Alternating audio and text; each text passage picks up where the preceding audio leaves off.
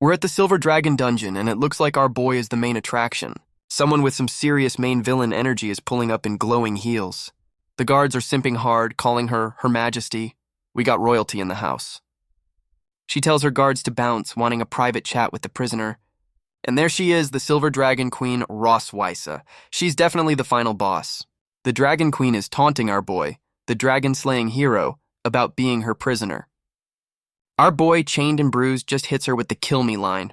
Cold. The Dragon Queen is giving him that psycho smile, like she's got much worse planned. She gets all up in his face, calling him handsome while looking absolutely unhinged.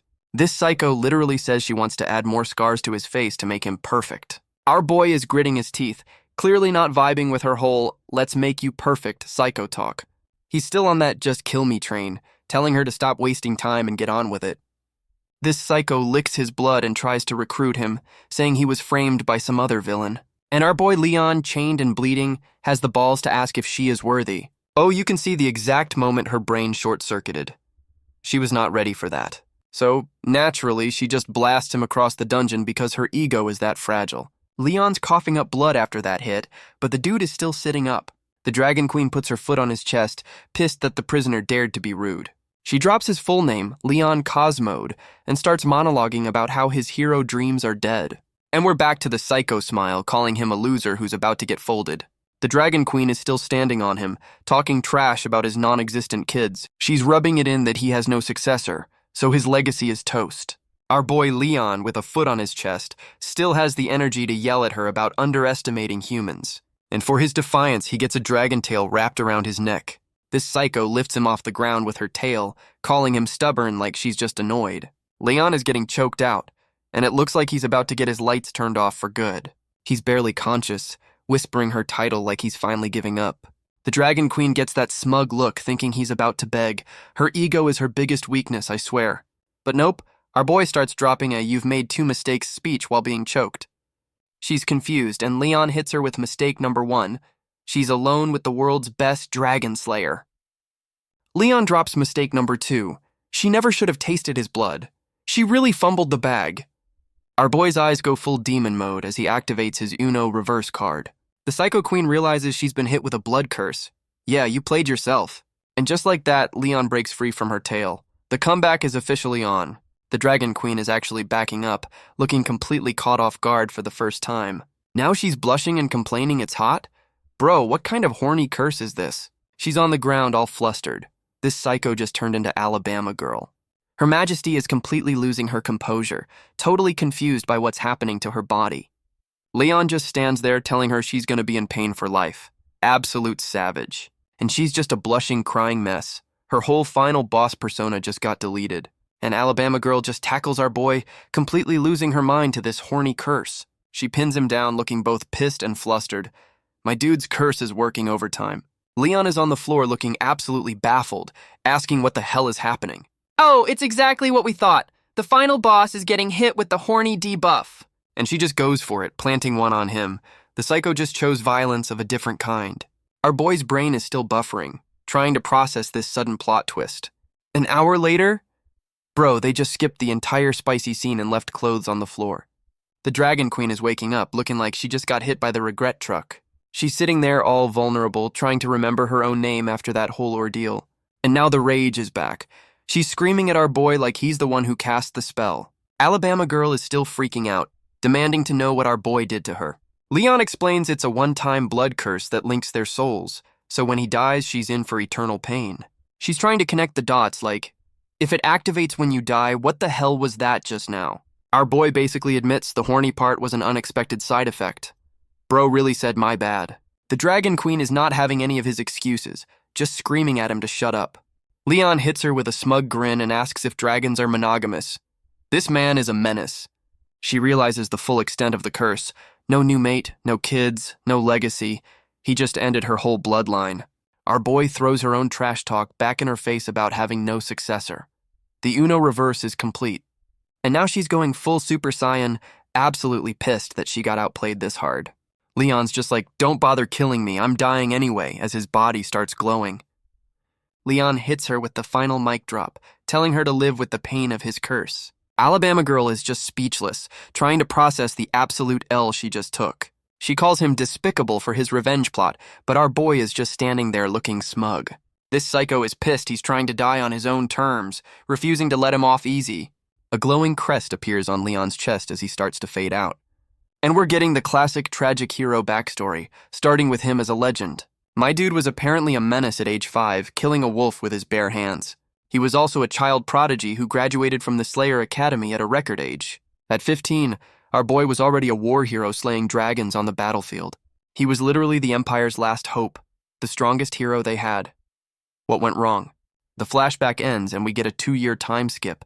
Our boy Leon is finally waking up from his death.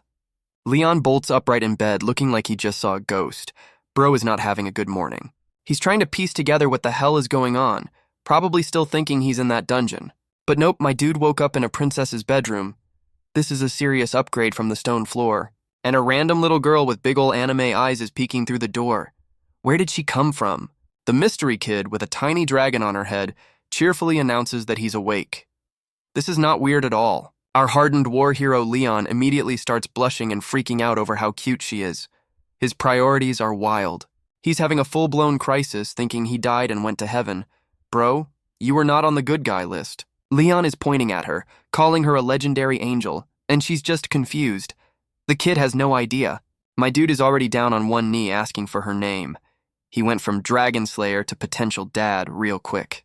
The mystery kid introduces herself as Muen, and she is dangerously adorable. Leon is still simping over this angel, but finally clocks her black and white hair. Muen mentions her mom, and our boy's brain short-circuits at the idea of angels having parents. He introduces himself, and this kid already knows his name. The plot is getting real thick, real fast. She says her mom told her about him, and you can see the panic starting to set in for Leon. Our boy finally asks the one question he's terrified to know the answer to. And she drops the name Rossweiss. Leon's face just turned to stone as the PTSD hits. Leon is doing the mental math from that 1 hour later scene, and it is not looking good for him. This kid just cheerfully hits him with the "you are the father" reveal. Mori, we have a situation. And our boy's entire operating system just crashed. The Dragon Slayer has been slain by paternity. Our boy is still rebooting from the paternity bomb while his new daughter calls for backup. Leon snaps his head around as he hears the one voice he definitely never wanted to hear again. And speak of the devil, Alabama Girl herself walks in looking smugger than ever. The Psycho Queen hits him with the welcome back line, and you can feel the hate radiating off Leon. The kid spills the tea that her mom has been visiting him every single day while he was out cold. Alabama Girl plays along, but Leon's inner monologue is calling major BS on her whole concerned act. She sends the kid away for some adult talk, and that smile says this is not going to be a friendly chat. Leon needs confirmation, and the Psycho Queen is just loving that he has to ask if she's his baby mama. She slams the door with her tail and just states the obvious. You hate me. No shit, Sherlock. Our boy is backing away, demanding to know why she saved him and had his kid. My dude is so lost. Alabama Girl is salty, reminding Leon he was out cold for 2 years. Leon's like, you think I want to be here after what you pulled? This psycho finds Leon's discomfort amusing. She's truly twisted. Alabama Girl's tail wraps around Leon's leg. This is getting weird. She tackles Leon onto the bed and he's freaking out. Leon's asking what she's doing, but we all know where this is going. She rips his shirt open. Damn, girl, chill. Alabama Girl's about to brand him with a dragon tattoo. Kinky. Leon begs her to stop, but she's lost in her psycho fantasy. She brands him, claiming he'll be her prisoner forever. Yikes. Leon is in agony from the new brand, asking why this psycho has to be so damn extra. Alabama Girl gets in his face while the narrator explains that dragon revenge is basically next-level petty. This psycho's master plan is to humiliate him for the rest of his life. Her kink is just being toxic. And now our boy is blushing from the brand? Bro, that's not a pain curse, that's a horny curse 2.0.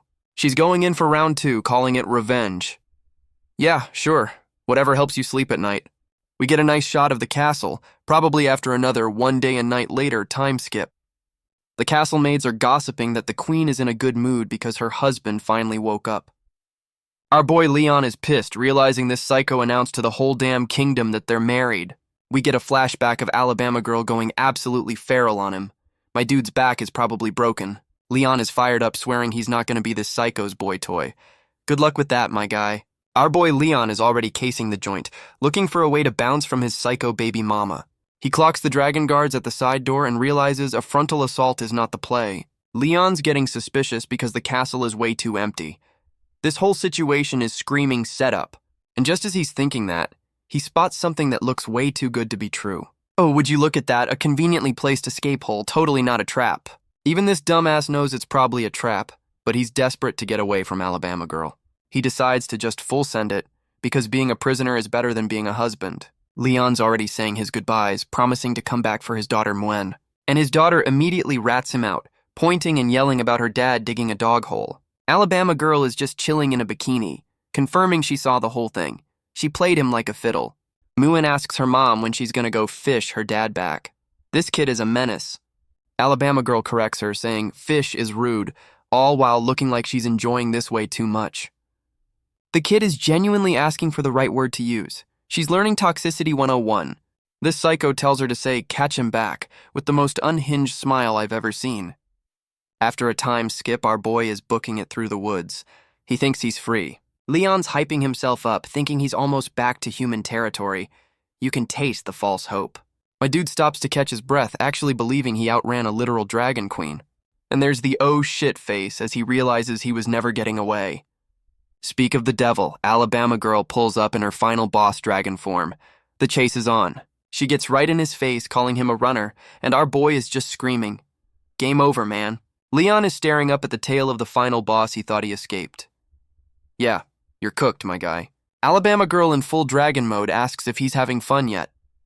This psycho's idea of a good time is terrifying.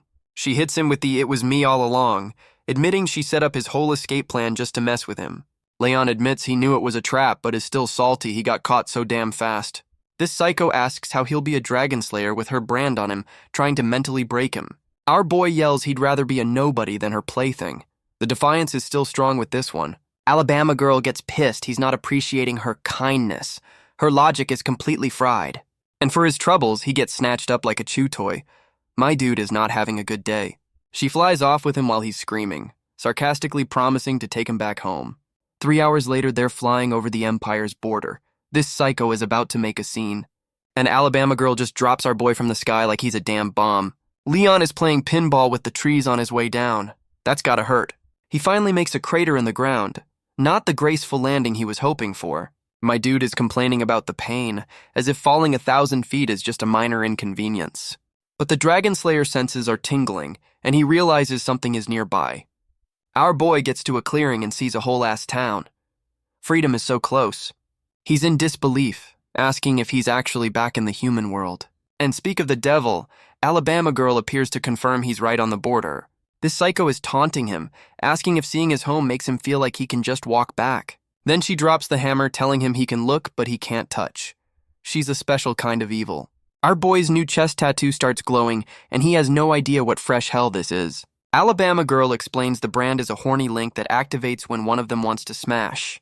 This psycho is getting in his face, asking if he wants to get down right here in the woods. Her whole plan is to humiliate him in front of his hometown. The pettiness is off the charts. Leon is fighting the horny curse, swearing he's not going to let this psycho break him. He grabs her, yelling that he's going to get his payback for all this. My dude's got balls, I'll give him that. And Alabama Girl is just stunned into silence, probably not expecting him to still have any fight left. She recovers with a smug smile, basically saying, challenge accepted. This relationship is so toxic. This psycho tells him she'll be waiting for his revenge, dead or alive. That's her love language. And we get a nice landscape shot of the border city where our boy is currently trapped by his own libido. And it looks like the horny curse won. Alabama Girl is sitting there looking way too satisfied. She's giving him a post-game performance review, while our boy is just a defeated mess on the ground. This psycho offers to make this a monthly torture session. Her love language is psychological damage. Leon calls her out on her plan to drain him, and the chibi version of her basically confirms it. She's ready to head home to their daughter like they're just a normal, happy, toxic family. Our boy yells for her to wait, and she actually looks surprised he's still got some fight left.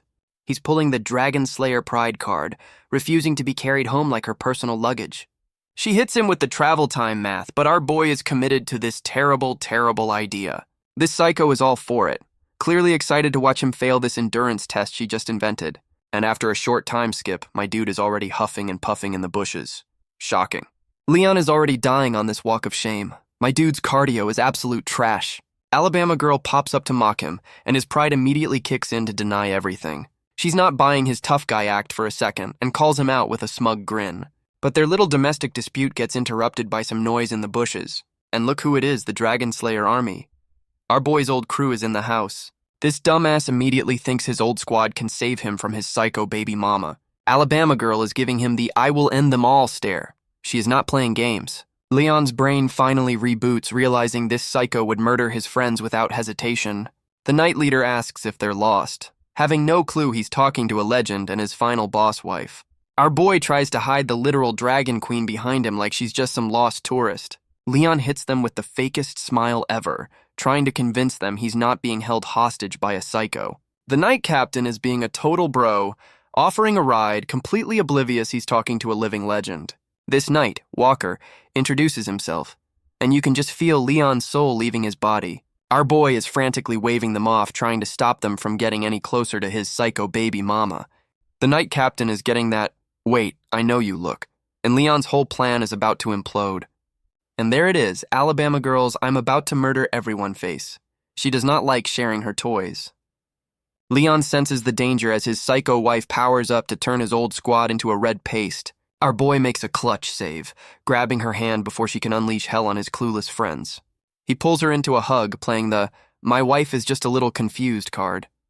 The improv is strong with this one. Leon whispers a deal, promising to go home quietly if she helps him get rid of his old crew. My dude is desperate. The Night Captain is completely misreading the room, thinking he just stumbled upon a cute couple moment. This clueless bro literally wishes them well and rides off, having no idea he just left a legend with his captor. And just like that, the Knights are gone, leaving our boy alone with the psycho he just had to hug. Alabama girl immediately drops the act, asking if he's done with the fake affection. The fun is officially over. She shoves him away, and Leon is shocked. Guess she wasn't a fan of his life-saving improv skills. This psycho gives him a backhanded compliment for not getting his friends killed. Her standards are on the floor. She hits him with the "know your place" speech, and Leon claps back that he never wanted to be her husband. Alabama girl just laughs it off and tells him to get moving. She's enjoying this walk of shame way too much. Our boy's body is already giving out on him again. That brand is probably doing a number on him. Leon can only watch as she walks away, completely powerless. My dude is officially her property now, and our boy just faceplants mid-sentence. His pride wrote a check his body couldn't cash. Alabama girl is just staring at him, asking if he fainted. She sounds so disappointed in his human weakness. This psycho powers up, calling him fragile. Yeah, after you tortured him for like a week straight, lady. She just scoops him up like a piece of laundry. So much for that Dragon Slayer pride. And she just tosses him onto her dragon form's head. This is her version of calling an Uber. My dude lands on her back, still completely out of it. At least he didn't become a crater this time. She flies off, saying she'll take his fainting as a plea for mercy. Her ego is truly bulletproof. And we're back at the castle. Looks like our boy's walk of shame ended with a free flight home. Leon wakes up in bed again, probably wondering if the last few days were just a fever dream. And his daughter Muen pops up, happy to see her dad is awake. Welcome back to the nightmare, my dude. Leon's waking up again, and his daughter Muen is already spilling the tea that her mom dragged his ass home. Our boy is having a full-on PTSD flashback to being snatched like a chew toy by his psycho baby mama. He notices his hand is bandaged up, probably wondering what fresh hell this is. Muen proudly takes credit for the sloppy bandage job, demanding praise like the adorable little menace she is. Leon's having an internal crisis, trying to square his dragons or monsters knowledge with his cute kid. He's thinking her human side is why she's not a psycho, completely accepting her as his daughter. And just like that, our boy is head-patting her and calling her awesome. The Dragon Slayer has been domesticated. Leon is already giving her the "don't grow up to be like your psycho mom" speech, and the kid is just confused. An Alabama girl walks in at the perfect time, asking what's wrong with her. Our boy is so busted. Leon immediately tries to play it off while his psycho wife gives him the "we'll talk about this later" death glare. Muen is reporting her successful bandage mission to her mom, just trying to get that parental approval. An Alabama girl is giving her the "I am not impressed" stare. This lady's got the emotional range of a rock. Leon is already judging her parenting style from the sidelines. My dude is in full dad mode now. Our boy pulls the classic, let's play a game move to get the kid out of the room for the inevitable argument. And Muen is absolutely thrilled, having no idea she's just been politely kicked out. Leon's already playing the fun dad card, throwing his psycho baby mama right under the bus. He starts speed counting to get her out of there while Alabama Girl just watches this whole domestic drama. And just like that, the kid is gone. Phase 1 of Confront the Psycho is a success. The second Muen is out of earshot, Leon drops the act and gets right in Alabama Girl's face. Our boy is already calling her out on her parenting, going full protective dad on the Dragon Queen. Alabama Girl justifies her terrible parenting with some, "this is how we raise warriors" BS. Our boy argues that Muen is too cute for that, but this psycho says cute is an insult for dragons. So Leon, with a straight face, calls the psycho Dragon Queen cute. This man is actively choosing violence. And you can see the exact moment her programming broke. She was not ready for that comeback. She immediately grabs his shirt because her ego is more fragile than a wine glass. This psycho gets in his face, reminding him he's just her slave. Someone's feeling insecure. Leon just gives her the, face, completely unbothered by her little tantrum. She pulls the I'm a busy queen card and officially makes him a stay-at-home dad. Then she gets all close, whispering that their kid likes him. The mixed signals are off the charts. Our boy is already complaining about his new nanny duties. The Dragon Slayer has been fully domesticated. Our boy Leon is looking around, probably wondering how he went from Dragon Slayer to hide-and-seek champion. Muen is hiding behind a pillar, thinking she's a master of stealth. Kid, your dad hunted dragons. Leon immediately finds her, trying to be the fun dad he never thought he'd be. The kid just gives him the silent treatment. My dude's dad skills are already getting tested. Leon finally realizes his daughter is giving him the stink eye. He's so bad at reading the room. Our boy tries to apologize with a goofy smile, but the damage is already done, and Muen just dips, leaving her dad in the dust. This kid learned pettiness from her mom. Leon is chasing after her, completely baffled by this sudden mood swing. Welcome to parenthood, my guy. He loses her in like 2 seconds. This legendary hero just got outplayed by a toddler. Our boy concludes that kids are confusing. Bro, you're just now figuring this out. Our boy is already realizing that babysitting is way harder than fighting a final boss. And his daughter just tackles him from behind, completely forgetting she was just mad at him. Leon is still trying to process the mood swing, asking why she came back. She hits him with the flawless toddler logic. You sucked at finding me, so I found you.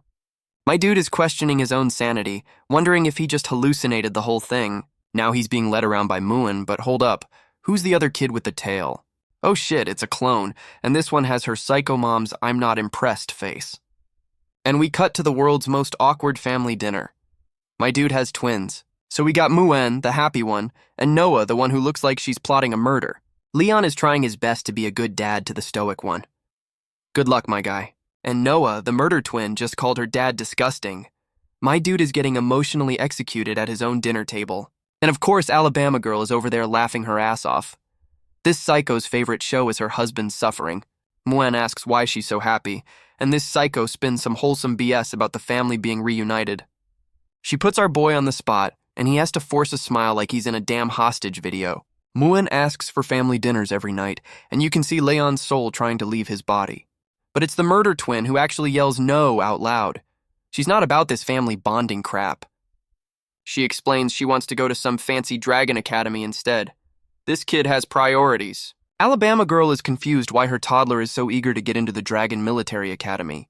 And the murder twin drops the bomb. She wants to go so she can defeat more Dragon Slayers. Our boy just choked.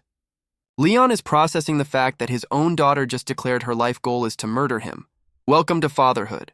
Leon tries to pull the "you're too young" card on his murder twin daughter. My dude, she's already planning your demise. The murder twin hits him with the "don't treat me like a child" line, and Leon's soul just screams back. And of course, Alabama Girl is all for it, encouraging her kid to go learn how to kill her dad. She puts our boy on the spot, basically daring him to object to his daughter's new career path. Leon realizes he can't win this fight head-on and decides to play the long game to change her mind. Our boy officially folds, giving up the argument as his murdered twin stares him down. And the light bulb goes off as Leon finally figures out his psycho wife's master plan. This psycho is literally using their kid as a weapon to mentally torture him at the dinner table. Leon is silently plotting revenge while Alabama Girl makes him his daughter's new combat tutor. The murder twin is hyped, completely unaware her new training partner is the guy she wants to kill. The dinner from hell is finally over, and Muen is just happy she got a free meal out of it. Our boy is already starting shit, calling his psycho wife by her full government name. He's calling her out for not cleaning the dishes. My dude is really trying to start a domestic dispute.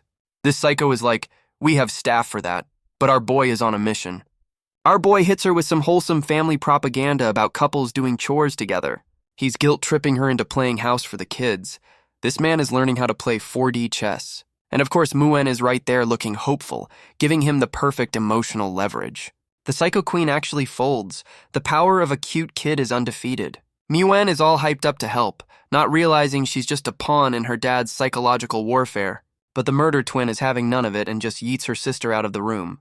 Our boy is actually doing the dishes, setting the stage for this domestic dispute. Alabama girl is already getting impatient, asking when he's gonna help her. Lady, you're the one who got guilt-tripped into this. Leon hits her with the smug grin, reminding her of that little speech he gave in the dungeon. He drops the "never be alone with a dragon slayer" line, and you can see the PTSD kicking in for her. She's asking what he's planning, and our boy's brand is glowing. It's about to go down in the kitchen. Leon explains that last time he was running on fumes, but now he's ready for round 2. This psycho thinks he's trying to escape and whips out her tail, not realizing the tables have turned. And our boy just casually parries her tail with one hand. The Uno reverse card is back in play. He grabs her tail, telling her he's not running this time. My dude is choosing violence. And just like that, he weaponized the horny curse. She's a blushing, screaming mess again. And just like that, Alabama girl is on the floor, completely disabled by the horny curse 2.0. Our boy reveals he read her instruction manual and found the off switch on her tail. He's getting in her face, calling her out for being a power-hungry control freak. And then he hits her with the "how does it feel to be conquered" line. Absolute savage. Yeah, she's not taking it well. Her whole operating system just blue-screened. The Psycho Queen is on the floor begging him to let go.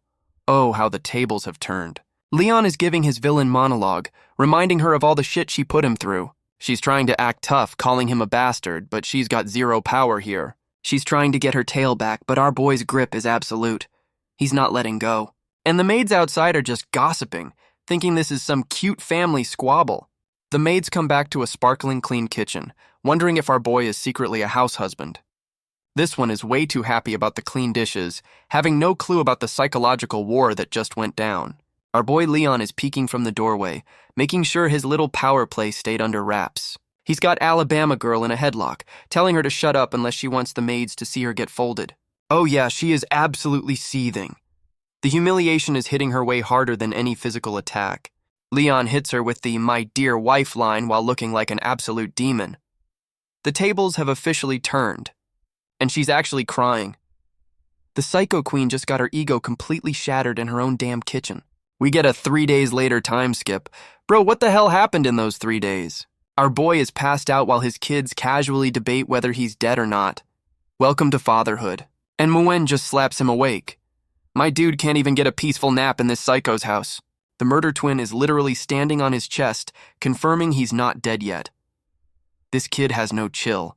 Our boy is still trying to reboot while Muen looks like she just saw a ghost. Leon's wondering when he blacked out, and of course the whole Psycho family is there to greet him. Alabama girl offers to jog his memory, and you just know it's going to be a traumatic flashback. And yup, his big power play in the kitchen ended with him getting folded like cheap laundry. Our boy is monologuing about how this psycho would have killed a normal person by now. No shit, dude. And then his brain short-circuits and he starts simping over how pretty his 200-year-old captor is. The murder twin immediately calls him out for staring at their mom. This kid sees everything. Alabama girl gets startled and drops her hair thingy, breaking the weird tension. And our boy, in a moment of pure simp energy, picks it up for her. The domestication is almost complete. Our boy puts the hair clip back in and Alabama girl is actually blushing. The domestication is complete. This psycho is trying to play it cool, asking if he's a player. She's not used to this whole nice thing. And our boy just compares her to a donkey with a straight face. This man is actively choosing death. Muen immediately asks for a definition, and you know our boy is about to drop some slander. He explains donkeys are stubborn creatures, basically describing her mom while making goofy faces. And he drops the "just like your mother" line. You can hear the sound of his death warrant being signed. And Alabama girl just folds him with one punch for the donkey comment. He absolutely had it coming. Even the murder twin looks concerned as our boy tries to pretend he didn't just get his soul punched out. This psycho just ignores the assault and makes him the kid's tutor. My dude is officially the nanny. Muen is hyped for school, but the murder twin is already too cool for it. The sibling dynamic is perfect. The twins are running off to do homework, with the murder twin actually having a preference. Alabama girl drops the bomb that her sister is visiting and our boy needs to stay hidden. Leon immediately clocks her insecurity and hits her with the ashamed of me look. She gives him a whole fake identity as a comatose dragon husband. This psycho is a professional liar. This psycho is laying down the law, telling him to stick to the script she just invented. Our boy agrees way too easily, but you can see the gears turning in his head. And his inner monologue confirms it. He's absolutely not going to play along with her BS. Leon is already plotting how to humiliate her in front of her family. The petty war is back on. We get a nice shot of the study, the battlefield for this next round of domestic warfare. Our boy is playing the perfect dad, teaching his kids, all while waiting for his moment to strike. Our boy is on full-time nanny duty, trying to teach his kids how to write their names. And the murder twin immediately roasts his handwriting. My dude just can't catch a break. Leon makes a flimsy excuse about giving something to their mom, clearly setting up his escape plan. He dips out of the room, and his own daughter calls him stupid.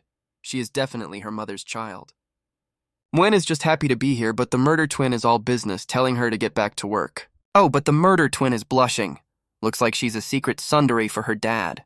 And at the castle gate, a new challenger appears. This must be the sister Alabama girl was talking about. We get the intro card for Aisha, the Red Dragon Queen. The family reunion is about to get spicy. Alabama girl gives her sister a big ol' hug. The psycho is actually capable of affection. Who knew? The sister immediately calls her out for looking healthier, and Alabama girl gets all flustered. The sister immediately starts grilling Alabama girl about where her new husband is. The family drama is starting early. Alabama girl hits her with the he's sick excuse, but the sister is not buying that weak-ass lie for a second. The sister is calling her out, saying dragon marriages are all business, so her shotgun wedding must mean they're actually in love. An Alabama girl goes full tsundere, screaming about how she's totally not attracted to him. Yeah, sure you're not. The sister just gives her that smug, I know you're lying look. She's been dealing with this psycho's BS for years. Alabama girl tries to change the subject by dragging her sister off for a walk. Smooth deflection, psycho. And we see them through a telescope. Our boy is on spy duty, ready to stir the pot. Yup, it's Leon, getting a good look at the sister. His plan to cause chaos is officially in motion. Our boy is about to test the limits of that horny brand she gave him. This is gonna get messy. Meanwhile, the sister is dropping some lore about an unstable dragon clan. We got political drama now, too. Alabama girl is getting pissed about some dude named Constantine. Looks like we got a new player in the game. The sister is dropping lore about this MIA dragon, but Alabama girl is clearly not in the mood for politics. And there it is, the horny brand activates. Our boy Leon just hit the remote control from across the castle. You can see the exact moment the curse hits. Her whole system is getting hijacked by our boy's petty revenge. She tries to play it off with a laugh, but her sister is starting to get suspicious. The acting is not convincing. Her inner monologue is just screaming about our boy. She knows exactly who's pulling the strings. This psycho is trying to talk military strategy while fighting for her life against the horny curse, and she is losing that fight hard.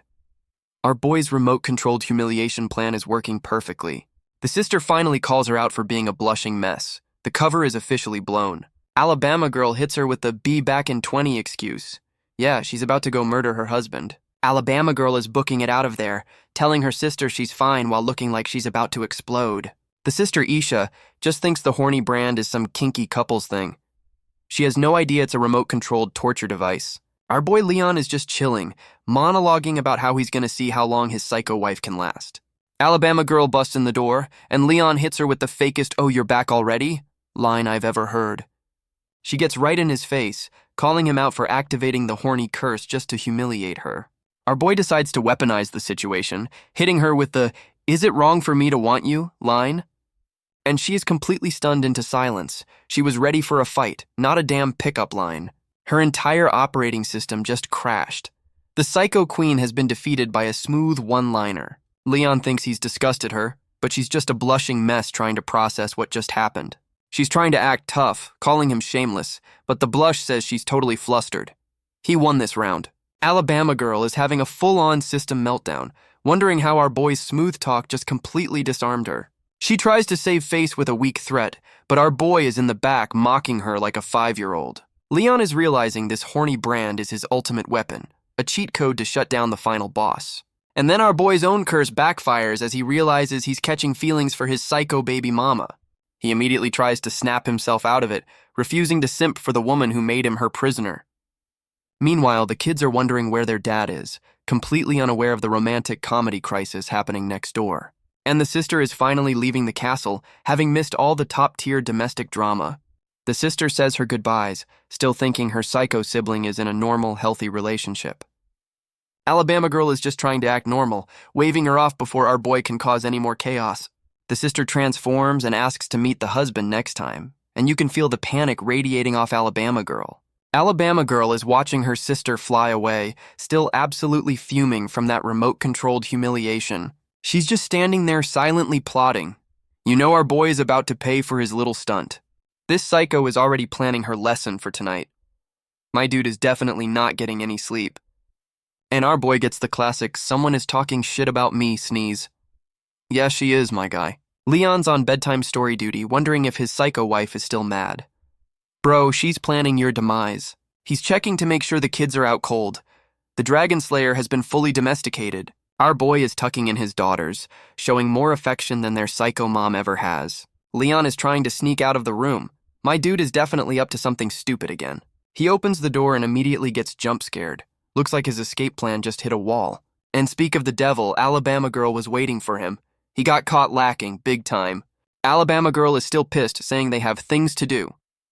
This is her revenge face. And she's literally dragging our boy off like a misbehaving toddler. My dude has no choice. Oh, we're in her bedroom. This is either going to be round 3 or some new kind of torture. Our boy is on bucket duty, carrying some steaming water. What fresh hell is this?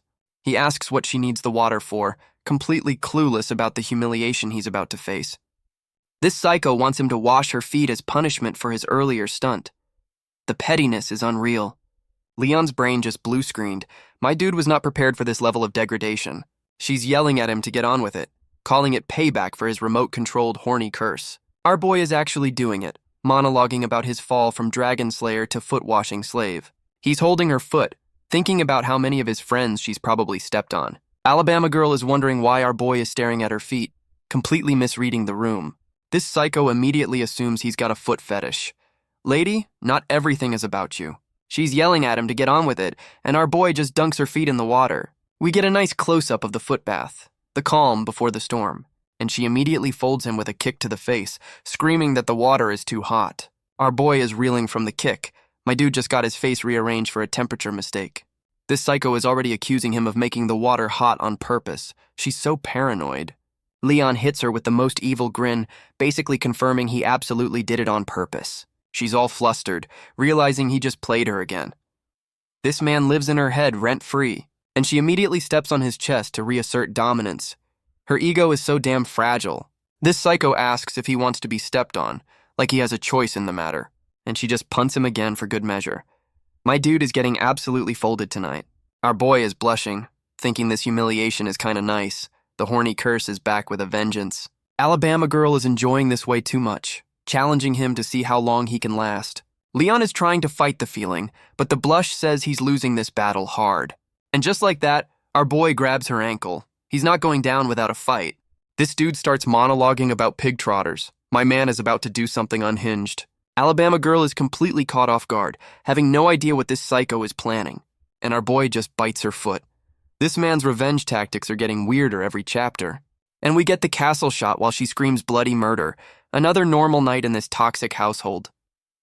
The next day the kids are up, completely oblivious to the domestic warfare that just took place. Moon asks her mom why she's limping, and Alabama Girl is trying her best to hide the foot-biting L. Then the kid asks our boy why his face is busted, and he hits her with the same "it's nothing" excuse.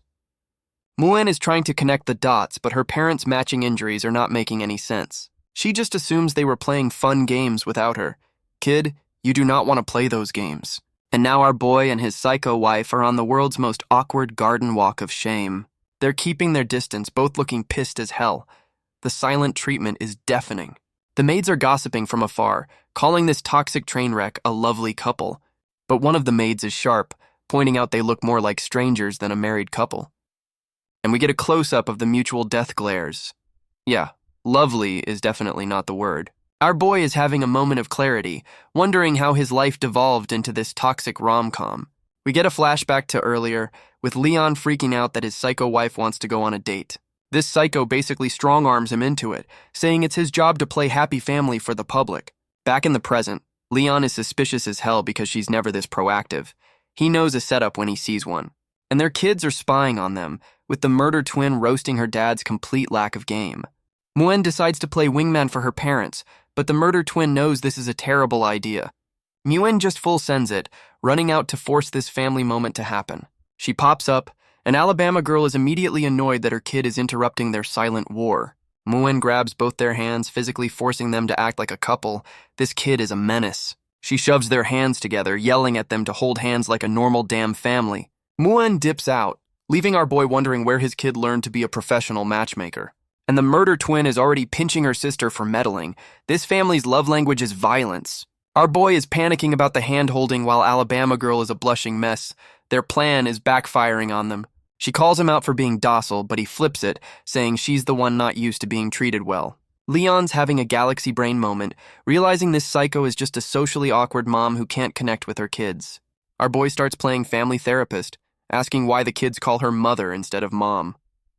He's explaining basic family dynamics to a 200-year-old dragon, pointing out she's emotionally distant. This psycho is genuinely confused, asking if mother and mom are actually different. Her emotional IQ is in the negatives. Our boy hits her with the wholesome smile, suggesting she try being mom for once. He's weaponizing family values. And just like that, her entire system crashes.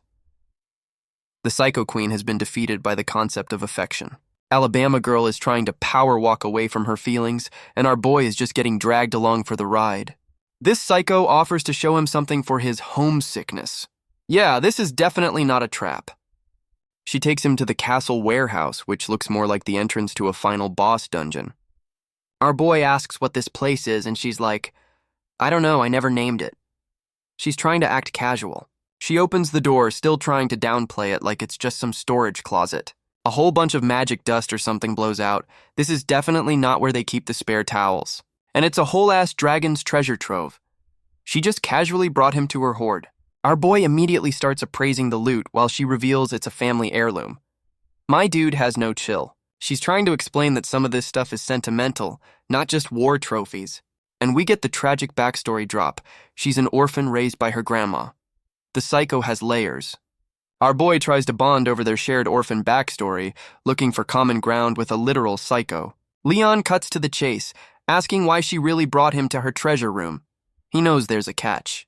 This psycho opens a chest, offering him a gift. Yeah, this is not going to be a friendly present. And our boy immediately recognizes his old legendary armor. The bait has been officially set. She dangles his old gear in front of him, asking if he wants it back. This is emotional manipulation 101. My dude is actually falling for it, asking if she's serious. Bro, have you learned nothing about this woman? And there's the psycho grin. She's been waiting for this exact moment to play him like a damn fiddle. He reaches for it, and of course it's a magic trap. My dude just got played by his own nostalgia. Leon is horrified to see his legendary armor has been corrupted with a dragon mark. She really defiled his legacy. This psycho hits him with the "you fell for my trap" line. She really just used his past against him. Our boy is screaming at this psycho for desecrating his legendary gear. He is not having a good day. This psycho explains she upgraded his armor with a trap that activates on touch. She's so proud of her evil plan. And our boy is already feeling the effects of that trap. My dude just can't stop touching cursed objects. He's clutching his brand, calling her out for being a psycho. Yeah, dude, we've been new. This psycho is loving every second of this, confirming the trap just supercharged his horny curse. She gets right in his face, asking if he can handle the new and improved Horny Curse 3.0. Our boy is trying to talk trash but can barely get her name out. The curse is hitting him hard. And she just slaps him into next week for his defiance. This relationship is just so healthy. My dude is paralyzed and blushing, complaining that the Horny Curse is now at maximum overdrive. This psycho reveals this was her master plan all along, roasting him for being so easy to manipulate. Our boy is trying to fight the horny curse 3.0, but he's already losing the battle hard. This psycho is gloating about her acting skills, confirming the whole date was just another elaborate trap. Leon is having a meltdown, realizing her tragic backstory might have been a complete fabrication to play him. She admits the orphan story was real, but says it won't stop her from absolutely wrecking him. This psycho is powering up, about to throw his own words right back in his damn face. She's whispering in his ear, asking if he remembers calling her a control freak who likes to conquer. And she confirms it with the most unhinged, horny smile I've ever seen. She's so proud of it. She goes in for the kill, and our boy is completely powerless against the supercharged horny curse. And we get the classic fade to black building shot. My dude is getting absolutely demolished in there. After a time skip, our boy is a broken, crying mess on the floor. The Psycho Queen wins again. Alabama Girl is giving our boy the post-game victory pose while he just looks dead inside. Leon is still trying to process the absolute L he just took in that treasure room. This psycho is giving him a backhanded compliment, basically saying he looks old and tired now. Our boy's inner monologue is trying to act tough, swearing he won't fall for her tricks again. She's patting him on the head for finally learning his place. The condescension is unreal. But our boy's train of thought gets immediately derailed by the plot as usual. This psycho is now roasting his stamina, basically calling him washed up after their little session. Leon's brain is still buffering, completely missing the insult she just threw at him. And there it is, the realization that she's calling him old and out of shape. The chibi version of him is just getting absolutely flamed for his poor cardio. My dude is cooked. Our boy is having a full-blown performance anxiety crisis after getting roasted by his psycho wife. The next day, and you just know the tension in this castle is thicker than a bowl of oatmeal. Leon is peeking out of his room like a damn groundhog, scared of his own shadow after last night. And of course, his psycho wife and murder twin daughter are already waiting to start his day with more emotional damage. This psycho hits him with the, "You look tired" line, knowing damn well she's the reason he's running on fumes. He blames her for the slander, and she just hits him with the "I don't recall" gaslight. A true professional. The murder twin is just watching this toxic morning routine like it's her favorite TV show. Leon immediately pivots to dad mode, reminding his murder twin about her Dragon Academy homework. Alabama Girl gets in his face, reminding him his only value right now is being a nanny. The disrespect is real. Our boy's pride is in shambles, yelling that he was just having an off day. Sure you were, buddy. Our boy is trying to make a deal, demanding an equal exchange for tutoring his murder twin daughter. Alabama Girl agrees with a smug look, basically telling him not to get too greedy with his demands. Leon is all serious, saying a promise is a promise. My dude thinks he's got some leverage now. This psycho immediately starts patronizing him, and his chibi version is absolutely seething in the background. The murder twin asks why he was fighting with her mom, and our boy tries to call it communication. Leon's brain finally catches up, realizing his daughter just called her psycho mother something different. And there it is. The murder twin confirms she called her mom. His little family therapy session actually worked. He's grilling his kid for details, and she just says she likes the new name better. Our boy is taking a victory lap, acting like he just single-handedly fixed this broken family. And the murder twin just gives him the blank stare, completely unimpressed by his little emotional breakthrough. The murder twin is already hitting the books, and our boy is struggling to keep up with her enthusiasm. And we're in the study, which has some weird-ass dino pets just chilling on the shelves. Our boy is actually putting in the work, trying to figure out how to teach his murder twin daughter. And of course, Alabama Girl pops in to see why her new nanny is pulling an all-nighter. My dude is going full teacher mode, explaining his custom curriculum for his genius murder twin. He's bragging about getting her ready in a month, while the murder twin is just sleeping peacefully. This psycho immediately takes credit, saying the kid's a genius because she's her daughter. Our boy hits her with the not-so-fast look, ready to drop some facts on her. He starts flexing his own resume, reminding her he was the valedictorian of Dragon Slayer University. Then he flips it on her, and this psycho is completely speechless.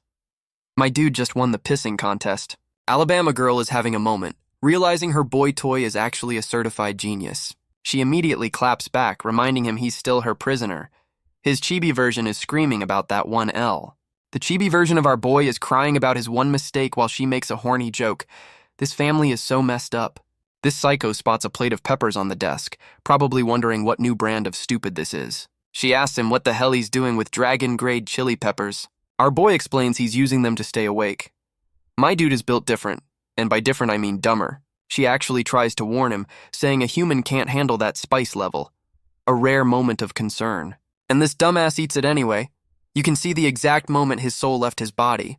My dude is literally breathing fire. He just ate the equivalent of a dragon's ghost pepper. And his chibi clones are running around screaming for water. This is the dumbest L he's taken so far. Alabama girl grabs his face, trying to cool down the dumbass who just ate a dragon's ghost pepper. And our boy is immediately blushing. My dude is down bad for his captor's touch. She's trying to play it cool, but the blush says she's just as flustered by this accidental intimacy. Leon's inner monologue is just simping over how nice her cold hands feel on his burning face. My dude is analyzing the gentle coolness like a wine connoisseur. The domestication is almost complete. He finally snaps out of it, pulling away like he just got caught holding hands in middle school. And now they're both standing there blushing. The sexual tension in this study is off the charts. She roasts him for his dumbass decision and dips out, leaving him to think about what he's done. Our boy's inner monologue confirms it. He's a full-blown simp who wanted more head pats. He immediately tries to talk himself out of it, remembering she's the psycho who folded him last night. Our boy is back on his grind, hitting the books to find a way to fix his busted-ass body. He's speed-running through ancient medical texts like it's a Wikipedia deep dive at 3 a.m., and he finds it some Dragon Big Force recipe. Sounds like Dragon Viagra to me. My dude is hyped, thinking he just found the cheat code to get his stats back up. The next day, our boy is playing teacher, about to drop some test results on his murder twin. The murder twin guesses she got a 50. Damn, even she thinks she's failing at this. Leon hits her with the "you got a 62" like it's a good thing. My dude, that's still a D. And the murder twin is absolutely seething. She was not aiming for a passing grade, she was aiming for perfection. Our boy thinks she's just got high standards. Bro, she's pissed she didn't get a 100. Leon's having a sad dad moment, wishing his murder twin could just be a normal, carefree kid. Our boy is trying to gas up his murder twin's D- grade with a head pat. His standards have hit rock bottom. And the murder twin is actually blushing from the praise. The tsundere programming is strong with this one. Leon immediately starts coughing his lungs out mid-sentence. Those dragon peppers are making a comeback. This dumbass admits he ate even more peppers to cheer himself up. My dude's logic is a national treasure. The murder twin remembers her mom giving our boy a backhanded compliment about being a smart dumbass, and the kid's inner monologue confirms it. Her dad is an absolute moron for eating those peppers. The murder twin slides him a little gift.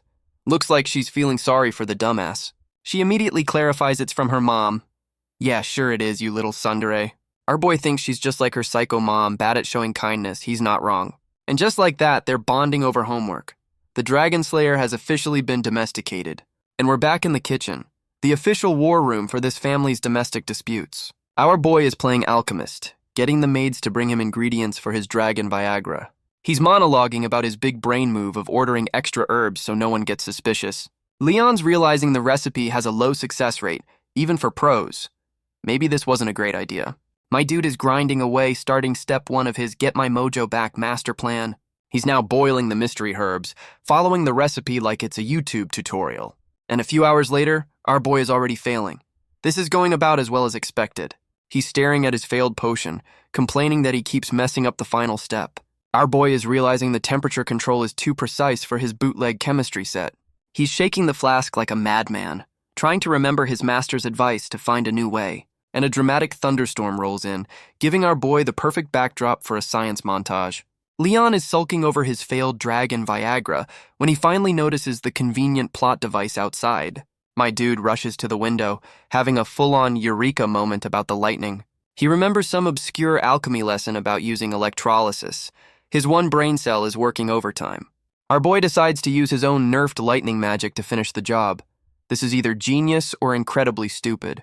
Leon is zapping his potion like a mad scientist.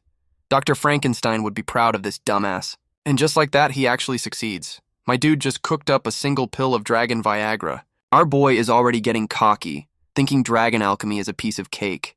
His ego is recovering faster than his body. Muen pops up asking what he's making, and he just hits her with the vague good stuff line.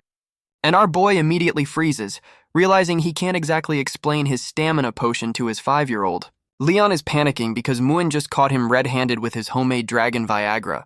Muen immediately thinks it's candy, while our boy tries to hide the evidence like a damn criminal. He hits her with the "it's medicine for your mom" lie. My dude is a professional gaslighter now. He doubles down, saying it's for her nourishment, while his inner monologue admits he's the one who needs it. Muen is just a wholesome hype man, telling her dad to take good care of her mom. Our boy agrees, but his inner monologue is already plotting how he's going to take care of her later. We get the dramatic thunderstorm transition. You know some dumb shit is about to go down. Leon is in bed, contemplating if his homemade dragon Viagra will have any weird side effects. He chickens out for a second, deciding to put his master plan on hold for the night. And of course, someone knocks on the door right as he's having his crisis of confidence. And of course, it's Alabama Girl, catching our boy completely off guard in his bedroom. This psycho says Muen snitched about the chocolate candy he made for her. His lie just backfired spectacularly. Leon is sweating, realizing his own daughter just sold him out to the final boss. She's trying to play it cool, acting like she's just impressed by his alchemy skills. Yeah, right. This psycho gets right in his face asking to see the medicine he made. She's definitely on to him. Our boy just hands over his homemade dragon Viagra, knowing he's completely cornered. And she's actually impressed, complimenting him on making a perfect stamina pill. She knew what it was the whole time. Leon is completely stunned that she's giving him a genuine compliment instead of just folding him. She gives it back but tells him he can't take it yet. My dude's power-up just got put on hold. Our boy is completely baffled, asking why he can't use his own damn dragon Viagra.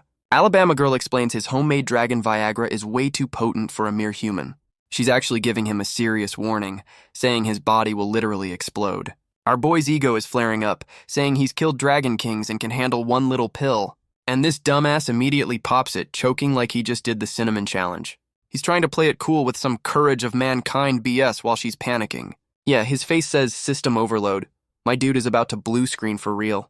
This psycho immediately kicks him, yelling that she's not a damn healer. She's trying to use her magic to stop his dumbass from literally exploding in her bedroom. She's yelling at him to stop moving while she tries to reverse his terrible life decision. Our boy is trying to absorb the power himself, screaming about the courage of mankind like a damn anime hero. We get the dramatic lightning shot as our boy's terrible life choices come to a head. My dude is screaming as the dragon Viagra tries to turn his insides into outsides. This psycho is freaking out, realizing he's using his own magic to not explode. That's a new one. Our boy is tanking the pain, trying to prove his courage of mankind isn't just talk. And she just tackles him onto the bed, trying to stop this dumbass from self-destructing. He immediately passes out and she's just staring at him like the certified madman he is. She tries to dip to get a doctor, but our boy is already back online looking thirsty as hell, and this dude just grabs her hand, stopping her from leaving. The horny is stronger than the poison. My man is half dead but still has the strength to be a simp. The dedication is unreal. She's completely baffled, wondering how he's even conscious, let alone grabbing on her. And the dragon Viagra just turned our boy into a clingy simp, hugging her tail and calling her wife. Alabama Girl is completely flustered, trying to deny the marriage she literally forced on him. She's trying to get him off her, but this dude is in full-on horny lockdown, refusing to let go. This psycho is trying to science her way out of this, blaming his lightning magic for the weird side effects. She's basically like, well, he's an idiot now, but at least he's not going to explode. The bar is on the floor, and she actually gives in, trying to calm down the dumbass who's nuzzling her tail like a damn house cat. My dude looks her dead in the eye and asks for a second child. The Viagra is working overtime. And Alabama Girl's entire operating system just crashed. She was not ready for that level of audacity. He's screaming about wanting another kid while she roasts him for being a deadbeat to the first two. This psycho just facepalms, deciding it's easier to just go along with the drugged-up idiot for now. Our boy's drugged-up brain is already planning a whole dynasty, demanding she meet his parents. He's celebrating like he just won the lottery, while she looks at him with pure, unadulterated disgust. This dude goes in for a kiss, calling her nice. The Viagra has completely erased his survival instincts. She's trying to fend off his advances, wondering how long this horny idiot phase is gonna last. And she just folds him with one punch. Her solution to every problem is always violence. Our boy is out cold, and she's just admitting she couldn't resist punching the idiot. And we get a rare moment of concern from the Psycho Queen, asking if he's actually okay. Leon is clutching his chest, and she immediately knows something is wrong. The horny curse is acting up. Yup, her own brand is glowing. Looks like his little overdose is backfiring on her too. His brand is glowing too, and she's wondering why it's activating. Lady, you're both cursed. Leon's got his hand on her shoulder, and you know the dragon Viagra is about to take the wheel. Our boy is on top of her, complaining about feeling bad while she's screaming at him. Classic Tuesday night. He's describing his symptoms, basically saying the dragon Viagra is hitting him like a freight train. An Alabama girl is feeling it too, realizing his lightning magic just supercharged the horny curse. My dude is straight up sniffing her tail now while she's having a full-blown system error. She's trying to push him off, but our boy is too high on dragon Viagra to care about personal space. And you can see the exact moment her brain short-circuits. She's not used to this level of chaos. Our boy drops a smooth compliment, calling her beautiful. The Viagra turned him into a damn poet. She's trying to act tough, but her inner monologue admits she can't reject this new assertive version of him. And there it is, the psycho queen admits she's actually into it. The domestication is mutual now. Our boy is high as a kite on dragon Viagra, hitting her with the "you can help me" eyes. And the psycho queen actually folds, agreeing to a one-night-only special. The tsundere has been breached. And we get the classic fade-to-black leg shot. My dude's homemade Viagra plan actually worked. The next morning, and you just know the birds are chirping to the sound of our boy's broken spine. Leon wakes up looking like he just went 12 rounds with a freight train and lost spectacularly. And he wakes up next to a very smug-looking Alabama girl. Oh, how the turntables. Our boy immediately freaks out, having no memory of the Viagra-fueled chaos from last night. He's complaining about his body aching. My dude's stamina bar is officially at 0. This psycho is dangling her feet, asking if he really forgot what happened. She is absolutely loving this. She hits him with a smug look and some fresh bite marks, reminding him of the absolute L he just took. Our boy is just now noticing the hickeys, asking if he's the one who went feral last night, and the traumatic flashbacks hit. He's remembering every second of his Viagra-fueled simp session. My dude is having a full-blown meltdown in bed as the cringe from last night finally sets in. This psycho is just loving it, reminding him he was the one begging for it. She's twisting the knife. The flashback confirms it. Our boy was on his hands and knees asking for one more round. He's trying to shut her up before she can roast him any further. The secondhand embarrassment is too strong.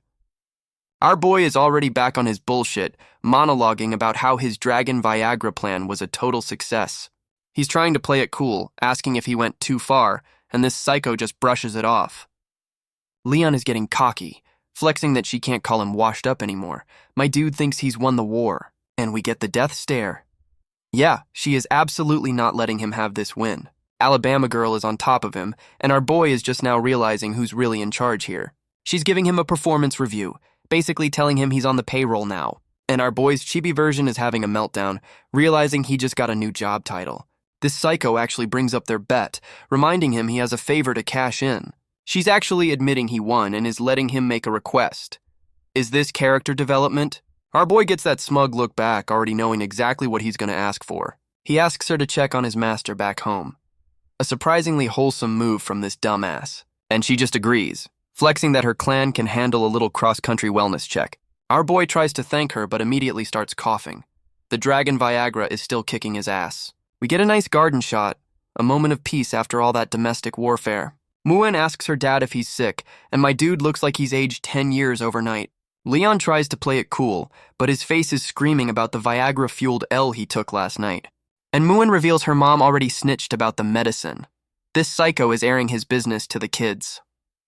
Our boy is having an internal crisis, realizing his psycho wife has zero respect for his dignity. He's trying so hard to act tough he bites his own lip, and Muin immediately points out he's bleeding.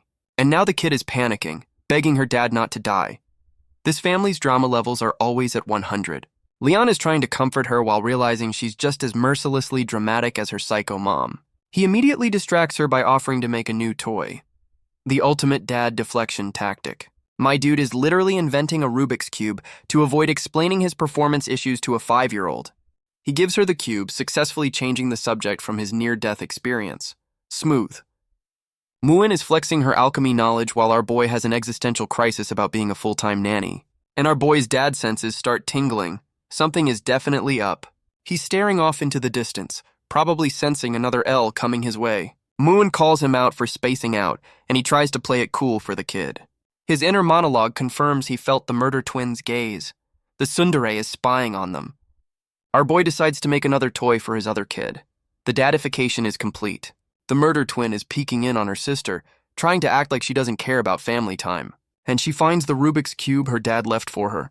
The olive branch has been extended. The murder twin immediately calls it a kid's toy, trying to keep her too cool for this act up, and she immediately starts playing with it. The tsundere act lasted a whole 5 seconds, and the murder twin actually says thank you to her dad. The tsundere armor is officially cracking. Muen is on spy duty, noticing her murder twin sister has been acting shadier than usual, and Muen goes full Sherlock Holmes, ready to uncover her sister's secrets. This kid is a menace. She finds a whole-ass shrine dedicated to their dad. The murder twin is a secret simp. Muen connects the dots, realizing her tsundere sister is actually down bad for their dad, and the murder twin immediately catches her and resorts to violence. The tsundere programming is back online. We get a lore drop about some Bouget Dragon Academy. You know this is going to be important. The school only accepts kids from loving families. Yeah, our crew is absolutely screwed. So this psycho's plan is a forced family outing to fake being normal. This is going to be a disaster. And they're off to Sky City with Alabama Girl in dragon form. Operation Pretend We Don't Hate Each Other is a go. Our boy is on catch duty as Muen yeets herself off her mom's back. The murder twin is judging his form. Muen immediately asks her dad why he can't turn into a dragon. Kid, you're asking the Dragon Slayer some awkward questions. Leon hits her with the I kill him, I don't become him line. A classic non-answer from a professional dumbass. And the murder twin immediately calls him on his BS, asking if he's physically incapable. She's always looking for the L. Our boy is having a full system panic while his psycho wife just smirks, enjoying his suffering. Alabama Girl actually covers for him, saying he's still recovering from his illness. The fake marriage PR is in full effect. Muen tells him to get well, and our boy's inner monologue is like, yeah, that's never gonna happen. And the whole crew rolls up to Sky City. Time to put on the greatest we don't hate each other performance of all time. Muen is losing her mind over all the dragons while the murder twin maintains her, I'm too cool for this face. Our boy is already clenching his fists in frustration. This whole fake family field trip is gonna be a long day. Alabama Girl thinks our boy is shaking with fear, completely misreading his Dragon Slayer instincts. She gets right in his face to mock him, asking if the big bad Dragon Slayer is actually scared. And our boy hits her with the reverse, saying he's not scared, he's excited as hell. My dude is literally seeing dollar signs, sizing up every dragon in the city like a walking bounty. She realizes he's not scared, just a greedy bastard fantasizing about his next big paycheck. The fake happy family rolls up to a shop, probably for their loving family photo op. The shopkeeper immediately recognizes the psycho queen, welcoming the whole dysfunctional crew. The kids are checking out the dragon photos while our boy and his psycho wife stand there awkwardly.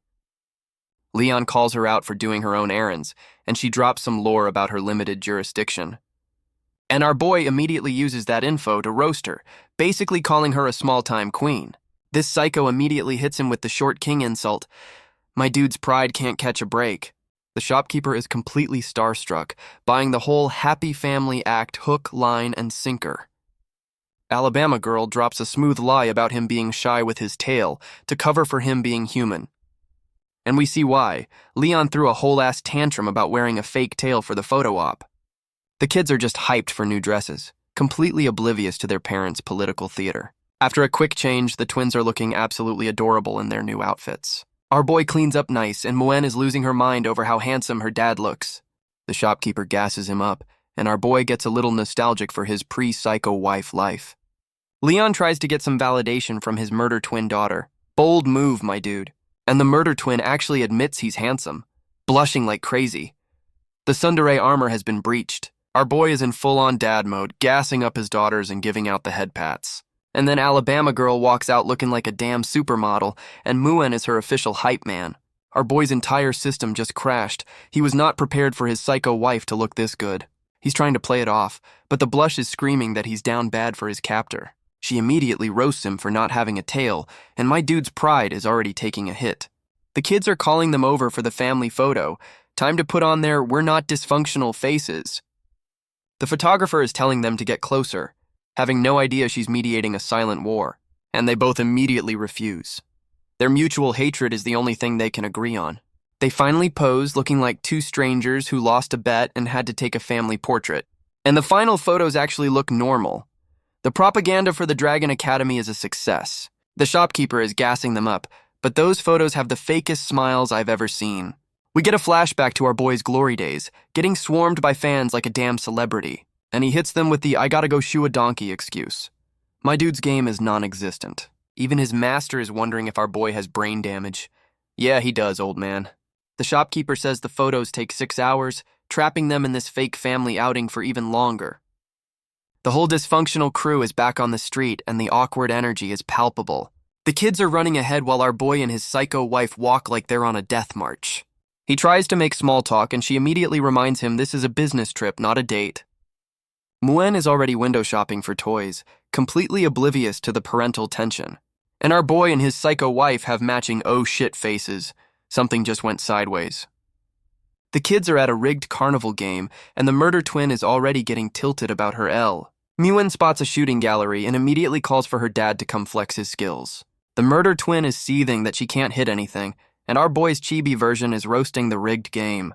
Alabama girl explains the magic gun is too advanced, but Leon recognizes this classic carny scam. The shopkeeper tries to bait the parents into playing, thinking he's about to finesse this dysfunctional family. Our boy asks his daughters if they want the prize, already knowing the answer. The kids hit him with the not interested, but my dude can read tsundere like a damn book. Leon steps up and puts his psycho wife on blast to pay for his shots. Her face is priceless. My dude is monologuing about his academy days. The Dragon Slayer is about to flex on this poor carny, and our boy immediately starts popping off perfect shots. This man is about to clean out the whole booth. The carny is monologuing about his rigged game, not realizing he's talking to a professional marksman. And Leon just clears the entire board in 2 seconds flat, leaving the carny's jaw on the floor. Our boy plays it off like it was beginner's luck. My dude, your Dragon Slayer resume says otherwise. The kids are losing their minds, and even Alabama girl gives a rare not bad. The bar is on the floor. The carny is practically begging him to take the prize and leave before he bankrupts the whole booth.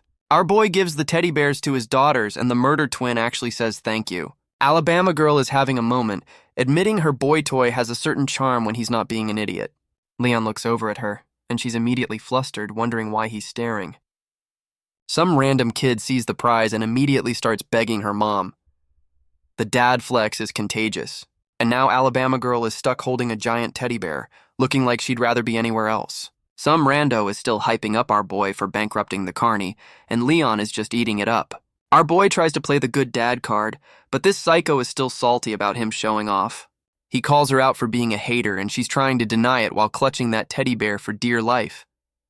And she admits the bear is cute. The tsundere queen has been defeated by a stuffed animal. This psycho hits him with the "come to my room later" line and just dips. My dude is so confused. Our boy's brain just short-circuited. The invitation was not on his bingo card for today, and we're back at the castle. You know our boy has been stressing about this all damn day. Leon is pacing the halls, overthinking this whole late-night invitation like it's a final exam. He's doing the mental math and realizes he's screwed either way. It's just a matter of picking his poison. And our boy chooses violence, deciding to face the psycho head-on. This is gonna be a disaster. Our boy finds the door unlocked because, of course, this psycho wants him to walk right into the trap. He walks into her room, which is empty except for the giant teddy bear he won. The bait is set. Leon hears the shower and realizes he's early. This is giving him way too much time to second-guess his life choices. My dude is staring at the shower door, trying to play it cool by complimenting the glass. The horny is strong. He's trying to hype himself up, clenching his fists like he's about to go into a boss battle. Leon is trying to calm his nerves, but his body language is screaming, "I'm about to get folded!" And the shower door opens, catching our boy peeking like a damn middle schooler. He is so busted. Alabama girl steps out looking like a goddess and immediately tells him it's time to get down to business. Our boy is already having war flashbacks to the last time she absolutely wrecked him. The trauma is fresh. This psycho is giving him options on where he wants to get demolished. My dude, you don't have a choice. Our boy is trying to negotiate the terms of his own destruction, worried about getting folded on the balcony. This psycho just brushes it off, basically saying she'll wreck him anywhere. The venue doesn't matter. Leon just accepts his fate, screaming for her to bring it on. My dude is ready to take his L with dignity. He just throws himself on the couch and she's like, "What the hell are you doing?" He completely misread the room. Our boy is blushing, realizing he just assumed the position for nothing. The horny curse strikes again. And she just blueballs him, saying not tonight, and putting his scheduled ass whooping on a rain check. Leon is trying to play it cool after that massive L, asking what the hell she actually wanted. And it's a pop quiz. She brought him the admission questions for the Dragon Academy. My dude was not ready for homework. This psycho is in full tiger mom mode, explaining they need to study to keep up their fake family act. Our boy is reading a relationship quiz for a relationship that doesn't exist. This is the most awkward study session ever. Leon and Alabama Girl are asking each other basic questions like they're filling out a dating profile. And they realize their favorite colors are literally their own damn hair colors. The universe is not subtle. They're both blushing and trying to play it off like it's just a coincidence. The tsundere energy is mutual. This psycho officially kicks off the quiz, and our boy is ready to ace this fake relationship exam. After a quick grading montage, the results are in. Time to see who's the better fake spouse. And our boy actually won, flexing his 68 on her 65. He's so damn proud of this petty victory. Alabama Girl is having a moment, realizing this dumbass actually pays attention to her little habits. She realizes all her wrong answers were about his feelings. She knows absolutely nothing about her own boy toy. This psycho admits she's emotionally closed off, basically giving him a pass for not being a mind reader. And she's actually considering opening up to him. The psycho queen's armor is officially starting to crack. Our boy thinks she's salty about losing the quiz. My dude, she's having an emotional crisis, not a skill issue. He tries to console her by saying it's okay she failed. Bro, you're not helping. You're just being condescending. Leon hits her with the "let's do it for the kids" speech, trying to be a genuine family man for once. And just like that, her entire system crashes. The Psycho Queen has been defeated by a moment of sincerity. She immediately defaults to violence, smacking him for making her feel things. Her love language is still assault. Their chibi versions are already talking about a rematch, with our boy threatening to pop more dragon Viagra. The night before the exam, and she's passed out on his lap. The domestication is almost complete.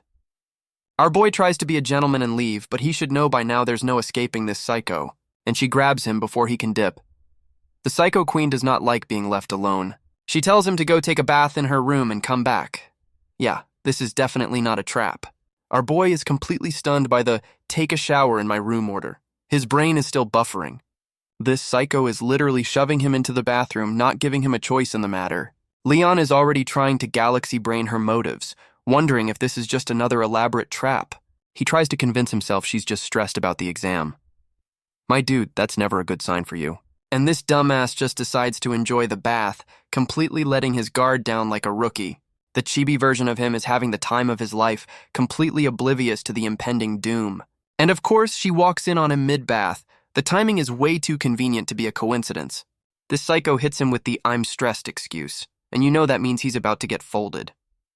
Our boy's chibi version realizes the ass-whooping he thought he dodged is officially back on the schedule. Leon is yelling from the tub as his horny curse brand starts glowing. Yeah, my dude is absolutely cooked. This psycho hits him with the "I'm just transferring my stress to you" line. Yeah, that's one way to put it.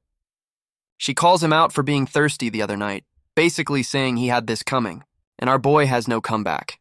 He knows she's right, the horny curse made him do it. She's got him pinned in the tub, telling him to just accept his fate. My dude is getting folded again, and we time skip to the big day at the Bougie Dragon Academy. The final boss of parenting awaits. The whole dysfunctional crew rolls up, and our boy is taking in the sights of his kid's new school. Leon and Alabama Girl are standing there looking like two people who've never met. The tension is real. Our boy starts whispering trash talk, roasting her for needing decompression last night. He's laughing his ass off while she's whispering death threats. This is their version of flirting, and we get a nice shot of the school banners. Time for this fake family to take their final exam. The receptionist is reading out the Murder Twins application. The final exam has officially begun. She calls out the Murder Twins' age, and the kid just gives her the "I'm surrounded by idiots" stare. Our boy immediately gets defensive, asking if there's a problem. My dude is already on edge. The receptionist politely roasts them for trying to enroll a literal baby in their bougie academy. Alabama Girl steps in with the tiger mom energy, flexing that her kid is just built different. The receptionist sends the kid off to her exam and the parents to their own little pop quiz. And we're in the final boss room for parents. The vibe is already awkward as hell. Our boy and his psycho wife are sitting across from the three judges who will decide their fate. Alabama Girl leans in, asking the Dragon Slayer to size up their interviewers like they're a boss fight. And our boy immediately starts calculating how many rounds it would take to fold these old geezers. Our boy's chibi version is already whispering death threats if his kid doesn't get accepted. The vice principal introduces himself. looking like the final boss of all parent-teacher conferences. They're trying to play it cool, but Leon's inner monologue is already calling this old dude sketchy. And the VP immediately hits them with the trick question, their wedding anniversary. They both have the oh shit face, realizing their fake marriage is about to get exposed. We get a flashback to their study session, where she pointed out this exact plot hole in their story. And our boy actually had a backup plan, picking a date that was important to him. He confidently names the day they bonded in the dungeon. Yeah, bonded is one way to put it. The VP calls them out for having a kid so fast, and our boy just hits him with the love at first sight excuse. And the next question is to list each other's flaws. My dude's list is about to be a novel. Our boy's inner monologue is already strategizing, deciding to mix truth with some absolute bullshit to sell the lie. Leon starts with a deep cut saying her flaw is that she sometimes feels like she doesn't exist. Bro, this is an interview, not therapy. He immediately flips it, gassing her up as the perfect wife while her chibi version looks completely done with this act. My dude is going for an Oscar, telling her to rely on him while she's blushing and silently telling him to stop exploiting her. The interviewer lady is eating this shit up and asks Alabama girl to list his good qualities. Oh, this is gonna be good. And she actually lists a whole damn resume of compliments, blushing like crazy. The psycho queen is actually simping. Leon then roasts himself, saying his health is trash and she has to make him medicine, a masterclass in self-deprecation. Alabama girl plays along, grabbing his hand and telling him not to overdo it. The performance is flawless. Their hands are locked in a death grip of fake affection, and our boy's chibi version is screaming from the cringe. And the judges are completely sold, calling them a loving couple. They just aced the fake marriage exam. The judges are wrapping things up, and our fake couple is just trying to survive the final minutes of this act. The VP hits them with one last trick question, asking if they have any final questions for each other. Alabama girl sells the perfect wife act, saying she has no questions because she already knows everything. It's our boy's turn, and his inner monologue is screaming at him not to fumble the bag at the finish line.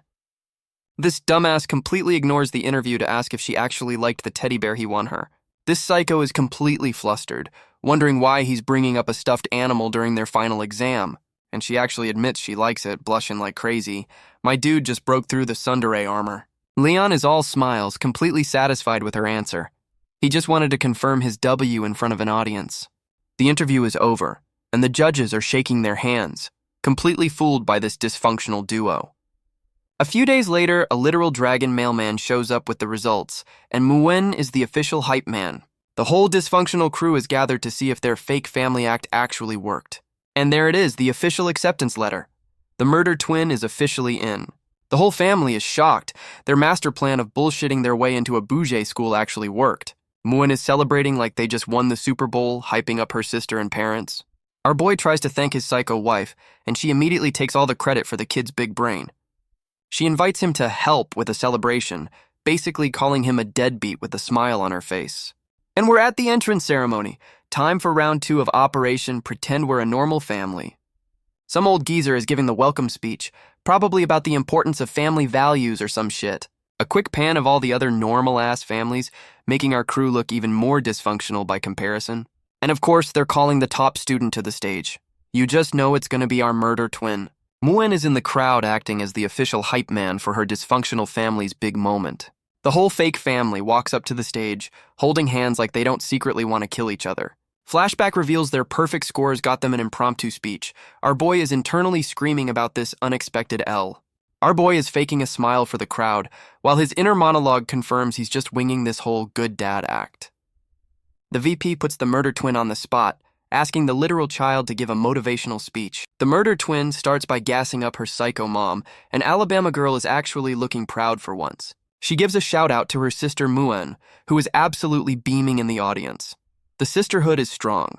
Our boy is sweating, wondering if his tsundere daughter is going to leave him out of the thank you speech.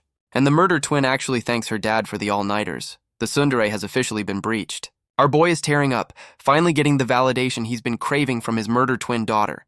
The murder twin finishes her speech with a simple thank you and dips. Short, sweet, and to the point. The VP immediately puts our boy on the spot, telling him to kiss his daughter for the crowd. Leon is panicking, telling the old man he's about to get him murdered on stage. His inner monologue is screaming about how she wouldn't even let him touch her a month ago. Our boy tries to negotiate down to a hug, whispering to his daughter to save his own ass. And the murder twin just tells him to get it over with so this socially suicidal ceremony can end. Leon is completely shocked that his tsundere daughter is actually letting this happen. And he goes for it, giving her a kiss on the forehead. The character development is real. Muen immediately starts screaming from the crowd, demanding her turn. This kid is a menace. The murder twin is a blushing mess while Alabama Girl is just relieved she wasn't the one on stage. The VP is gassing up this dysfunctional crew as a model family. The propaganda is working a little too well, and the VP immediately puts our boy on the spot, asking why he hasn't kissed his wife yet. This old man chose violence. Leon's inner monologue is screaming about how he should have folded this old geezer during the interview, but he immediately remembers it's for his kid, forcing himself to play the part of the happy dad. Our boy goes full actor mode, grabbing his psycho wife and telling her to play along for the crowd. He's whispering threats while Muen is in the crowd cheering them on. The ultimate peer pressure. Alabama Girl is having a system meltdown, wondering how he's so damn calm about this whole thing. She just gives in, deciding to get this public humiliation over with as fast as possible. Our boy lands a kiss on the cheek and she's a blushing mess. He is absolutely loving this. She's completely short-circuited while he's got that smug look of a man who just won the war. Alabama Girl is still processing that kiss, looking flustered as hell. My dude's public display of affection just broke her brain. Our boy is on stage soaking up the applause while the crowd chants for an encore. He's a natural at this fake husband gig. Leon leans in and whispers that kissing her is a great stress reliever. My dude is trolling his psycho wife on stage, and she is absolutely fuming, monologuing about how she'd fold him if there weren't witnesses. The tsundere is back. The VP officially dismisses them, calling them the model family of the year. The scam was a complete success, and now it's time to drop the murder twin off at her new bougie boarding school. The fake family field trip is over. Muen is giving her sister a hug, and the murder twin actually looks sad to be leaving. The sister bond is real. Our boy gives his daughter the full dad lecture, and she hits him with the "I'm not a kid anymore" line. Leon immediately throws his psycho wife under the bus, claiming the whole speech was her idea. She's not buying it. He finishes by telling her to throw hands if anyone messes with her. The Dragon Slayer's parenting advice is always violence. Leon is telling his daughter how his master used to beat his ass for fighting. The family tradition of violence is strong. He promises not to beat her, and Muen is just clinging to his leg, happy to be part of the dysfunction. The murder twin looks like she just took his throw hands advice as a direct command from God. And we're back in the Psycho Queen's war room, where all the evil plans get cooked up. Alabama Girl is doing some light reading on forbidden blood curses that cost the user's life. Totally normal hobby. And of course, she's already thinking about how to weaponize this one-time use death spell. This psycho never rests. She gets interrupted mid-scheming, and you know someone's about to get folded for bad timing. A new maid shows up, and you know she's important because she got a whole-ass intro card. The maid reports that our boy's master is missing. Looks like that favor just got a whole lot more complicated. She says all traces were professionally erased. Yeah, this has nefarious plot written all over it. Alabama Girl is finally realizing our boy's master isn't just some random farmer. Took her long enough. She's sending her new snake maid on a covert op to find the old man. My dude's problems are her problems now. And we cut to our boy in full-on dad mode, teaching Muen how to throw hands with a stick. He's giving her a pep talk and she's eating it up. The Dragon Slayer is now a little league coach.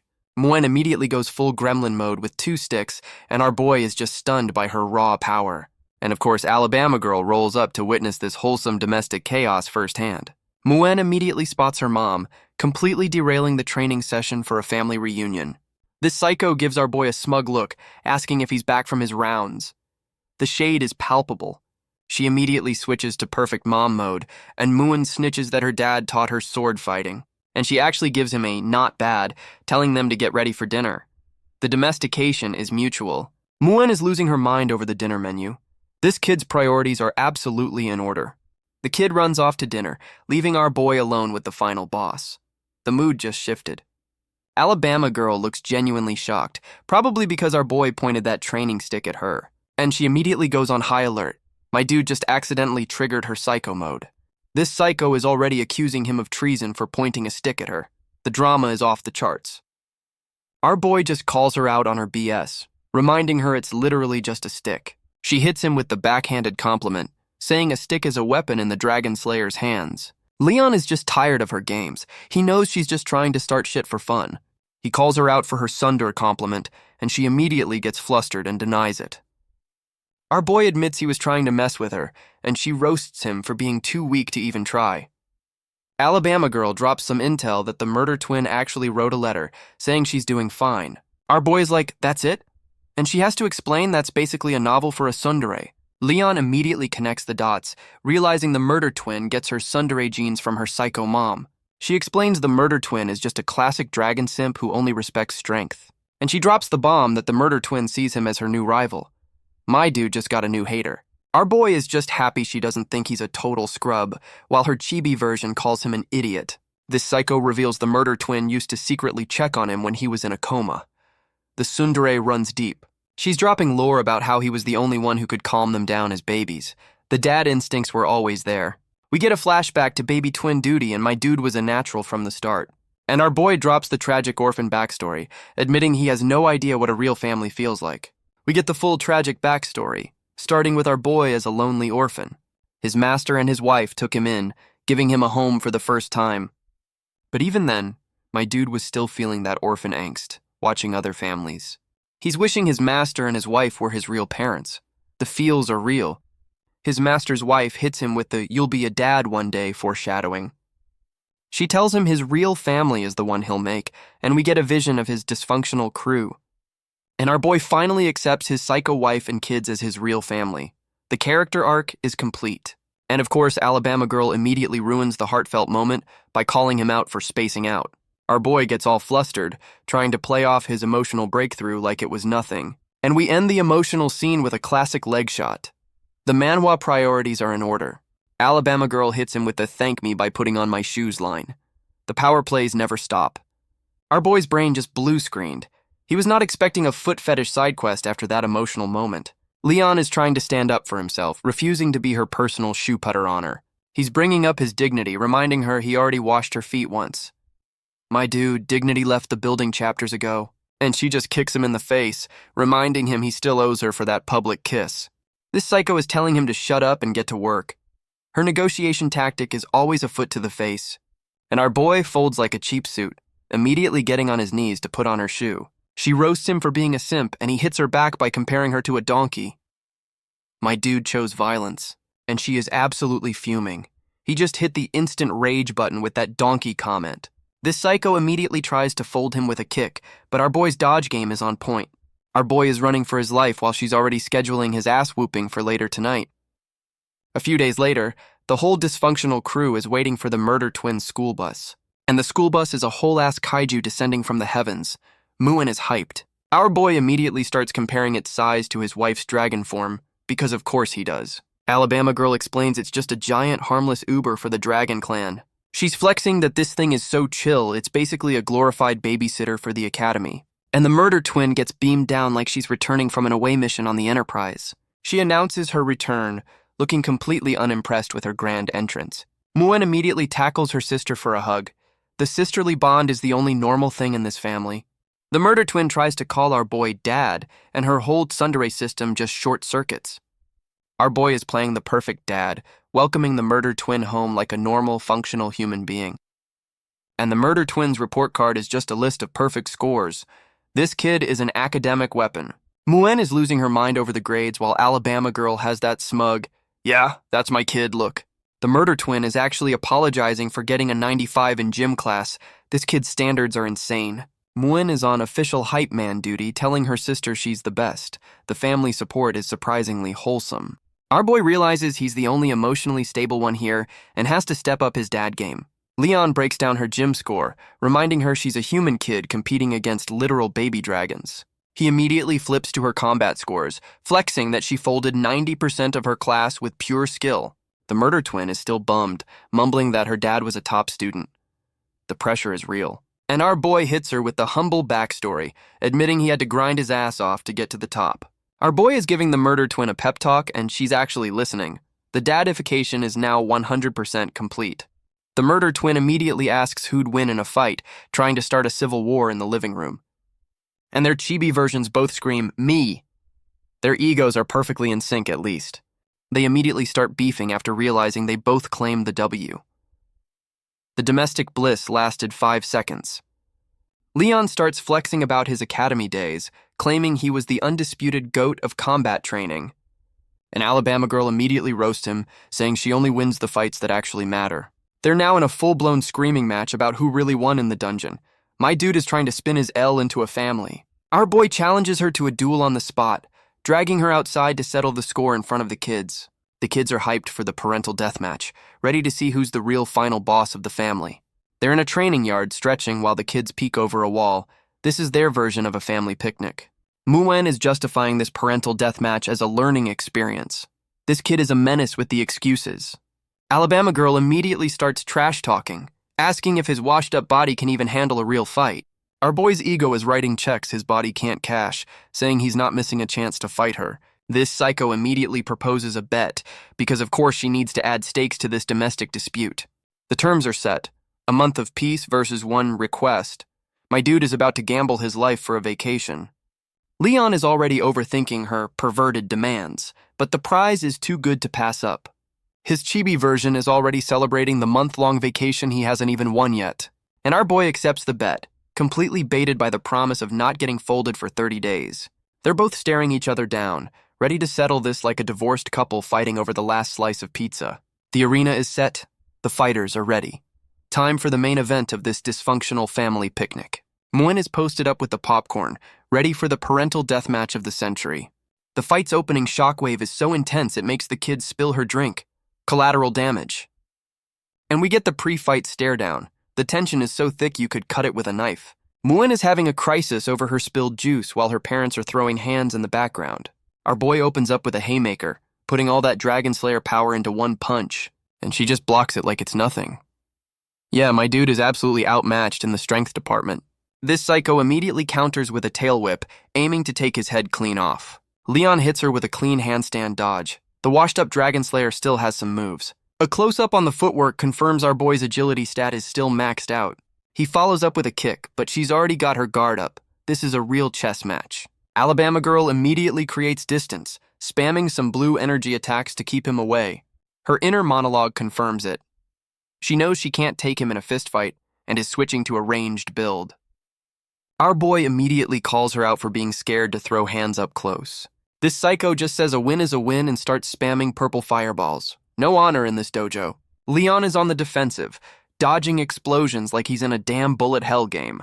The murder twin is giving a full play-by-play, explaining the fight strategy to her worried sister. She drops the analysis that her mom is only using magic because she's scared of our boy's hands.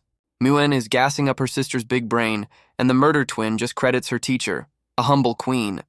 Alabama girl is taunting him from a distance, basically daring him to close the gap. Our boy is tanking the hits, yelling that he's not just fast, he's also hard. My dude, phrasing. This psycho just doubles down, charging up a spirit bomb like she's trying to level the whole damn castle. Our boy is weaving through her magic spam like a pro. The washed-up Dragon Slayer still has the moves, and she just nukes the training ground. This is what happens when you don't set ground rules for a domestic dispute. Leon pops out of the smoke with a lightning buff, calling her slow. My dude just went Super Saiyan. Alabama girl is shook, realizing he's using magic to amp his physical stats. The Dragon Slayer has a new build. Our boy is screaming about his 1-month vacation. He's not fighting for his life, he's fighting for his PTO. He closes the gap and starts throwing hands, hitting her with a lightning-fast combo. She's monologuing that he's still nerfed, but my dude is pushing his body to the limit for that vacation. And our boy gets that "I've got you now" smirk. He's found an opening in her defense. He fakes high and goes for a low sweep. The Dragon Slayer is about to put her on her ass. Alabama girl is absolutely seething. She knows she just got outplayed by a washed-up dumbass. And our boy immediately starts celebrating his W. My dude, the fight ain't over till it's over. He sweeps her off her feet but catches her mid-fall. The fight just turned into a damn tango. He's got her wrist, turning a takedown into a romantic dip. The Dragon Slayer's got some smooth moves. They're locked in a stare-down, and the sexual tension is back with a vengeance. They're both blushing messes, completely forgetting they were just trying to murder each other. And she immediately hits him with a point-blank magic attack. The tsundere chose violence over feelings. Our boy is screaming his head off, thinking he's about to be a human barbecue for that vacation. He stops panicking, realizing something is off. The fire isn't exactly fiery. This psycho hits him with a fake-out fire attack and calls him out for getting distracted. She plays dirty. Muen runs up to the wreckage, asking for the final score on the parental deathmatch. Our boy is clutching his throat, admitting he took the L. My dude's pride is in the damn mud. Alabama Girl actually compliments his skills while he's still trying to argue he could have won. This psycho gets a smug look on her face, reminding him about the bet he just lost. And our boy spits blood, realizing he just gambled his life away for a vacation he'll never get. He's passed out cold, and Muin is panicking while Alabama Girl is just like, he'll walk it off. Our boy is giving his kids a dramatic farewell speech like he's being deployed to war. The twins are just sitting there while their dad puts on the performance of a lifetime. My dude is fake crying, acting like he's about to be executed instead of just sleeping in another room. The murder twin immediately calls him on his BS, asking why he's so dramatic about a sleepover. Our boy is trying to explain to his daughter that her mom's idea of a request is a fate worse than death. And Muin immediately asks if her mom is going to eat him. This kid's logic is a national treasure. She's using a damn praying mantis book as evidence for her cannibalism theory. This family is a science experiment. Alabama Girl shows up in lingerie, telling him to stop making her sound scary. The audacity is off the charts. She tells the kids to sleep because she and Dad have interesting things to discuss. My dude is about to get folded. The kids are guessing what they'll talk about, and our boy's chibi version knows it's not about the universe.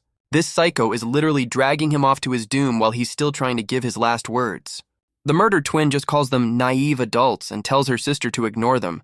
The shade is incredible. And we're in the final boss room, complete with wine and mood lighting.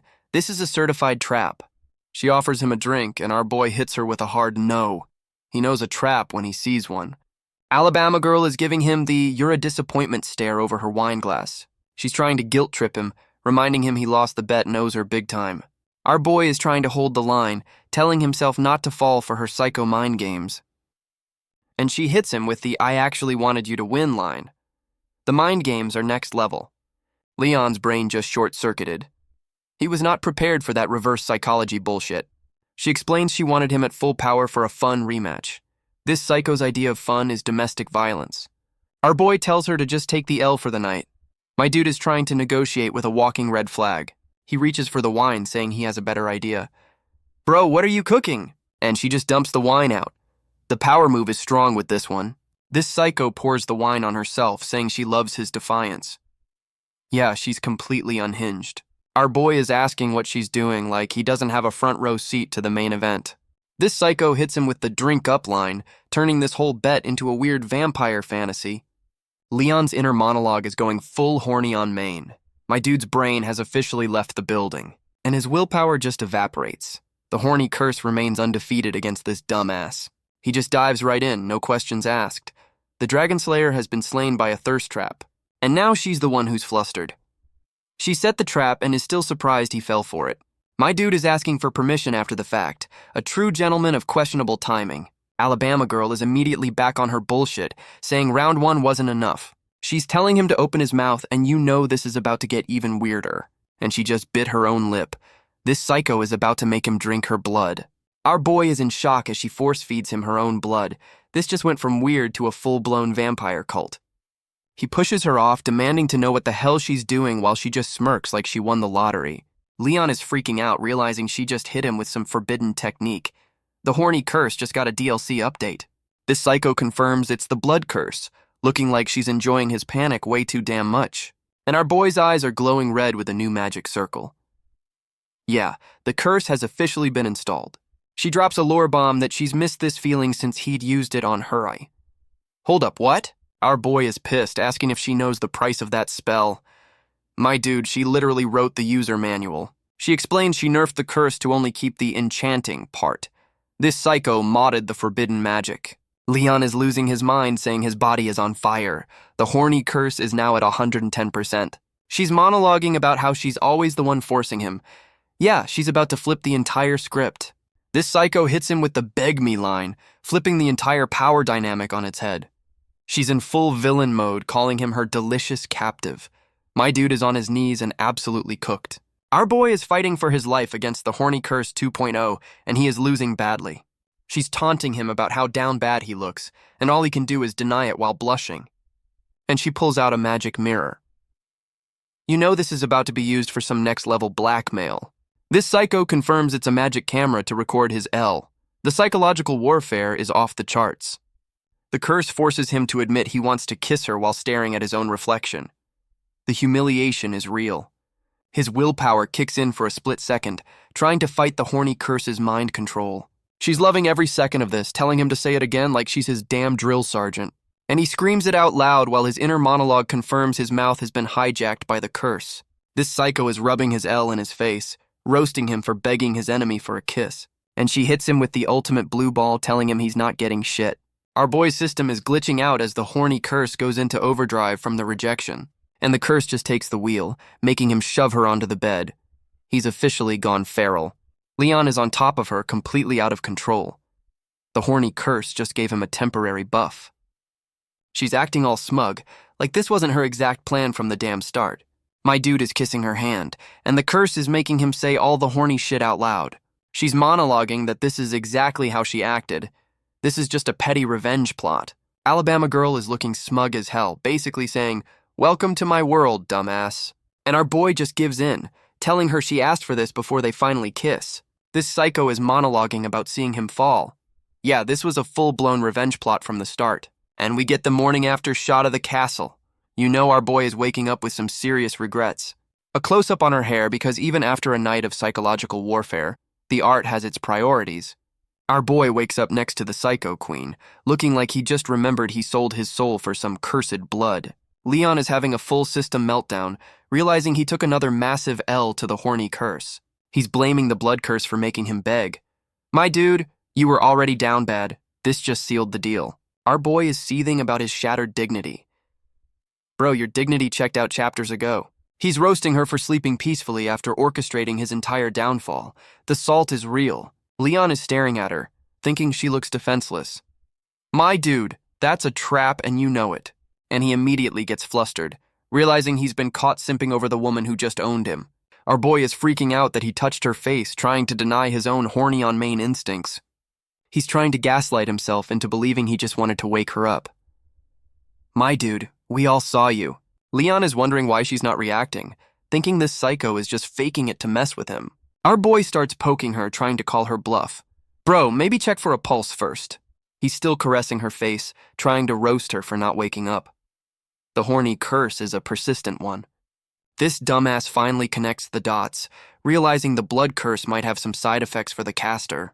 He remembers the curse put him in a 2-year nap and figures she's down for at least a week. Our boy is doing the mental math, realizing he has a whole week of freedom from the psycho queen. And his first thought is to dip. This man sees a window of opportunity and he's taking it. He's already rummaging through her shit, looking for his escape gear. The Great Escape is officially on. Leon's got his escape potions ready, convinced he can outrun his problems and the psycho queen. He's standing over her like a villain, monologuing about how she'll never catch him. My dude, don't jinx it. The evil laugh of a man who thinks he's finally free. This is gonna age poorly, I can feel it. And the laughter dies. The reality of being a deadbeat dad is already starting to sink in. My dude's whole escape plan just deflated. The guilt trip is coming from inside the house. He puts the potions back, realizing he can't just dip on his new dysfunctional life. The domestication is complete. Our boy remembers there's still a whole-ass conspiracy waiting for him back home. Yeah, maybe stay put. He remembers his psycho wife is actually handling his business for him, the perks of a toxic relationship. And the real reason hits him. My dude is actually starting to care about this fake family. He's thinking about his kids, and Muen is out here trying to catch butterflies. The dad instincts have won. Our boy is looking at his kids, realizing he's in too deep to just dip out on this dysfunctional family. Leon just accepts his new life as a house husband, looking way too damn happy about his own domestication. But then he looks at his psycho wife, and the gears start turning in that dumbass brain of his. And there it is. He's not staying for the kids, he's staying for petty revenge. The tsundere logic is strong. Meanwhile, the psycho queen is sleeping like a baby, completely unaware of his new revenge plot. She's looking all innocent, but we know she's just recharging her psycho batteries for later. The twins are officially concerned, realizing their mom has been in sleep mode all damn day. The murder twin immediately puts our boy on blast, asking what the hell he did to her mom last night. He tries the "we were just talking" excuse, but the murder twin's bullshit detector is off the damn charts. Leon immediately tries to get the new maid on his side, looking for any adult to validate his terrible lie. The new maid gives our boy the official report, saying the psycho queen is just a little weak. Yeah, that's one way to describe a self-induced coma. She immediately takes over all clan duties, basically telling our boy to sit down and look pretty. He's not complaining. Muen is at her mom's bedside, promising to be a good girl. This is the most wholesome moment this family has had all week. Our boy's chibi version is already plotting, deciding he needs to give the psycho queen a sponge bath. The murder twin is not impressed. The murder twin immediately accuses him of trying to pull some shady shit while her mom is knocked out. The trust is non-existent. Leon hits her with the "I just want to take care of her" line, and the murder twin is reluctantly buying his good guy act. He sends the kids off to bed, and Muen promises to come back tomorrow. The domestic dad routine is in full effect. Muen wishes him good night, and our boy is soaking up this rare moment of being a functional father. And with the kids gone, our boy is back to scheming over his unconscious psycho wife. The revenge plot is back on. He decides to get some water to clean her up. Step 1 of Operation Petty Revenge is officially underway. Our boy is wringing out a cloth, officially starting phase 1 of Operation Get Back at the Psycho Queen. He's cleaning her up, telling himself it's just so she doesn't get sick. Bro, we know you're plotting. Leon is noticing she's so weak her dragon tail is gone. He's analyzing her nerf for his next move. My dude's inner monologue is already asking if he should change her clothes. The revenge plot is escalating. He opens her closet and realizes he can play dress-up with his unconscious psycho wife. The opportunity is too good, and he immediately picks out the most down-bad outfit he can find. This man is on a mission. This dumbass is now trying to figure out how to make bunny ears. The dedication to the bit is insane. He decides to braid her hair into fake ears. The galaxy brain is working overtime for this petty W. Our boy is blushing, super proud of his handiwork. He's about to get himself murdered when she wakes up. And there it is. He put his unconscious psycho wife in a bunny girl outfit. This is the pettiest revenge in history. Leon's admiring his handiwork. Dude, you're playing with fire, literally. Oh shit, his horny curse is flaring up. This ain't good. Leon's panicking. The bunny girl outfit did him dirty. Flashback to Alabama girl explaining the horny curse. Classic. Chibi Leon's trying to logic his way out of horny jail. Leon's chanting the Dragon Slayer mantra. Desperate times. He thinks he's dodged a bullet. Famous last words. Leon's thinking about recording this masterpiece. Bold move. Chibi Leon remembers the Psycho Queen's security system. Leon's searching for the camera. This is gonna backfire. And our boy finds a camera. The blackmail potential is too high for this dumbass to ignore. His chibi versions are having a full-blown photo shoot, documenting his W for the history books. My dude is physically forcing her to smile for the picture. This is the pettiest shit I've ever seen. Leon is monologuing about saving these photos for future blackmail. This man is a menace to society. And of course, she starts waking up mid-photo shoot. The final boss is booting back up. Our boy's chibi version is panicking, realizing he's about to get folded for his crimes. She settles back down, still out cold. My dude is just staring, probably contemplating his life choices. Leon is relieved it was a false alarm. He just dodged a death sentence and he knows it. He decides to change her back and continue his revenge plot tomorrow. The petty war has been postponed. The next day, Muen is running through the halls looking for her sister, the calm before the storm. The murder twin is trying to get a straight answer out of a panicking Muen. The big sister instincts are kicking in. Muen's world is ending because her Rubik's Cube broke and her dad is MIA, a true national emergency. The murder twin immediately suspects our boy dipped while her mom was down. She knows his deadbeat potential. She takes charge, leading the search party for their potentially runaway dad. The sisterhood is on the case. The twins are now on a full-blown manhunt, running through the castle screaming for their dad. The search continues through the bougie-ass castle, but our boy is nowhere to be found. They check on their mom, who's still in sleep mode. Dad is officially AWOL. The kids are checking every room in the damn castle. The manhunt is getting desperate. Muen is now checking barrels for her dad. This kid's search methods are on another level. The murder twin is sweating, thinking there's no way he's in a barrel. Muen is not convinced. Muen is having a full-blown crisis, thinking her dad got lost on his way to get milk. The murder twin hits her with the cold, hard truth, saying some people just leave. Damn, this kid is jaded. Muen is completely lost, asking what she means by last time. Oh, the family trauma lore is about to drop. The murder twin is putting the pieces together, realizing this isn't the first time a dad has gone AWOL. And we get a flashback to some other dude who dipped. The murder twin has officially declared our boy a runaway. She's monologuing about how she knows their whole happy family act is a damn sham. This kid is too smart. She remembers our boy was just some rando in a coma until her mom decided he was their new dad. The murder twin even recalls his first escape attempt, knowing he's basically a hostage. The kid sees everything. She's thinking his whole good dad routine was just a long con to get on her good side. The murder twin is questioning if he's just faking it all to plan his next great escape. The trust issues run deep. The murder twin is monologuing about not wanting to be a tool, convinced this whole family thing is a sham. She's already decided our boy is gonna dip, just like the last guy. The abandonment issues are real. Muen is having a full-blown panic attack, thinking she's about to be an orphan all over again. The murder twin goes into big sister mode, trying to comfort Muen while her own world is crumbling. Muen is still bawling her eyes out. This whole dad is missing situation is hitting way too hard. The murder twin decides to hold a farewell ceremony for him. This kid is already planning his funeral. And we cut to a peaceful-ass cherry blossom path. The tonal shift is giving me whiplash. Our boy is just chilling with a map, admiring the view. He has no idea he's been declared legally dead back home.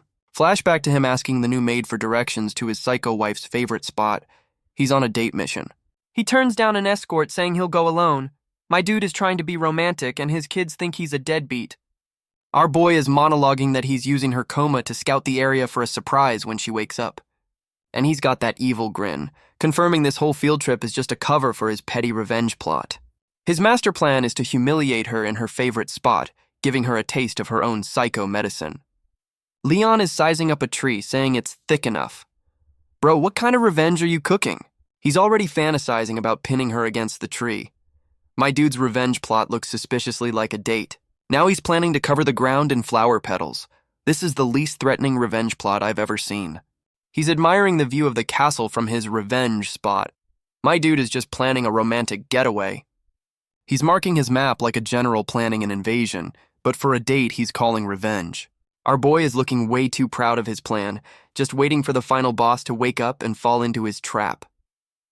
He's got that I'm about to win look, completely unaware his kids think he's a deadbeat dad. Our boy returns from his revenge trip to find the maids holding a full-blown funeral in the courtyard. Leon is completely lost, asking why everyone is having a public meltdown. Dude, it's for you. A maid explains that his daughters are holding a funeral because they think he's a deadbeat who dipped. Muen is crying her eyes out, offering a stake to his memory. This kid's grief is food-based. The murder twin is trying to get her sister to accept that their dad is gone for good. The trauma is real, and this dumbass thinks it's just a game, deciding to play along with his own funeral. He makes a dramatic entrance through the crowd of maids who are shocked to see the ghost. Our boy walks up to his own funeral and offers to play the sad music. The disrespect is legendary. He finally sees the shrine and realizes the guest of honor is a framed picture of himself. Leon is just admiring his own picture, thinking he looks handsome. Bro, read the damn room. Leon's brain finally reboots, and he's having a full-blown meltdown trying to figure out why he's dead. And we get a random-ass Valentine's Day special from Muen. The tonal whiplash is giving me a headache. The murder twin is also in on this non-canon holiday special. Okay, author, whatever you say. Alabama girl caps off the holiday special looking tsundere as hell. All right, back to the plot, please. And we're back. The twins are pointing at him like they've just seen a ghost, which, to be fair, they thought he was. Our boy is trying to roast them for being dramatic, completely missing the point that they thought he dipped. Muen is about to have a full system breakdown. The "it's just a prank, bro" energy is not working. She immediately tackles him, and our boy is just standing there like he didn't just cause a family crisis. Muen is crying her eyes out, thinking he abandoned her. My dude, you really fucked this one up. Leon finally switches to dad mode, comforting her and trying to undo the emotional damage he just caused. The murder twin explains her trust issues while our boy hits her with the lamest "just went for a walk" excuse ever. And the murder twin is hit with a wave of guilt, realizing she might have actually misjudged the dumbass. Our boy scoops up Muen and dismisses the funeral party. The crisis has been averted for now. Muen immediately asks if she can eat the funeral steak. This kid's priorities are always on point. She runs off to claim her prize, and our boy is trying to deny she gets her food gremlin genes from him. The murder twin gives him a lecture on proper communication, basically telling him to leave a note next time he dips. She throws her sister under the bus, saying Muen was the one who was worried. Classic tsundere move. Our boy immediately sees through her tsundere act, knowing she was just as worried as her sister. And the murder twin actually apologizes for not trusting him. The tsundere wall has been breached again. Leon is completely stunned by the apology. He was not expecting this level of character development. Our boy realizes the murder twins' funeral was a cry for help, not just some random misunderstanding. Leon is actually taking the L, admitting he's the one who failed to give his kid a sense of security. He's got her whole tsundere personality mapped out, knowing that promises are cheap for a kid with trust issues. My dude clenches his fist, deciding to prove he's a real dad with actions, not just empty words. He gives her a head pat and promises to stick around. The tsundere is soaking it up, even if she won't admit it. The next day, Muen is on bedside duty while the Psycho Queen is still rebooting from that blood curse. And the final boss's eyes snap open. The week of peace is officially over, my dude. Muen is hyped that her mom is finally back online after her self-induced coma. The kid is crying her eyes out, telling her mom how worried she was. This family really needs a therapist. Alabama Girl actually apologizes, showing a rare glimpse of the mom under all that psycho. Alabama Girl wakes up realizing the blood curse has left her completely powerless. The tables have turned. She drops a lore bomb that the curse is worse because she used it before to save our boy's ass. This psycho's first thought is that our boy has already dipped. The trust is absolutely non-existent. Muen confirms she's been out for 2 days, and Alabama Girl is already planning a damn manhunt. She's about to send out a search party but plays it cool for Muen, asking about dinner. And our boy bursts in with a giant-ass fish, completely ruining her deadbeat dad theory. He's flexing his provider skills while she's in the background looking absolutely shook that he's still here. Our boy finally notices the final boss is back online and looks genuinely surprised. He plays it cool while she's demanding to know where he's been, still convinced he tried to dip. Leon hits her with the perfect husband act, saying he was just catching a fish for his dear wife. Alabama Girl is a blushing mess over the dear comment while Muen gasses him up. The tsundere system is crashing. Our boy gives Muen a side quest to get her out of the room. He needs to talk to the final boss alone. Muen accepts her fish delivery mission with the confidence of a damn general. He sends the kid off, telling her the adults have business to discuss. Yeah, business. Alabama Girl immediately drops the act, admitting she thought he dipped. A rare moment of vulnerability. Leon hits her with the "we have unfinished business" line. My dude is about to go on the offensive. She's completely lost, not used to him being the one with a plan. Our boy reminds her of what she did when he first woke up. Oh, he's bringing up the OG horny curse. The Psycho Queen is finally connecting the dots, realizing her past bullshit is coming back to haunt her, and he confirms it with a villainous grin. The revenge plot is officially a go. Alabama Girl is trying to play tough from her sickbed, warning him not to get any funny ideas. Our boy immediately calls out her hypocrisy, reminding her she pulled the same shit when he was weak. This psycho tries to threaten him with a future ass-whooping, but my dude is not having it. Leon gets right in her face, saying he has zero regrets about this revenge plot. And he just scoops her up princess style, completely committed to this petty revenge kidnapping. He's got that villain smirk, telling her it's her turn to be the prisoner of war. Our boy is carrying her to the cherry blossom spot he scouted while she's losing her damn mind. He hits her with the smooth, "Don't move or you'll fall" line mid-kidnapping. The audacity. She's fuming, monologuing that she'd fold him into a pretzel if she wasn't completely nerfed. And they've arrived at the romantic-ass tree he picked out. The revenge date is officially on. Alabama Girl is sitting in his petal-covered revenge spot, demanding to know what the hell is going on. Our boy explains he did some light stalking while she was napping to plan this whole revenge tour. She's pissed, realizing this dumbass has a whole multi-stop revenge date planned out. He's showing her the view of her own castle like a damn real estate agent of pettiness. Leon is monologuing about making her feel shame, bringing up his destroyed hometown for emotional damage. He hits her with the "I can be a psycho too" line and activates some kind of matching curse tattoo. The same magic seal appears on her chest and she's shook. He just gave her magical malware. My dude is trying to act tough, saying he's just as petty as any dragon. Bro, we know. He grabs her by the chin, telling her to watch closely. The revenge plot is getting spicy. Our boy points to her castle, saying it's the source of her pride. Yeah, he's about to do something stupid. Leon is on his full villain arc, telling her she's his puppet now. My dude is really feeling himself. He shoves her down, asking how it feels to be on the receiving end of the humiliation. The pettiness is off the charts. Our boy gets in close, reminding her this is just karma for all the shit she pulled on him. Her inner monologue confirms the curse is working. Her body is betraying her mind. The horny curse strikes again. And the Psycho Queen gets that "I've still got a plan" look in her eye. Oh, this ain't over. She summons her damn tail and wraps it around him. This psycho always has one more trick up her sleeve. Leon is completely shook, realizing she's not as nerfed as he thought. My dude's plan just hit a snag. She's taunting him, telling him to get his revenge in now because her comeback is going to be brutal. This psycho is already planning her counter-revenge plot while she's still the victim of his. Our boy just shrugs off her threats, telling her to worry about the present. He's all in on this revenge date. Our boy is monologuing about his carnival of revenge. My dude, you're on a date, not a warpath. And we cut to the next morning. The revenge seems to have been an all-night affair. Our boy is back in bed looking absolutely gassed from his revenge tour. He's bragging about dragging her all over the damn country. Bro, that's called a vacation, not vengeance. He's looking at her sleeping, thinking she's satisfied. My dude, you just gave her a spa day, of course she is. This dumbass finally realizes his revenge plot turned into a romantic getaway. The self-awareness is kicking in, and he immediately starts coping, trying to convince himself she was humiliated. The denial is real. He declares his revenge a success while she's sleeping like a baby. Yeah. Keep telling yourself that, buddy. Our boy tries to dip before the maids catch him, trying to maintain his "we're not a real couple" act, and she grabs him mid-escape. Oh shit, she was awake the whole damn time. Our boy is caught lacking, and the psycho queen is acting like she just woke up from a nap. She hits him with the "I'm cold" excuse, trying to justify her death grip with a damn biology lesson. Leon is trying to hold the line, telling himself not to fall for her psycho manipulation for the 10th time. And he immediately folds, grabbing her hand. His willpower has the structural integrity of a wet noodle.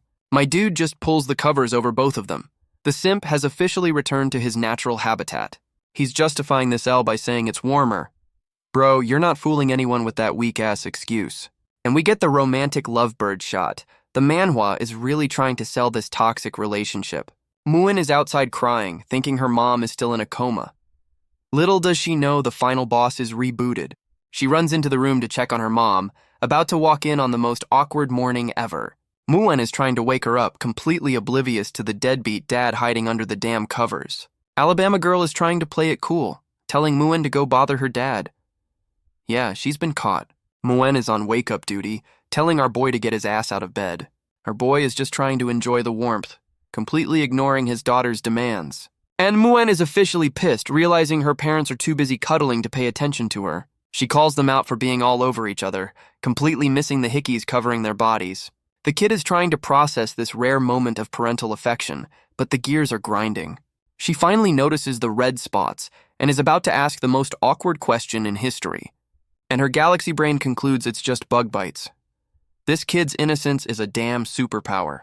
Muen immediately runs off to play doctor, ready to treat her parents' mosquito problem. She finds some Dragon brand ointment, about to douse them in the fantasy equivalent of Benadryl cream. Muen is on her doctor shit, declaring herself the head of household while her parents are sick. The kids are slathering our boy in ointment while he's still passed out. This is their version of a wellness check. Our boy finally wakes up from his revenge coma, completely unaware of the crime scene he's in. He's wondering why his face is wet, and the psycho queen is just sitting there looking like she knows something. The chibi reveal shows they're both covered in green goo. Muen's medical treatment was a full-body experience. Our boy immediately starts roasting her, completely forgetting he looks like a damn Ninja Turtle himself. Muen proudly explains her bug bite diagnosis. This kid's innocence is a goddamn national treasure. Alabama girl is trying to do damage control while our boy is just trying not to die of embarrassment. Muen is fishing for praise, completely oblivious to the fact she just walked in on the aftermath of a war. Our boy has to take the L and praise her for turning them into Shrek. The things you do for your kids. Muen gives her parents a lecture on privacy. This kid is accidentally the most mature person in the room.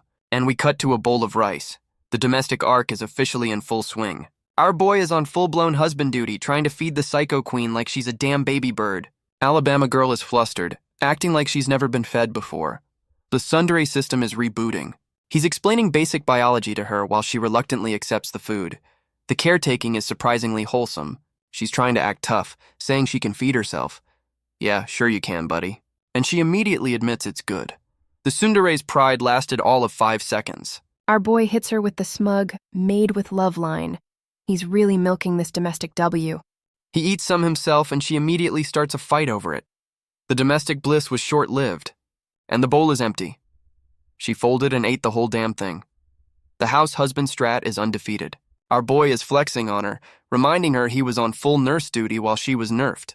This psycho is trying to spin his revenge date as torture. Yeah, sure it was, buddy. Leon hits her with the "it's just a husband's love" line, fully embracing his new domestic role. She's threatening future revenge while he just waves her off like a damn sitcom character. Alabama girl is seething about how good he is at torturing her. The tsundere is down bad. She throws a tantrum punch at the bedpost. The psycho rage is starting to recharge, and the bedpost is cracked. Oh shit, her power levels are coming back online. She's looking at the damage, completely surprised by her own returning strength. The psycho queen realizes her nerf is wearing off. The era of the house husband is ending. Meanwhile, our boy is happily washing dishes, completely oblivious that the final boss is rebooting. Our boy is monologuing about wanting to keep her nerfed so he can bully her. My dude, you are playing with fire. Meanwhile, the new maid is heading to the final boss's room for a routine checkup. The maid brings in some recovery juice, trying to get the psycho queen back to full power. Alabama girl immediately turns it down, saying she's already back at 100%. The vacation is over, Leon. The maid is looking at the cracked wall, realizing Her Majesty isn't just recovered, she's back on her bullshit. She plays it off like a minor slip-up, trying to hide the fact she's fully rebooted and ready for violence. The psycho queen stops the maid from leaving. You know a scheme is about to be cooked up. This psycho tells the maid to keep her recovery a secret, so she can keep milking the house husband treatment. The maid is processing this new level of domestic manipulation. Welcome to the family, kid. And the maid is officially on board with the plan, ready to help gaslight our boy for the queen's entertainment. Alabama girl is back on her bullshit, plotting Leon's downfall while pretending to be sick. The peace was never an option. 2 days later, Muan runs up to our boy asking to learn how to do the shiny magic. She's talking about the lightning buff he used in the parental death match. This kid remembers everything. Our boy is confused, wondering why she's suddenly interested in learning to throw hands with magic. Muan says her sister is leveling up at the academy and she doesn't want to get left behind. The sibling rivalry is real. Leon immediately agrees to teach her. The house husband is now a full-time magic tutor. Our boy is monologuing about how sibling competition is a good thing. He's really embracing this dad life. Leon is hyped to teach her, ready to turn his daughter into a magical powerhouse. Muan is concentrating so hard she looks like she's about to go Super Saiyan. And of course, she's a prodigy, already channeling magic like a pro. This family's gene pool is cracked. Our boy's inner monologue is asking if she's a genius. Bro, the whole family is built different. And her mana bar immediately hits 0, telling her dad she's hungry. This kid runs on snacks, not magic. Our boy is all smiles, telling her not to overdo it. He knows the food gremlin needs a recharge. He officially ends the training session for a snack break, and Muan is hyped. Dad of the year. Meanwhile, the new maid is bringing the psycho queen some mysterious package for their gaslighting plot. Our boy bursts in like a golden retriever, ready for another day of house husband duty. He's monologuing about having 5 more days to torture her, completely unaware he's the one being played. He offers her a massage, thinking he's in control. My dude, you're walking into an ambush. This psycho immediately calls him out, roasting him for his weak-ass torture game. The trap has been sprung. And our boy is officially pissed. She just poked the Dragon Slayer's pride with a stick. Our boy grabs her clothes, ready to prove his torture game is strong. My dude, you've been played. This psycho is just sitting there, roasting him for looking tired. The gaslighting is next level. He gets in her face, trying to talk tough about her body. Bro, you're just feeding her ego. Our boy is shirtless and on his villain arc, telling her she'll regret it. My dude, you're the one who's about to regret this. This psycho hits him with the no regrets line and a villain smirk. Yeah, he's absolutely cooked. And she hits him with the surprise dragon tail. The nerf has officially expired, my dude.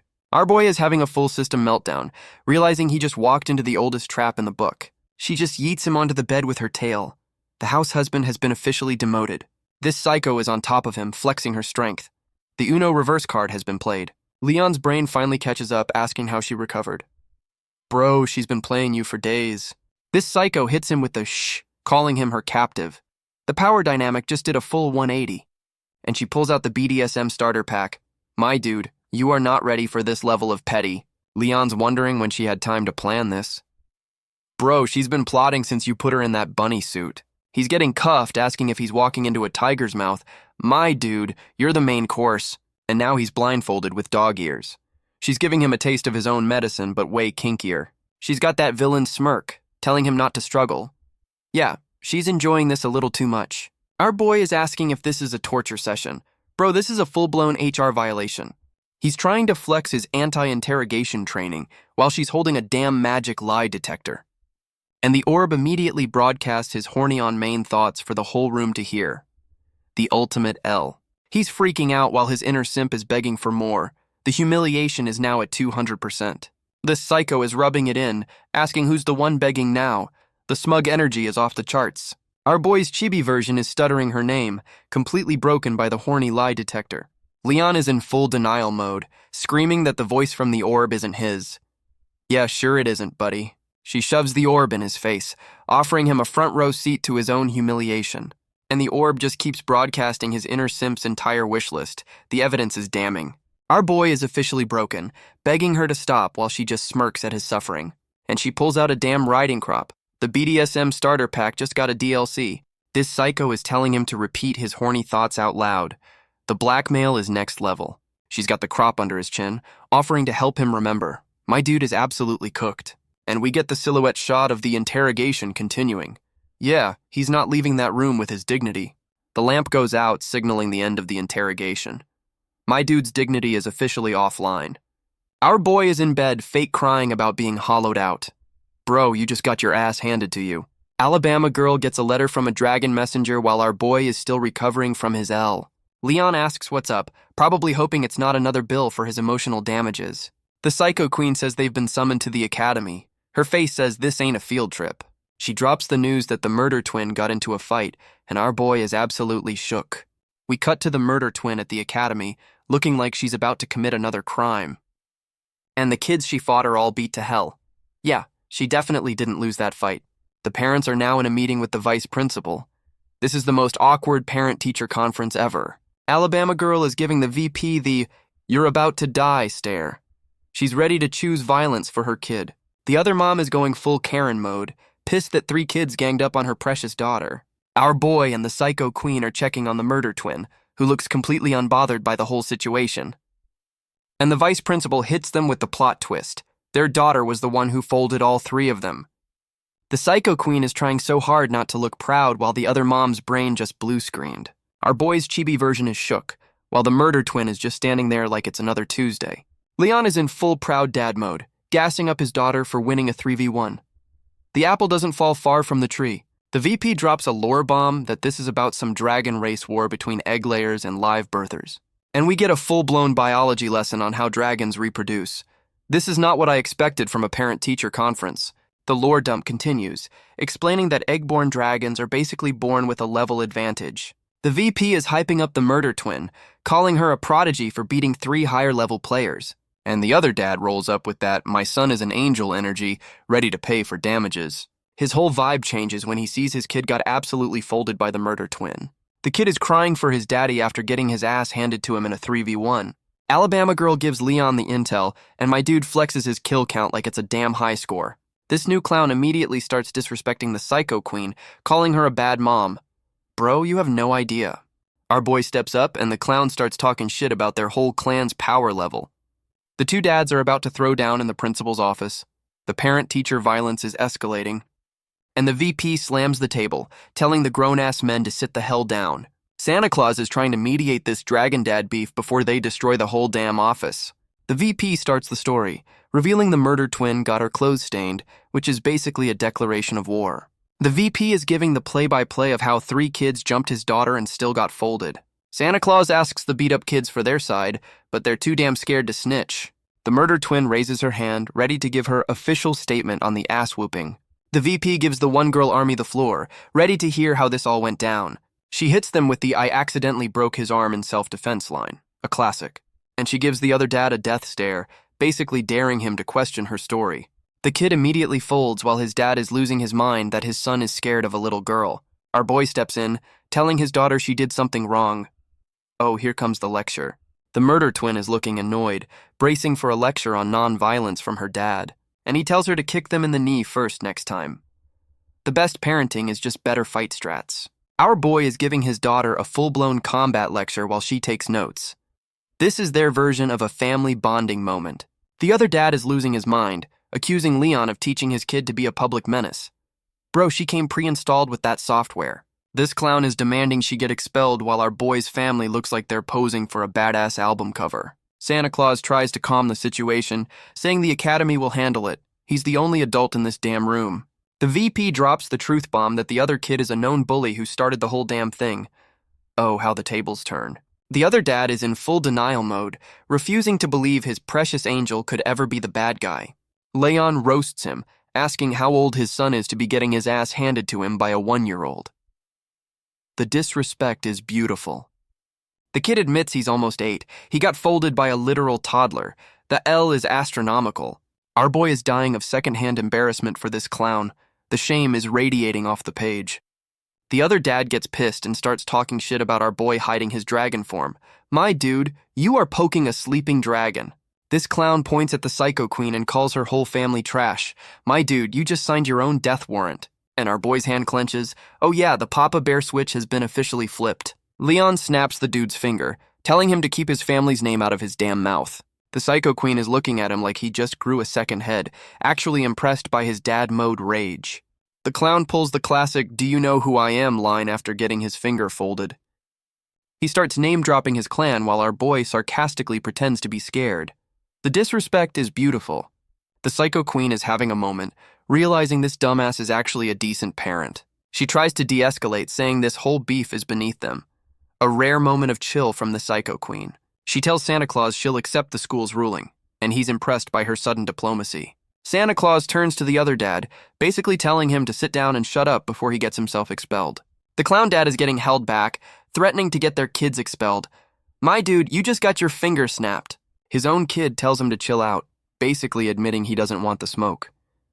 The kid knows when to fold. The clown dad immediately backpedals, trying to play it cool like he didn't just threaten a whole family. He gives our boy the "this ain't over" look. Yeah, this beef is definitely getting settled in the parking lot. Santa Claus starts dropping the official verdict, confirming the other kids started the beef, but she went too hard. The murder twin gets a slap on the wrist, basically a "don't do it again" talk. She looks like she learned nothing. The 3 clowns who jumped her get hit with cleaning duty. A certified W for our girl. The murder twin dips back to class, leaving her parents to deal with the adult bullshit. Our boy is still yelling combat tips down the hall. He's the worst and best dad at the same time. Santa Claus calls out to Leon, and our boy looks shook. The principal's office visit ain't over yet. Our boy is trying to wrap things up, asking Santa Claus if he missed his last genius parenting tip. Santa Claus gets serious, asking why our boy is always hiding his dragon tail. The identity check is on. Leon is having a full system meltdown, realizing his "totally a dragon" cover is about to be blown. Santa Claus is asking for his clan name, trying to figure out where this random powerhouse came from. Alabama Girl jumps in with the "he's just a commoner" excuse, and our boy plays along like a damn pro. Santa Claus is calling their prodigy kid a miracle, which is a polite way of saying their genetics don't add up. This dude is literally begging them to have more kids for the academy. He's trying to build a super team. Santa Claus is trying to play it cool after basically asking them to start a baby farm for his school. He's hyping up their daughter to kill more dragon slayers, and our boy is just thanking him. The irony. And the clown dad is lurking in the hallway, giving them the evil eye. This beef is far from over. The clown dad dips from the office with a smug-ass look, ready to start some shit outside. Our boy and the Psycho Queen are leaving the academy, probably thinking the drama is finally over. And of course, the clown dad is waiting outside with his goons to ambush them. Classic. Alabama Girl is giving him the "I'm so done with your shit" look, asking what he wants now. This clown explains his good behavior was just an act for the principal. The real beef starts now. He gets in our boy's face, saying they're gonna settle this the dragon way. Oh, it's about to go down. And he officially challenges our boy to a duel right there in the school parking lot. The Psycho Queen realizes they're trapped. Refusing the duel will make their whole clan look weak. The clown dad is giving him that smug "I got you now" look, daring him to back down. Our boy whispers to his wife, basically asking if he should handle this clown or if she's up for it. Our boy is cracking his knuckles, telling his wife he has to accept the duel. The Papa Bear is ready for violence. The Psycho Queen gives him the green light but tells him not to kill the guy. She knows her man's a menace. The murder twin's classmates are hyped about a dragon fight, and she's immediately suspicious. The murder twin is connecting the dots. realizing her parents are about to cause a scene at her school. A whole-ass crowd of students has gathered to watch the dad-on-dad violence in the school courtyard.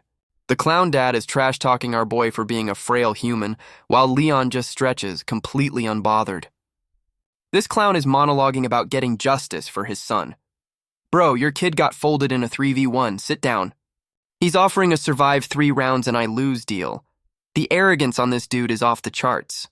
Our boy is literally cleaning his ear, telling the clown to stop talking and start fighting. The disrespect is legendary. Leon just flicks his finger and sends a shockwave at the clown's tail. The fight has started, and he's already styling on him. The clown dad is losing his mind, screaming that our boy is bullying him. Bro, you literally challenged him. He throws a flaming punch, going for the one-shot kill. My dude, you are fighting a main character. Leon blocks it with one hand, realizing this clown is a low-level mob compared to the raid bosses he's fought. Our boy hits him with the peace sign, reminding him he's got 2 more rounds of this ass-whooping. The clown dad is finally realizing our boy is just built different. Yeah, the Dragon Slayer is on another level. He tries a ground attack, calling our boy a coward for dodging. The salt is real with this one. Leon just hops over it like it's a damn puddle. This is the definition of a no-diff fight. The clown dad goes full-on dragon mode, breathing a giant-ass fireball, a classic desperation move. Our boy just stands there ready to tank a whole-ass fireball like it's nothing. The disrespect is palpable, and he just absorbs the entire attack into his hand. This clown just fed the Dragon Slayer a snack. Our boy is just casually dodging this clown's attacks, making him look like a damn fool. Leon hits him with the "my turn" line, and the clown dad's face says he knows he just fucked up. And our boy immediately lands a clean kick to the gut. The counterattack was instant. The clown dad is reeling, completely shocked that this frail dude just rocked his shit. Leon is already winding up for the next hit with that "you're already dead" smirk on his face. And he lands a solid right hook that probably sent this clown's teeth into orbit. My dude just sent him flying across the courtyard with one punch. The fight is officially over.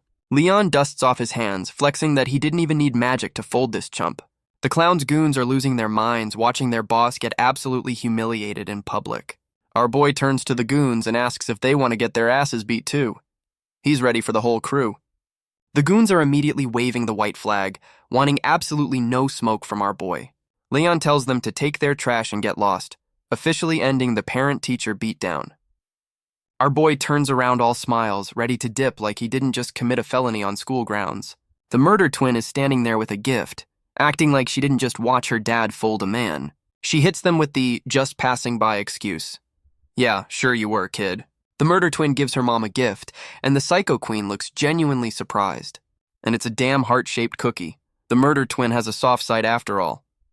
She's trying to downplay her baking skills, saying it's probably not good.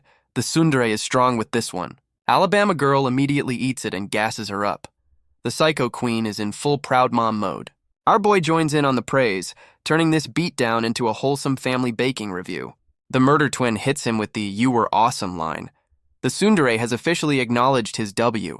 Our boy is blushing, completely short-circuiting from the direct praise. He was not ready for this. His chibi self is celebrating, thinking he's finally unlocked the good dad achievement. Leon immediately starts flexing, telling her of course he's strong. My dude's ego just got a full heal. The psycho queen is watching him offer fight training, probably thinking he's the worst influence ever. She's got that thoughtful look again. Is she impressed or is she plotting? With her, it's always both. Our boy is studying a How to Be a Dragon Dad for Dummies book. The character development is real. And someone's at the door, about to interrupt his wholesome study session. The psycho queen walks in dressed as a damn nurse. Oh, she's definitely here to start some shit. Leon is completely caught off guard, asking why she's here. Bro, she's here for round 2 of that interrogation. Leon is having a system error, trying to figure out what new psychological warfare this nurse cosplay is. She demands his hand, and my dude is probably expecting another set of handcuffs. Our boy is confused, pointing out his hand is busted from the dad fight earlier. He tries to tough guy his way out of it, saying it's just a scratch. Bro, we all saw you punch a dragon. Alabama girl just grabs his hand, tired of his bullshit excuses. She's on a mission. She's prepping the ointment, and for once it's not for some kinky revenge plot. She's actually tending to his wounds while he's wincing like a damn baby. Our boy's monologuing that he's used to just walking off injuries. The concept of care is foreign to him, and he realizes this is the first time anyone's ever patched him up. The Psycho Queen is showing her soft side. Leon's inner simp is back online, getting all poetic about her touch. My dude is down bad.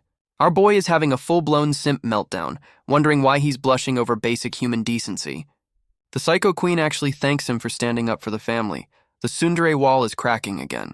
Leon is completely lost, asking what she's thanking him for. My dude's brain can't process a W. She explains he played the part of a real husband, and he's just sitting there soaking it all in. Our boy immediately tries to play it cool, saying he only did it for his daughter. Yeah, sure you did. She sees right through his weak-ass excuse, knowing he's just a big softy under all that trauma. She invites him to meet her sister, and he immediately gets blackmailed into going. The power dynamic is back. And we're off to the Red Dragon territory, with the Psycho Queen providing the damn air travel. She lands in her full dragon form.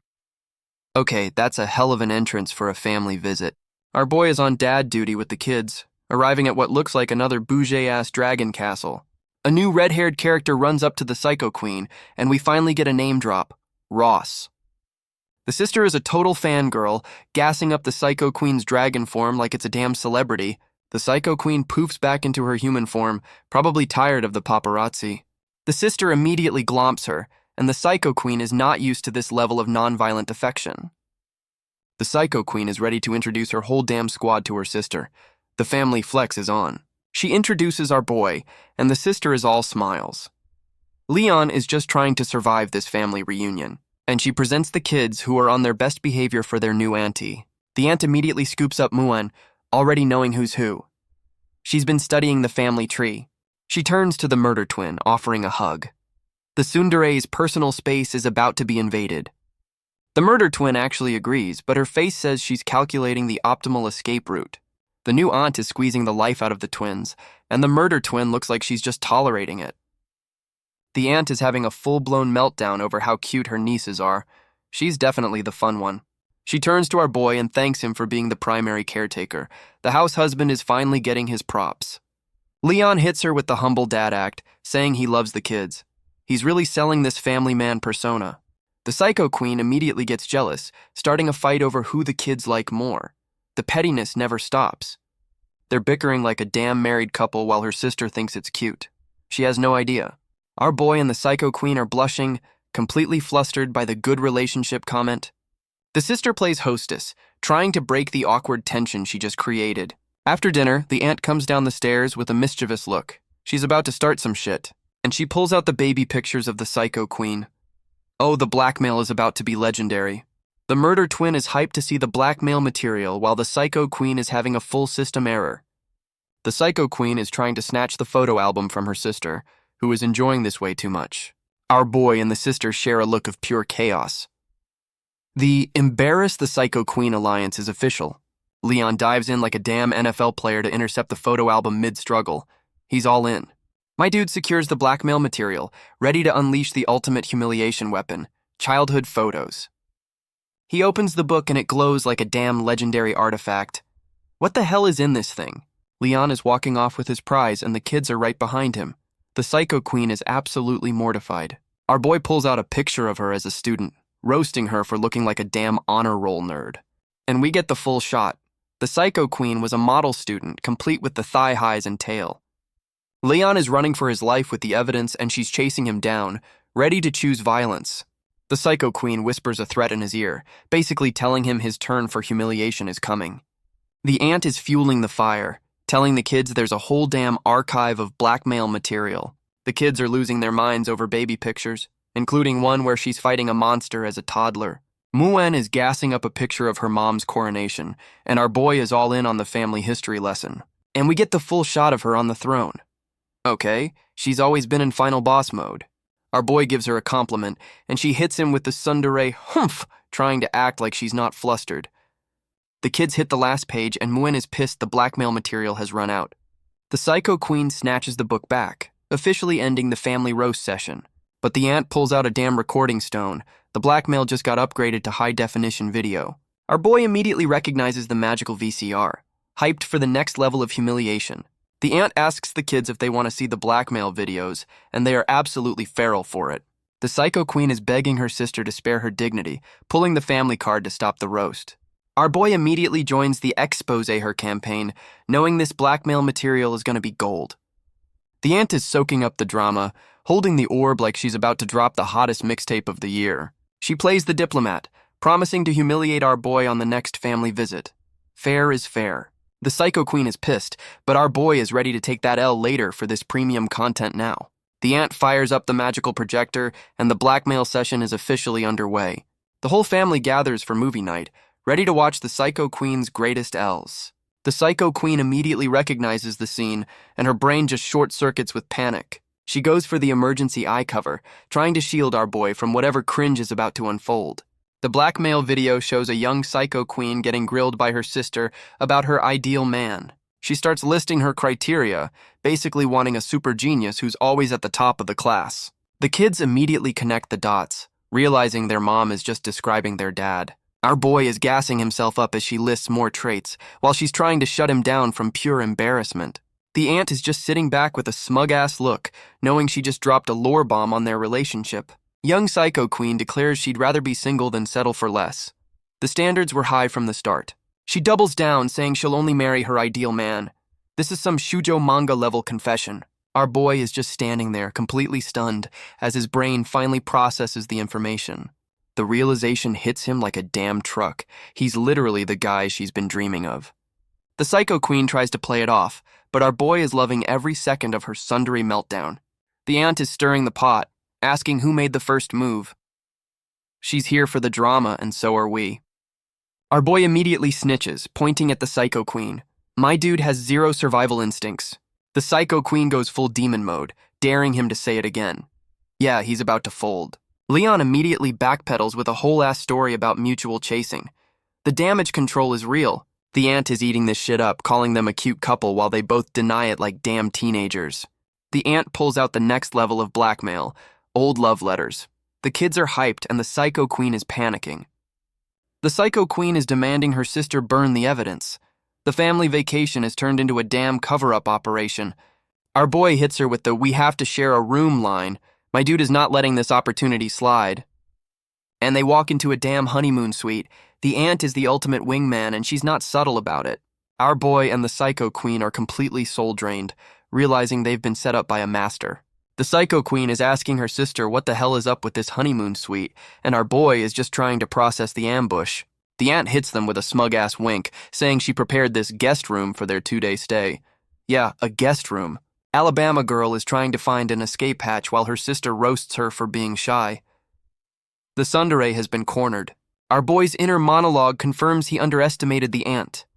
This woman is a master-level schemer. The aunt's plan is revealed. Lock them in a room and force them to repopulate the species. This family is unhinged. Leon tries to dip, but the aunt's tail immediately wraps around him. There is no escape from this family vacation. The aunt goes full yandere mode, asking her brother-in-law where he's going. My dude is officially her prisoner. Our boy tries the "I gotta check on the kids" excuse, but she's already got them handled.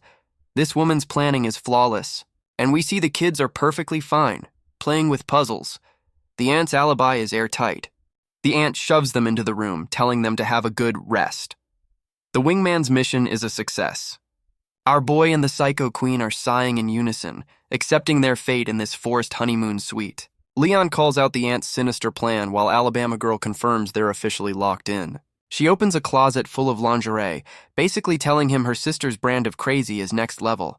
The Psycho Queen is trying to bust down the door while our boy just watches. The escape plan is a certified failure. She immediately tries to claim the bed, telling our boy to sleep in the damn bathtub.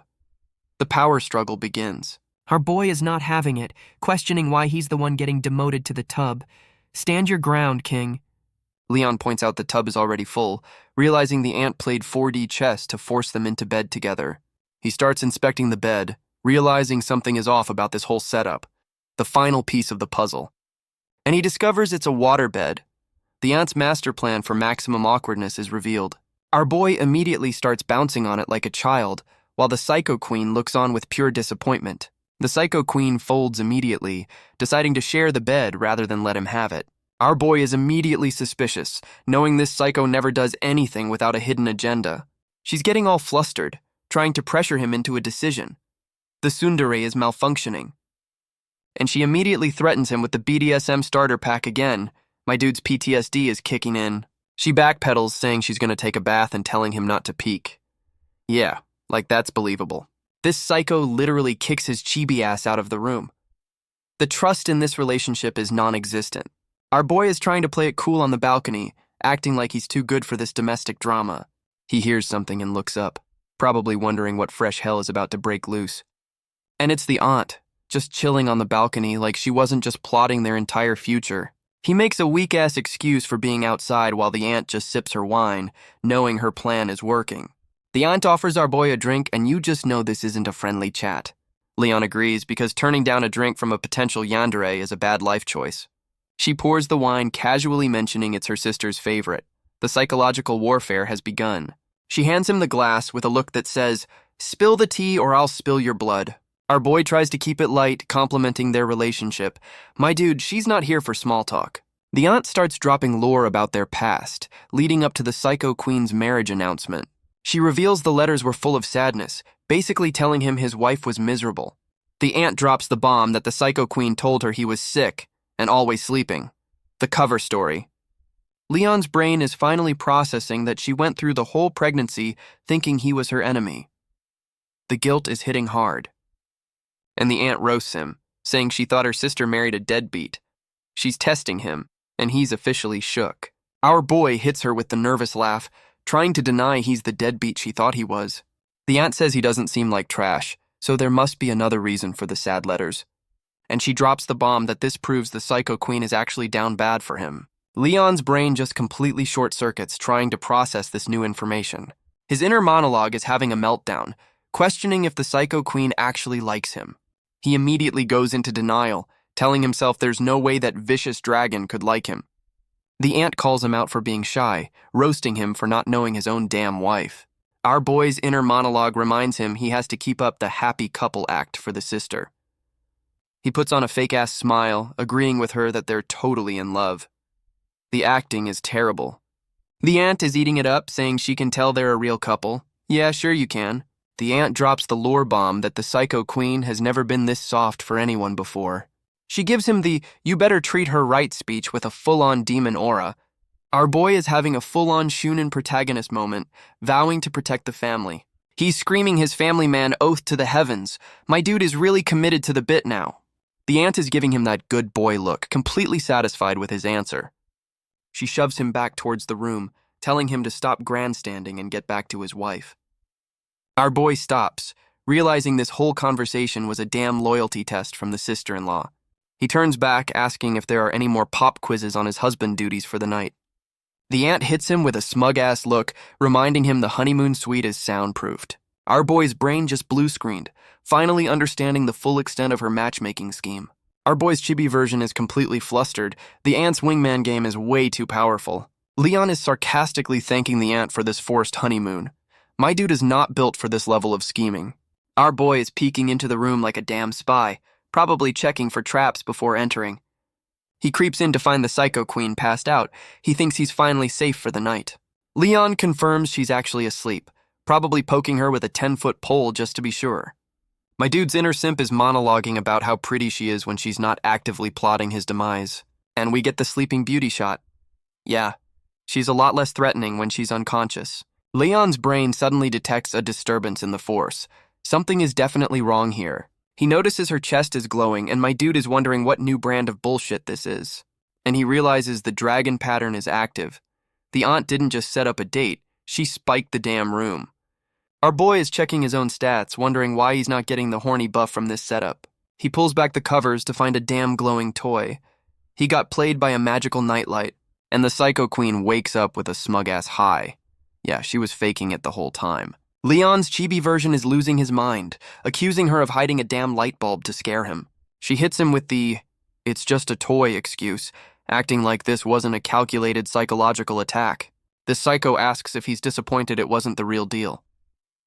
She's calling out his inner simp. Our boy immediately denies it, blushing like a damn tomato. He folded instantly. She tells him to shut up and go to sleep, leaving him to marinate in his own embarrassment. This psycho is still holding the toy, warning him not to get any ideas.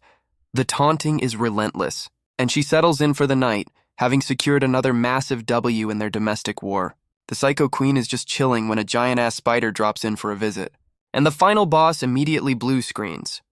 Her one weakness has been officially revealed. Our boy wakes up to the screaming, wondering what fresh hell this is now. The Psycho Queen immediately launches herself at him for protection. The tsundere system has crashed. She's pointing at the spider, completely losing her shit over a damn bug. Leon's brain connects the dots to the blackmail photo album. The childhood trauma is real. My dude gets a villainous grin, realizing he just found the ultimate leverage against her. He goes full hero mode, telling her he'll handle it while she begs him to hurry up.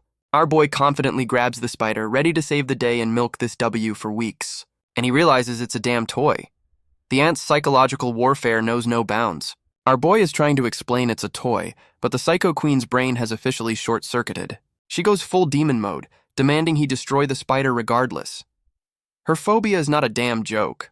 Leon immediately folds, promising to yeet the toy before she accidentally blows up the whole damn castle. And he throws the spider out the window. That toy just got a whole new lease on life. Our boy is milking his hero moment while she's all flustered. He's never gonna let her live this down. Leon's brain finally connects the dots, realizing the aunt planted the spider as part of her master plan. He calls out the scheme to make her look vulnerable, and she's too embarrassed to even deny it. The Psycho Queen offers him a spot on the bed as a thank you. The tsundere system is back online. Our boy is all smiles, accepting her offer like he just won the damn lottery, a certified W, and they're in bed, awkward as hell. The aunt's matchmaking scheme is a resounding success. Our boy is pushing his luck, offering to hold her hand like she's a damn damsel in distress. The Psycho Queen is processing this bold-ass move. Her tsundere system is about to crash again. She hits him with the hump, but immediately reaches for his hand. The tsundere can't resist. And she just grabs his pinky. This is the most tsundere hand-holding I've ever seen. Our boy calls her out on the weak-ass pinky hold. My dude is not settling for less. He's just looking at his hand like, bro, is this a joke? The disrespect is palpable. She grabs his whole hand and calls him stupid for not knowing how to hold hands properly. Our boy is looking smug as hell while she's trying not to spontaneously combust from the contact. Her inner monologue is having a full-blown crisis over holding hands while he's just chilling. Her chibi self is trying to gaslight herself into thinking this is no big deal. The denial is real. They're both trying to roast each other for being nervous while holding hands. The tsundere energy is off the charts.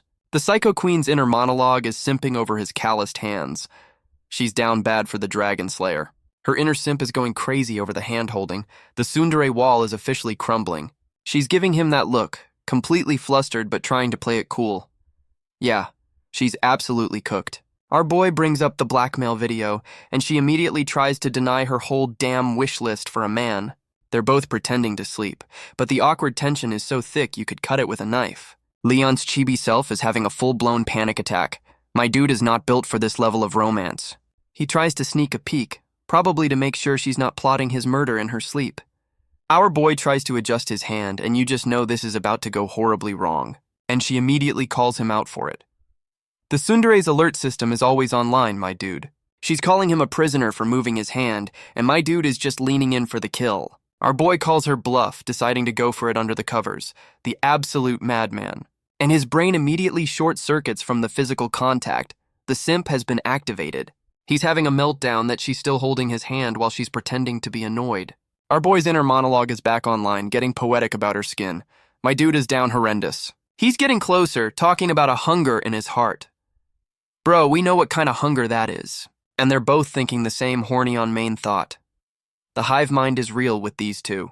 He finally says the quiet part out loud, and they're both blushing like damn teenagers. The sexual tension in this room is so thick you could use it as body armor. And our boy finally makes his move, pinning her down.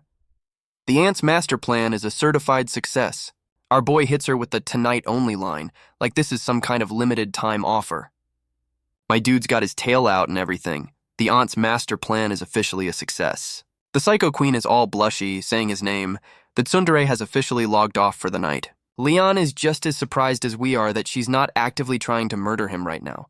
We get a lore drop that their horny magic isn't activating because this is pure love. Yeah, sure it is. They're leaning in for the kiss and the romantic tension is finally about to pay off. Our boy slams the headboard, ready to get this show on the road. And the damn toy spider drops in to ruin the mood. The aunt is a menace to society. The whole damn mansion hears her screaming, while Leon tries to stop her from burning the place down. The aunt is outside, smug as hell, revealing this was her final boss-level prank. Our boy is playing the hero, comforting the Psycho Queen after her full system crash over a toy spider. And the toy spider is just chilling outside, having successfully completed its wingman mission for the ant. Leon's got that smug "I saved you" look while she's still clinging to him for dear life. She calls him out for his heart racing, and the romantic tension is officially back on the menu. Our boy hits her with the "I'm scared of spiders too" excuse. My dude, you fight dragons for a living. The Psycho Queen is trying to act tough, saying she's never showing this weakness again. She makes him swear to a blood oath of silence over this incident, and he's just happy to be there. And the sun comes up, officially ending the most chaotic and awkward sleepover in history.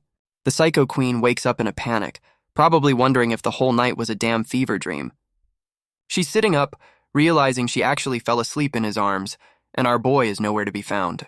The Psycho Queen wakes up, wondering where our boy dipped to so early in the morning. She's trying to play it cool, acting like she's glad he's gone. The denial is strong with this one. The tsundere is having a full system meltdown, too embarrassed to face him after the spider incident. She's monologuing about breaking her own rules by showing weakness. Welcome to character development. This psycho is still blushing over the fact she fell asleep in his arms. The Ice Queen is melting.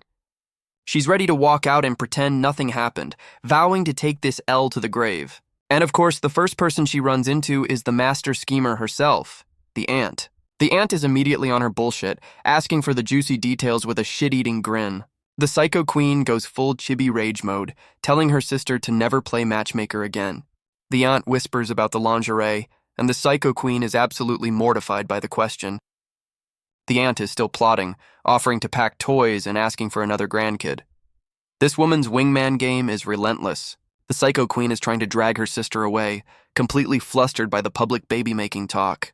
We cut to our boy in full dad mode, playing with Muen while the murder twin is being a bookworm. Leon is just messing with his kid's face, completely unaware of the awkward storm that's about to hit. The Psycho Queen and her sister finally roll up to breakfast, and the murder twin announces their arrival. Muen goes feral for food, immediately running to her mom. This kid has her priorities straight. The whole family is having the most awkward breakfast in history. The tension is thicker than the damn oatmeal. Our boy and the Psycho Queen are avoiding eye contact like they just got caught doing something they shouldn't have. Leon's inner monologue is just pure cringe, reliving the embarrassment from last night's spider incident. His chibi self is having a full-blown flashback to the almost kiss. My dude is not recovering from this anytime soon. Our boy's inner angel and devil are beefing over whether he's a traitor or just a husband. While his conscience has a civil war, our boy is complaining about his dry-ass breakfast toast. Leon decides to solve his complex emotional problems by reaching for the damn peanut butter. And they both go for the peanut butter at the same time. The rom-com tropes are hitting hard. They make eye contact over the peanut butter, and the awkward tension is back on the menu. They both recoil like they just touched a hot stove, blushing like a couple of damn teenagers. The aunt calls them out for blushing, enjoying the awkward chaos she created way too much. Our boy and the Psycho Queen immediately agree with the terrible excuse. The acting is atrocious. The aunt suggests a shower, and their chibi selves are having a full-blown panic attack. The aunt's chibi self confirms she's just trolling them for her own damn entertainment. The aunt casually asks about the beef with the Red Flame Dragon clan. Oh, so the clown dad has a whole crew. The Psycho Queen gives the rundown while our boy flexes about one-punching the clown. My dude's ego is never not online. The aunt is gassing up the murder twin for her W. This family's love language is certified violence. The Psycho Queen reveals the clown dad went snitching to his boss. Of course, the clown is a damn tattletale. Our boy's brain is actually working, remembering this Constantine dude is a big deal in dragon history. The aunt warns them this Constantine guy is looking for a reason to start a war. The family vacation just turned into a political briefing. The Psycho Queen is not impressed, ready to throw down with a whole clan over one clown. And she goes full demon mode, threatening to wipe out the entire clan. The Psycho is back on her bullshit. And with that casual threat of genocide, the family vacation is officially over. Time to dip. The sisters have a wholesome goodbye, like one of them didn't just threaten a whole-ass war. The aunt gives the Psycho Queen a parting gift with a wink. You just know it's more lingerie or blackmail material. The aunt says her goodbyes to the kids, telling them to bulk up for the next visit while the murder twin looks unimpressed. She's smothering the kids with affection, and Muen is all for it while the murder twin just endures the physical contact. The aunt turns to our boy with that "I know what you did last night" look, and Leon is just trying to get out of there. She reminds Leon of his promise to protect her sister, forcing a handshake between all three of them. The wingman never rests. The Psycho Queen is completely lost, wondering what the hell they're talking about. She's been left out of the loop again. The Psycho Queen transforms back into a dragon, ready to dip from this awkward family reunion. The family flies off into the sunset, while the aunt waves goodbye like her mission is complete. We cut back to the aunt's bougie-ass castle after they've left. The chaos has finally subsided. The aunt is walking away, monologuing about how fun they are. Yeah, fun to psychologically torture for 2 days straight. The aunt is still on her bullshit, wondering when they're gonna make another grandkid for her. And the damn toy spider drops down for a little payback. The prankster is about to become the pranked. The master schemer gets a taste of her own medicine, getting jump-scared by the same damn toy. She realizes our boy set this up and is actually impressed by his level of petty revenge. Our boy sneezes mid-flight because the "someone's talking about me" trope is always on time. Leon is chilling with the kids, wondering if the Psycho Queen found the surprise he left for her sister. Our boy's having a flashback, realizing these two dragon sisters are way more chill than the usual royalty. He's remembering their wholesome family dynamic, which is a rare sight in this world of psychos. Leon's having a moment, realizing the aunt basically handed him the keys to the Psycho Queen's safety, and we get a flashback to the Psycho Queen's dragon form, probably from when they first met. The Psycho Queen is grilling our boy about his secret promise to her sister, and he's loving the suspense. Leon just yeets himself into the sky, telling her she'll never know. The pettiness is a family trait now, and they're back at their own bougie-ass castle. The most chaotic family vacation in history is officially over. The twins are passed out, one smiling and one plotting world domination in her sleep. The Psycho Queen is walking into her room, and our boy is just lurking there like a damn gremlin. He calls out to her with that smug-ass look. Oh yeah, he's definitely about to start some shit. My dude asks for a live performance of her blackmail video. The absolute madman is weaponizing her past. Leon is literally reenacting a baby video of her singing in the bath. The disrespect is legendary. And the Psycho Queen has officially chosen violence. He's about to get folded for this. Meanwhile, the aunt is showing the murder twin more blackmail material. The anti-mom alliance is thriving. The aunt is pulling the murdered twin aside, about to show her the premium-grade blackmail material. She leads her to a private screening room. The family roast is getting a sequel, and the murdered twin has a front-row seat. And the aunt plays the video of the Psycho Queen singing in the bath, the ultimate humiliation tactic. We get the full shot of the baby Psycho Queen covered in bubbles. This blackmail is S tier. Our boy is absolutely dying, gassing up her terrible singing while she looks ready to commit a felony. The Psycho Queen goes feral trying to destroy the recording, but her sister holds her back to preserve the family heirloom. The blackmail orb has been secured. The Psycho Queen's childhood L is now officially in the family archives. Leon is still roasting her, and she's clenching her fist with the force of 1,000 angry suns. She hits him with the "you seem bored" look. My dude, you are about to get your shit rocked. And she lands a clean right hook to the jaw. He absolutely deserved that for weaponizing the baby photos. The Psycho Queen has our boy by the collar, and she looks ready to end his whole career over that song. Her chibi demon is asking if he wants to finish what they started. Yeah, that's not an invitation, that's a threat.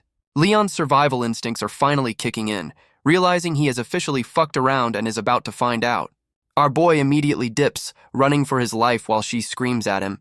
He chose the coward's route, and I respect it.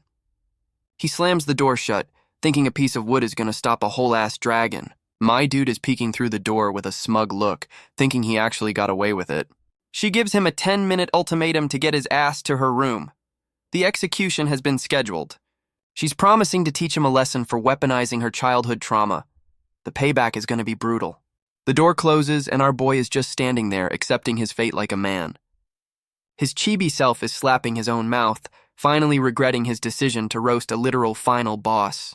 Our boy is monologuing that he didn't expect her to get so mad. My dude, you literally weaponized a baby video. Leon's got a smug-ass look, realizing her childhood trauma is his new favorite weapon. His chibi self is giving a whole-ass hero speech about sacrificing his body to slay the dragon. He's fake crying about his body breaking down. The melodrama on this dude is legendary. The monologue continues while we see the Psycho Queen in the shower, completely unbothered by his bullshit. She's just chilling in the bath while he's out there acting like he's going to war. Our boy sprints to her room like a damn shonen hero, ready to face his scheduled execution. 10 minutes later, we hear a scream from the room. The punishment has officially begun. Leon is on the bed looking absolutely wrecked, begging for mercy. Yeah, he found out. And the Psycho Queen is in a teacher cosplay with a riding crop. The BDSM interrogation is back on. Our boy is trying to compliment her acting skills. My dude, this is not the time to be a damn critic. The Psycho Queen immediately shuts him down, fully committed to her strict teacher persona. And she cracks the whip. The lesson has officially begun, and he was not ready for this pop quiz. She's leaning over him, roasting him for using the wrong name. The roleplay has rules, and he just broke the first one. Leon's monologuing that the whip is for emotional damage, not physical. Yeah, it's a debuff, not a DOT. His chibi brain finally gets it. This is a humiliation kink roleplay. Took you long enough, genius. The Psycho Queen is in her final boss teacher form, ready to give him the most traumatic detention of his life. Leon realizes he has to play along to survive. She's asking him to confess his sins like a damn student. Our boy immediately folds, giving a full-ass apology. The survival instincts have finally kicked in. She's asking for his homework, and you just know that's a damn euphemism for his soul. Our boy is playing dumb, asking what homework she's talking about. My dude, read the damn room. The Psycho Queen is roasting him for being a bad student. She is 100% committed to this teacher bit. Leon immediately switches gears, asking Teacher Rossweisse to repeat the assignment. He's a quick learner. And the camera pans down to the study material. Yeah, this is going to be a hands-on assignment. The homework is to activate her horny dragon magic. This is the most high-stakes pop quiz in history. She threatens him with a worse punishment, and my dude's pride immediately kicks in. He's not failing this class. And he immediately gets to work on his assignment. My dude is going for extra credit. Leon's inner monologue is flexing that he's got the cheat codes to her system. The confidence is back. And it's a critical hit. The Psycho Queen is officially losing her composure from his studying. She's already complimenting his technique. My dude just aced his final exam with flying colors. The Psycho Queen is losing her damn mind. My dude's studying just broke her sundry programming. We get a random-ass Easter egg of her planning a beach trip with the swimsuit her sister gave her. The plot is taking a vacation. And we're back to the lesson. The horny dragon magic is officially online and she is feeling it. Our boy asks if he passed the test, looking for a damn gold star for his efforts. She hits him with "that was just the warm-up" line. The final exam is about to be brutal. The Psycho Queen tells him the real homework is just getting started. My dude is about to get extra credit. Leon is just looking up at her, completely at her mercy. The power dynamic has officially been reversed. Our boy's inner monologue admits he's been folded again. The Dragon Slayer's record against this psycho is 0-100. His dragon mark starts glowing, and he's wondering if that's why he's feeling some type of way. My dude is getting thirsty, and it ain't for water. The horny magic is a two-way street, apparently. Our boy's monologue confirms the horny magic is a two-way street, and he is officially down bad. And he immediately gets to work on the extra credit portion of this assignment. The Psycho Queen is calling him a bad boy, fully committing to this unhinged teacher roleplay. Leon leans into the bit, asking teacher if he's hitting all the right marks on the test. The Psycho Queen is completely losing her shit, telling him to hurry up. My dude just aced the final. They're gripping hands like their lives depend on it. This study session is getting intense. And we cut to our boy looking absolutely wrecked. That homework was a damn marathon. The aftermath shot, my dude looks like he just survived a final exam he didn't study for. Leon tries to dip, asking teacher if he can be dismissed. Bro, you think it's that easy? And she immediately grabs him. Looks like the teacher just assigned some mandatory overtime. The Psycho Queen tells him that was just one subject, and he's got 6 more classes to attend tonight. Our boy's chibi brain is blue screening, realizing he's signed up for a full-ass semester in one night. And the whole damn castle hears him screaming for the rest of the night. The homework was brutal. Our boy is calling her a homework maniac while she tells him to prep for an all-nighter. The next morning, the Psycho Queen is looking refreshed as hell. She definitely got an A+ on that assignment. But our boy is walking like a zombie. My dude got his soul drained from all that studying. The kids immediately call him out on his sleep-deprived look. Even they know he's been through some shit. Leon hits them with the "I was up late doing homework" excuse. Yeah, homework. The Psycho Queen backs him up with a smug-ass look, telling the kids adults have homework too. The twins are just standing there, trying to process what kind of homework leaves a man looking like that. Muan is shouting that she's figured out the family's biggest secret. This kid is a damn detective. She drops the bomb that when mom is happy, dad is wrecked. She just exposed their entire homework session. Our boy is trying to play it off, calling her smart, while definitely dying of embarrassment on the inside. Leon goes full protective dad mode, flexing with Muan like they're a damn tag team about to drop an album. The murder twin is just standing there, completely unimpressed by all this wholesome family bullshit. The murder twin sees her ride coming, probably a dragon Uber to her bougie-ass boarding school. She's waving goodbye, trying to act cool, but you can tell she's gonna miss the family chaos. The psycho queen and Muan are giving her a full-on family send-off. Muan is already begging her to come back. Our boy is in full dad mode, wishing her luck at school. He's really leaning into this house husband role. The murder twin is blushing, trying to hide that she's actually touched by the attention. The tsundere is melting. The murder twin teleports out of there, officially done with all this family bonding bullshit for now. The rest of the family waves goodbye as she flies off. Muan is already missing her murder sister. Our boy immediately tries to plan a date now that they're down one kid. My dude's priorities are straight. Muan is having a full-on existential crisis, realizing her dad is a weak-ass dude who gets folded by her mom. This kid decides to take matters into her own hands, vowing to get her dad into fighting shape. Muan immediately drags our boy to the training grounds. The house husband is about to get a personal trainer. The psycho queen is watching this whole thing, probably wondering if she should join the family boot camp. Our boy is leading a stretching routine, while Muan looks like she's about to snap in half. He's giving her a whole-ass lecture on proper warm-ups. The dad mode is in full effect, and the psycho queen rolls up in workout gear, ready to join the family fitness program. Muan is hyped as hell, trying to get her mom to join the family boot camp. The psycho queen is gassing up her daughter, basically telling her to train hard so she can beat her ass later. Our boy tries to play the concerned husband, telling her to be careful. My dude, she's a literal dragon. She immediately calls him out on his bullshit, and he tries to downplay his last L. The pettiness is a family value. Muan is ready for round 2, cheering for her parents to throw hands again. This kid loves violence. Leon immediately tries to shut that down, telling his kid not to talk about fighting. The hypocrisy is legendary. Muan hits him with the hard questions, asking why he always gets folded by her mom. She's seen the stats. Our boy hits her with the classic "I let her win" excuse. The cope is strong with this one. The psycho queen's tail slams the ground, calling him out on his weak-ass excuse without saying a word. She challenges him to a race instead, ready to hand him another L in front of his daughter. Our boy challenges the psycho queen to an endurance race, talking big shit for a guy who just got his soul drained. Muan is all in on the family race, ready to show her parents what a real cardio workout looks like. The maid is the official starter for this family feud, and our boy and the psycho queen are locked in. And they're off, with Muan taking the lead with a full-on Naruto run. This kid is a legend. Leon immediately starts trash-talking, asking if her tail is slowing her down. My dude loves to poke the dragon. The psycho queen flexes that her tail is for balance, basically calling him an unbalanced peasant. Muan asks our boy to show his tail, and he hits her with the "I don't need one to win" excuse. After 2 laps, Muan's battery is officially at 0%. The spirit was willing, but the flesh was weak. Muan is completely folded on the ground, realizing that dragon-level cardio is no damn joke.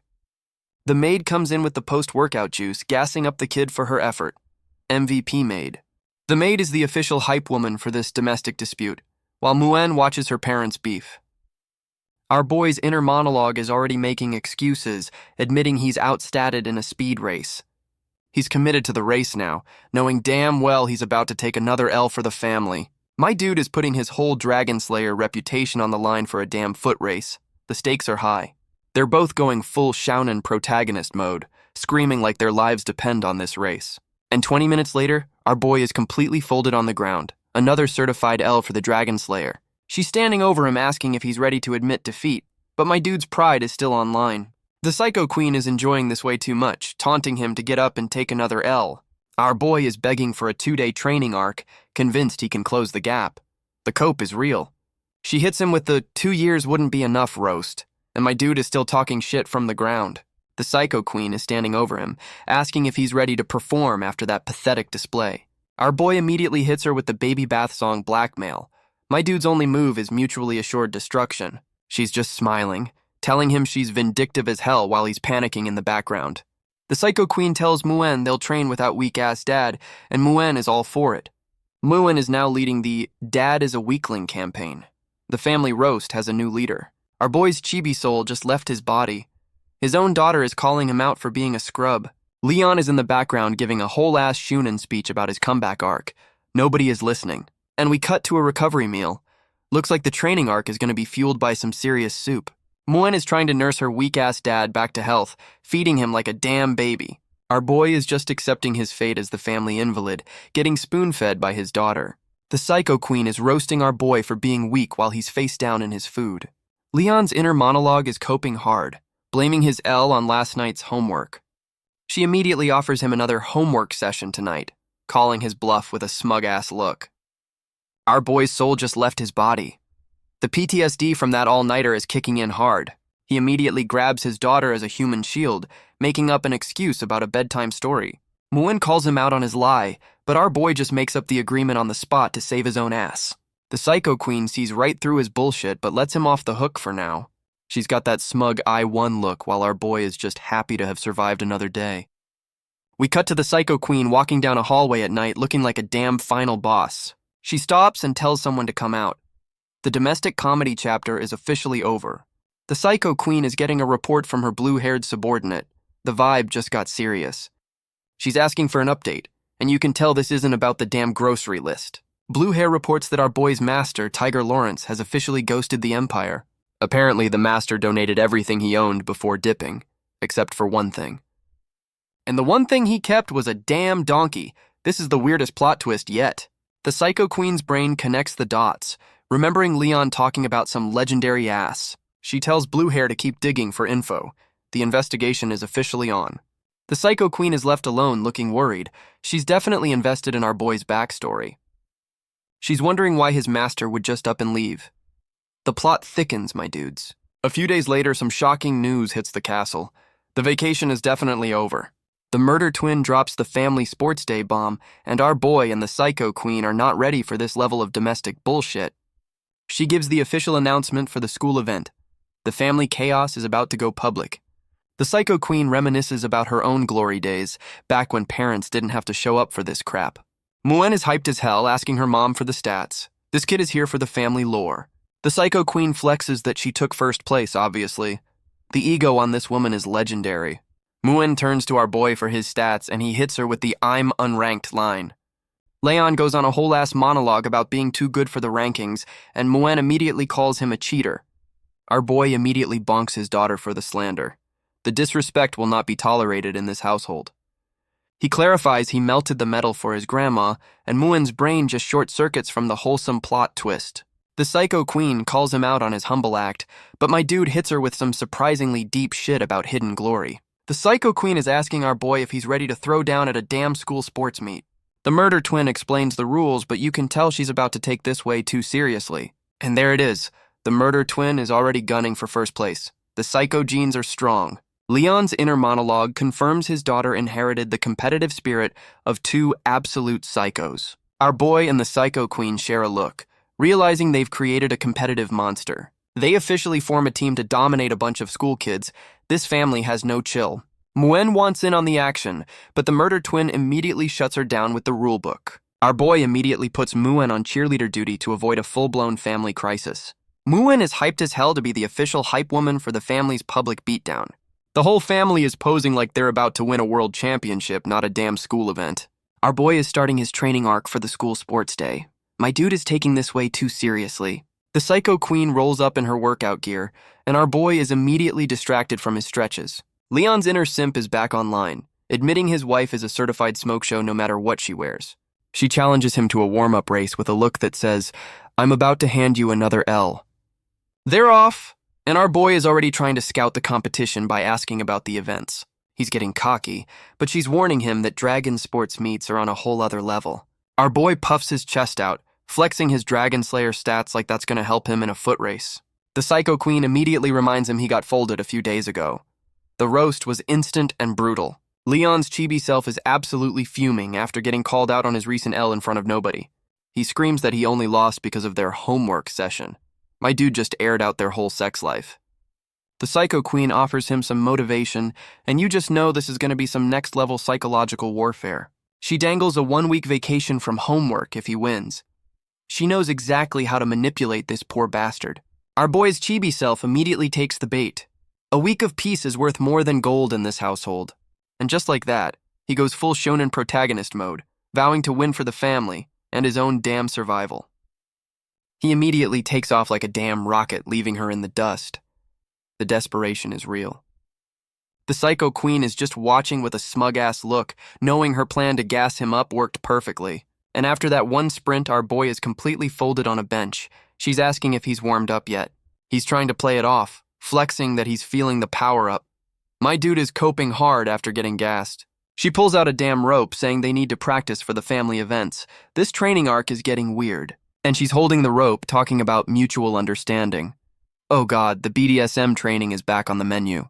Our boy's brain immediately goes to the gutter, thinking she's about to start another BDSM session. The Psycho Queen calls him out for his dirty mind, asking if he's ever heard of a 3-legged race. Leon is blushing like a damn tomato, trying to play it off like he totally knew what was up. She tells him to get ready to practice, and my dude just folds, accepting his fate. And just like that, they're tied together. The forced proximity training arc has officially begun. Our boy is awkward as hell being this close, while she's just standing there like a damn statue. They're both trying to act cool and get this over with, but the tension is palpable. The close-up shot just confirms how uncomfortably close they are for this team-building exercise. She's already getting pissed at him for just standing there. The teamwork is off to a great start. He suggests practicing on the grass so they don't eat shit, which is the smartest thing he's said all day. They're already beefing about personal space 2 seconds into this team-building exercise. She's talking shit about him slowing her down, and he's roasting her for the morning joke. They're counting down, and you can see the "I'm about to end this man's career" look in her eyes. And she immediately takes off like a damn freight train, not even waiting for him. Our boy's chibi brain is trying to process how he's already losing a race that hasn't started. The Psycho Queen is literally dragging him across the field while he screams for his life. And our boy has officially been yeeted into the stratosphere. Teamwork is not in their vocabulary. She's roasting him for their lack of cooperation, while he's on the ground recovering from his flight. He's complaining about her being too fast, and she just hits him with the humph. Our boy is trying to explain the basic concept of a 3-legged race, and she's just like, "Yeah, I got it." Our boy decides the best way to teach teamwork is to get handsy for tactical reasons. The Psycho Queen's tsundere system immediately blue screens from the unexpected physical contact. He hits her with the "it's for efficiency" excuse while she's still processing the audacity. She reluctantly agrees, trying to act tough, but the blush is giving her away completely. And just like that, they're actually working together. The training arc is a certified success. We time skip to the sports meet, and the whole damn school is here to witness the family chaos. Some old dude who looks important is kicking things off. Yeah, get to the violence. Moen is in the stands with the maid, ready to be the loudest damn cheerleader in the building. And of course, they have a catgirl esports commentator for a damn school meet. This place is extra. The family is on the track for the relay race, and the murder twin is ready to smoke these kids. And we get a look at the competition. Yeah, this random-ass family is about to get absolutely smoked. The announcer is getting the show on the road, telling everyone to grab their numbers and get ready to race. The murder twin is handing out the running order, giving the first leg to her mom. She knows who the real MVP is, and she puts our boy last. The disrespect from his own daughter is absolutely legendary. Leon is just hyped she almost called him daddy. My dude's bar for parental validation is on the floor. The Psycho Queen is all business, telling our boy to get to his spot. The game face is officially on. They're giving each other that "we're about to destroy these children" look. This family has zero chill. The Psycho Queen is promising her daughter a first-place handoff. The pressure is officially on. Our boy and the murder twin are getting into their stances, looking like they're about to fight a war. The announcer calls up the second runners, and the murder twin is ready to leave these other kids in the dust. The murder twin gives our boy his running orders, looking dead serious about this school event.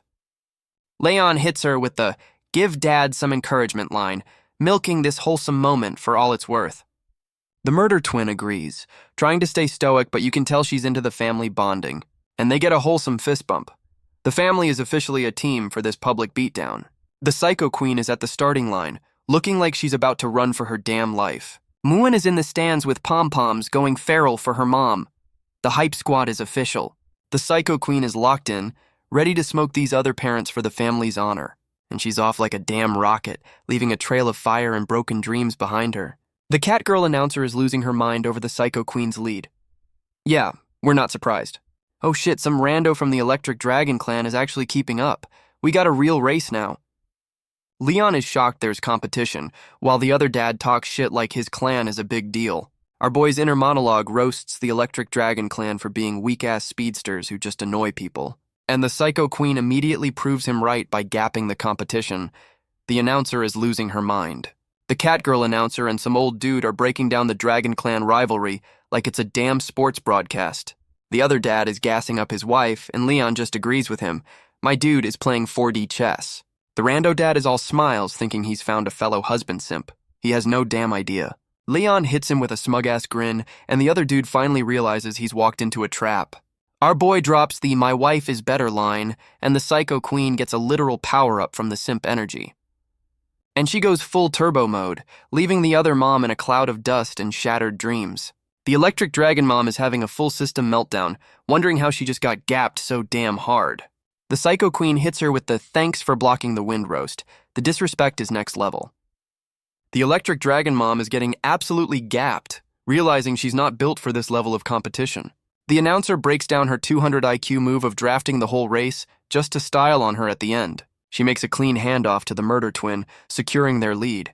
This family's teamwork is surprisingly solid. The Psycho Queen is watching the race, and the announcer is hyping up the competition's handover. She's actually looking a little worried. Did she just doubt her own murder child's abilities? Our boy hits her with a reassuring thumbs up. He's got full faith in their kid's psychogenetics. The Psycho Queen puts the pressure on him, basically saying, "Don't you dare lose this lead." We're back to the race, and some rando is complaining about how fast the murder twin is.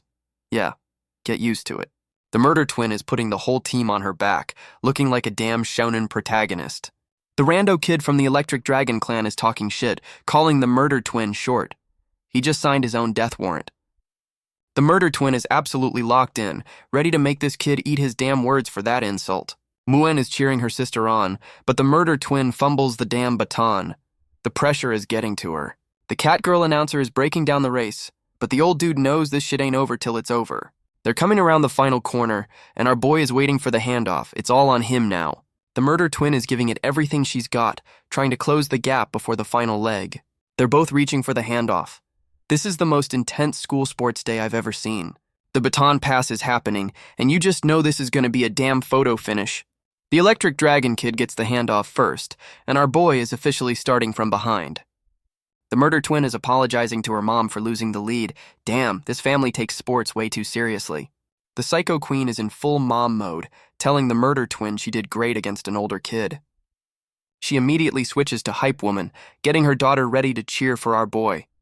The family support is real. Muen is going absolutely feral in the stands, leading the "Daddy is the best" chant with her pom-poms. The Electric Dragon dad is talking mad shit, promising to leave our boy in the dust. This rando dad is going full Shunin mode, powering up for a damn school race. Bro, chill. Our boy is locked in, fueled by the promise of a week off from homework. The motivation is legendary. The Catgirl announcer is calling the race, and both dads are going full throttle for the final lap. Muen is on the edge of her seat, looking like she's about to have a heart attack over this race. Leon hears the murder twin cheering for him, and the dad power-up is officially loading. He gets that Shunin protagonist look, realizing he can't lose after she called him daddy. Our boy is gapping the Electric Dragon dad, fueled by pure desperation for a vacation. The rando dad is having a full system meltdown, realizing he's about to get smoked. This clown decides to play dirty, trying to trip our boy for the win. Bro, it's a school event. But our boy's got the 200 IQ read, seeing the cheap shot coming from a mile away. Leon hits him with the counterplay, stomping on his foot to shut that bullshit down. Our boy calls him out for the foul play while the rando dad is still processing the L. The Electric Dragon dad is feeling that stomp. Yeah, that's what you get for cheating, dumbass. And the clown eats shit right before the finish line. Karma is a certified sniper. Our boy crosses the finish line, securing the win and his 1-week vacation from homework. The whole family rushes in for the victory hug. The public beatdown is officially a success. The murder twin is asking our boy what he just yelled, and he's just soaking in the victory. And she finally calls him daddy. The character development just hit like a damn truck. Leon is milking this moment for all it's worth while she tries to act tough about the win. The Psycho Queen rolls up to check on her victorious family. The wholesome vibes are off the charts. And the rando dad is already snitching to the judges, crying about getting sand thrown at him. What a sore loser. Our boy is fired up, calling out the clown for trying to complain first after pulling a cheap shot. Leon drops the receipts, pointing out the electric current on the clown's shoulder as proof of the foul play. Our boy immediately switches to victim mode, acting like he was just running for his life. The performance is Oscar-worthy.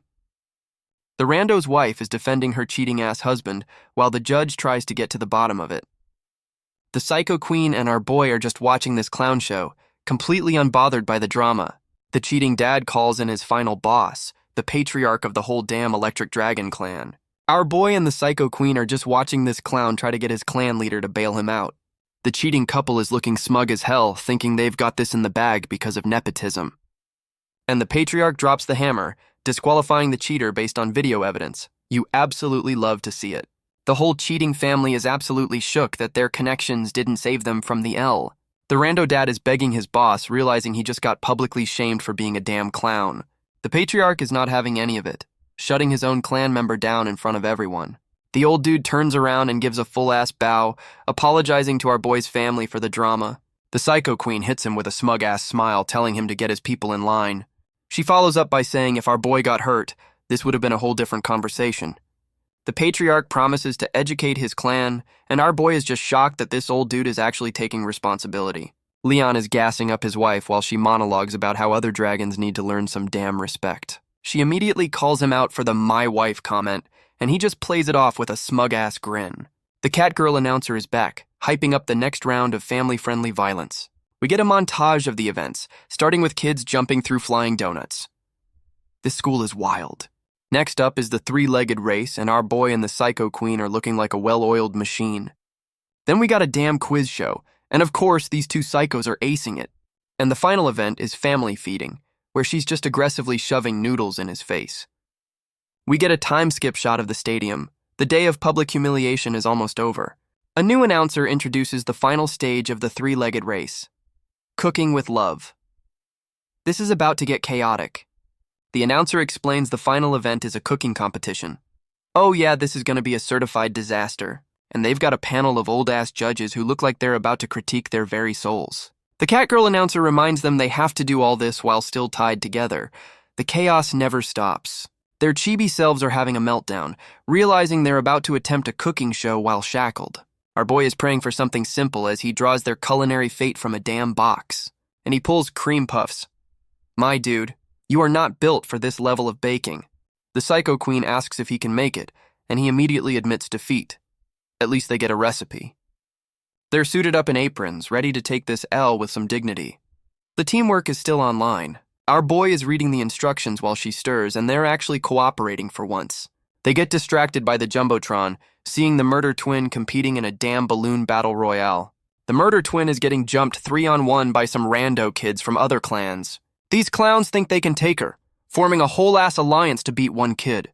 The murder twin is locked in, ready to remind these kids who her damn parents are. She's dodging their attacks like a damn ninja, already planning her counterattack. These kids are panicking, realizing they just poked a damn hornet's nest. The murder twin is about to go full psycho mode on these children. The family resemblance is uncanny. And she starts dropping bodies, taking out the competition one by one with ease. The murder twin stands victorious over the folded children. She just 1v3'd a whole squad. Muen and our boy are losing their minds in the stands.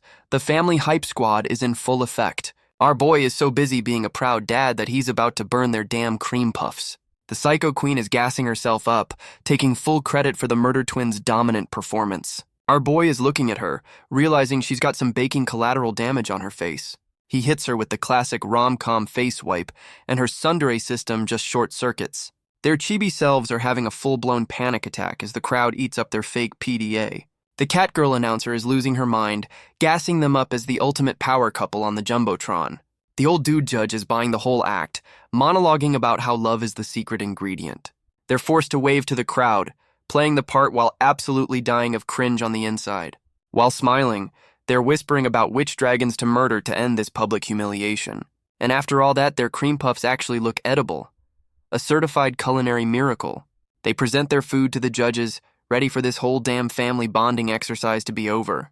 The old dude judge is giving their cream puffs a full-on culinary breakdown like he's on MasterChef.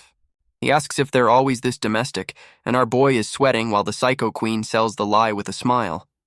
Leon leans into the bit, making up a whole-ass story about how much she loves making cream puffs at home.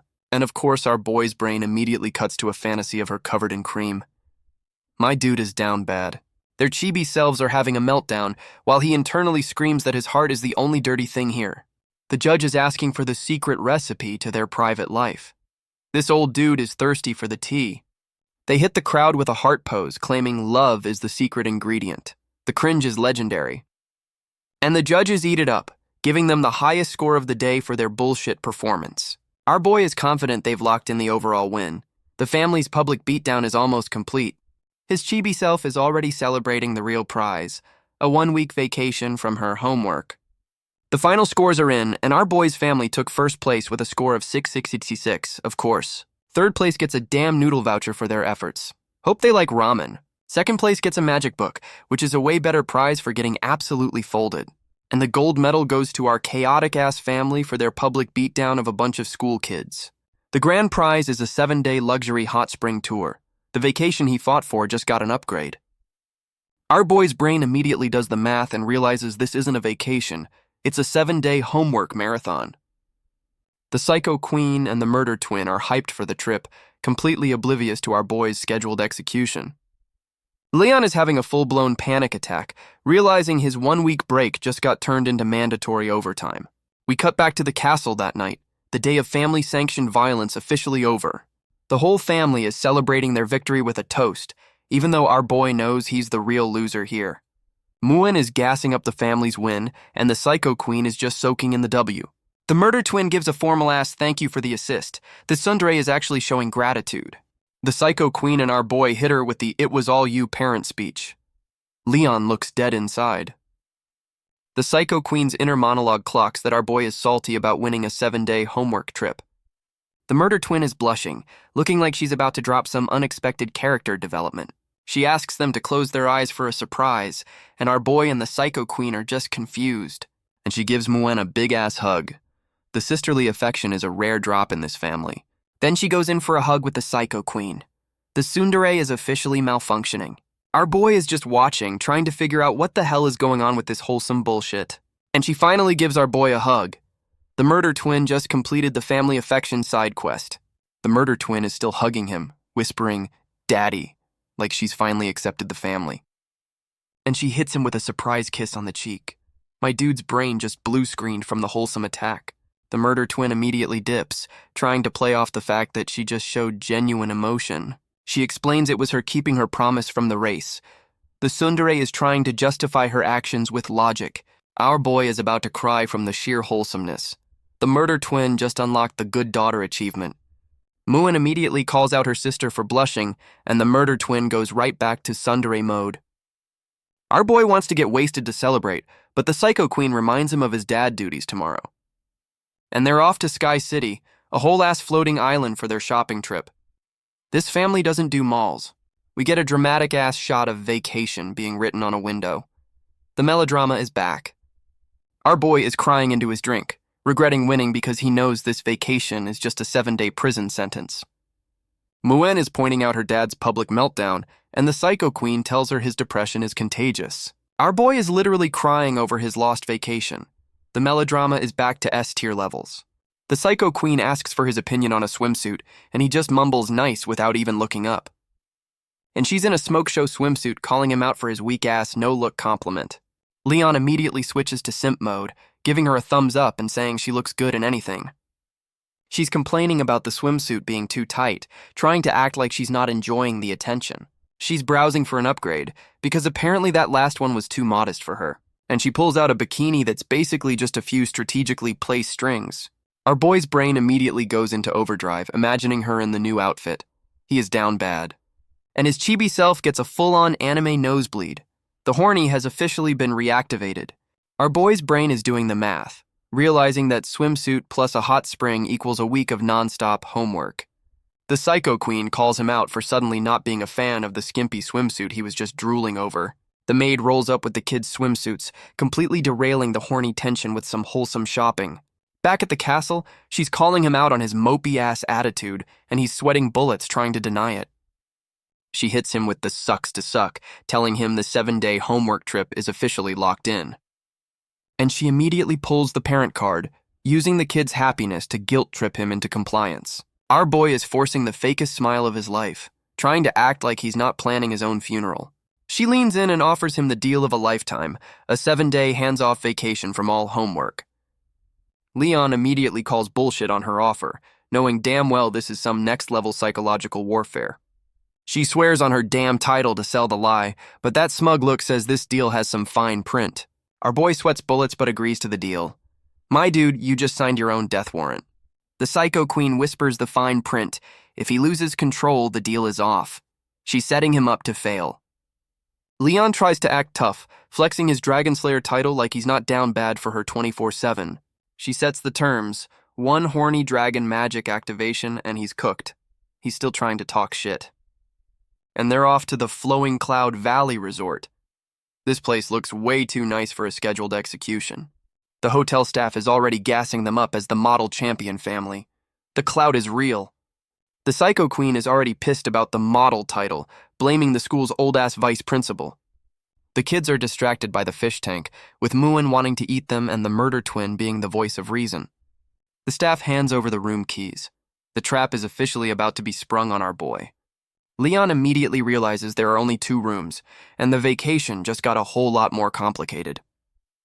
The hotel staff offers them a honeymoon suite, and our boy immediately panics and shuts that shit down. The family makes a quick exit while the staff just wishes them a good time, completely unaware of the psychological warfare. The kids are running ahead while our boy and the Psycho Queen are left in an awkward-ass silence. Leon's inner monologue is already in full panic mode, trying to figure out how to avoid sharing a room with her. He tries to use his kids as a human shield, but Muin immediately shuts him down for a sisters-only sleepover. Muin drops a life lesson from the maid about personal space, and our boy's chibi self just turns to stone. Our boy's inner monologue is in shambles, realizing his own daughter just destroyed his only escape plan. The murder twin tells him to stop being a coward, while the Psycho Queen just smirks, enjoying his suffering. The Psycho Queen hands the kids their own room key, officially sealing our boy's fate for this vacation. The kids are hyped as hell for their own room, leaving our boy alone with the final boss of this trip. Our boy is fake crying about his kids growing up, but we all know he's just terrified of being alone with his wife. The Psycho Queen is dangling the room key, telling him the real test is about to begin. She is loving this. She's already in their room, admiring the view. The execution chamber is surprisingly bougie. Leon walks in with the luggage, trying to make small talk about the scenery to delay his inevitable doom. He asks if she's been here before, looking like a man who knows he's walked into a damn trap.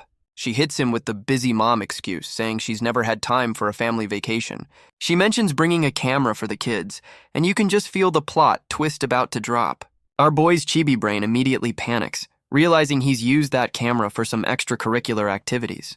She confirms it's the prize camera from the sports meet, and he sees it sitting right on top of the luggage. Leon realizes he's holding a damn time bomb with secret bunny girl photos of her on it. My dude is about to get executed. Leon's brain is in full damage control mode, trying to figure out how to delete the evidence before she finds it. He's clutching the camera like it's the damn nuclear codes while she calls him out on his weird-ass behavior. She calls his bluff, and he hits her with the, "I photographed my master's donkey" excuse. The legendary ass saves the day again. She lets him off the hook for now, and my dude is just happy to have survived the interrogation. Our boy immediately goes into full-on dad photographer mode, using the kids as a shield for his secret mission. The twins are posing for a picture, and for once, there's no murder in the murder twin's eyes. The kids are feeding deer, and the murder twin is actually smiling. This vacation is working some damn miracles. The Psycho Queen is having her Disney princess moment with the deer, and the kids are simping hard. Muen spots a claw machine, and the wholesome family outing is about to get competitive as hell. The Psycho Queen is looking at that claw machine like it just insulted her entire bloodline. She's about to clean it out. Our boy is back on photographer duty, looking shocked that he actually caught her with a genuine expression. He snaps a pic of the Psycho Queen actually laughing. My dude just captured a legendary tear drop. Leon is admiring his work, probably realizing he's got more blackmail material for the family album. She's surprised he's not a shit photographer, and he's flexing his skills like he's a damn professional. They're in line for drinks, and she's calling him out for following her. My dude's just trying to be a good house husband. The psycho queen is staring at the teddy bear she won, looking like she's having a full-on emotional crisis over a stuffed animal.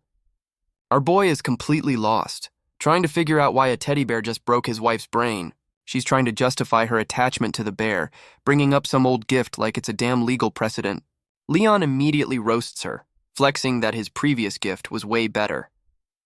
The pettiness in this relationship is legendary, and the psycho queen's chibi self is absolutely fuming. She just got outflexed over a damn carnival prize. The psycho queen is getting defensive over the teddy bear while our boy tries to snatch it. They're beefing over a damn carnival prize. Muen is complaining about her parents being slow while the murder twin just stews in her usual unimpressed silence. The murder twin drops a bomb, telling Muen she's actually jealous of her. The tsundere is finally showing some vulnerability. Muen is completely lost, trying to figure out why her murder sister would ever envy her. The murder twin explains she's jealous Muen can be a kid, while she's always had to hold back. Muen tries to be a supportive sister, but the murder twin immediately shuts her down. The emotional walls are thick. The murder twin hits her with the "I'm basically an adult" line. This kid's got some serious baggage. And we get a full-on flashback to the twins as babies. The murder twin is technically the older sister. The flashback shows the psycho queen raising them, looking like a surprisingly wholesome mom. And the flashback confirms the kids saw their mom as the most powerful person in the world. The lore is dropping. The flashback shows the murder twin seeing her mom looking vulnerable for the first time. This is her villain origin story, but for being a good daughter. Her kid brain decides she needs to level up fast to help carry the family burden. Damn, this kid's been grinding since day one. And that's when she started her act like an adult speedrun. The tsundere persona was a damn coping mechanism. The psycho queen is gassing her up for good grades, not realizing her kid is trying to be a co-parent.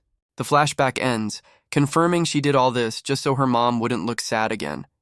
The feels just hit like a truck.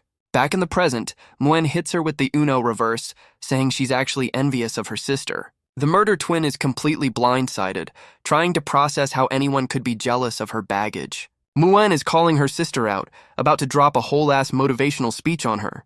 Muen starts listing all her sister's stats, gassing her up like she's her #1 fan.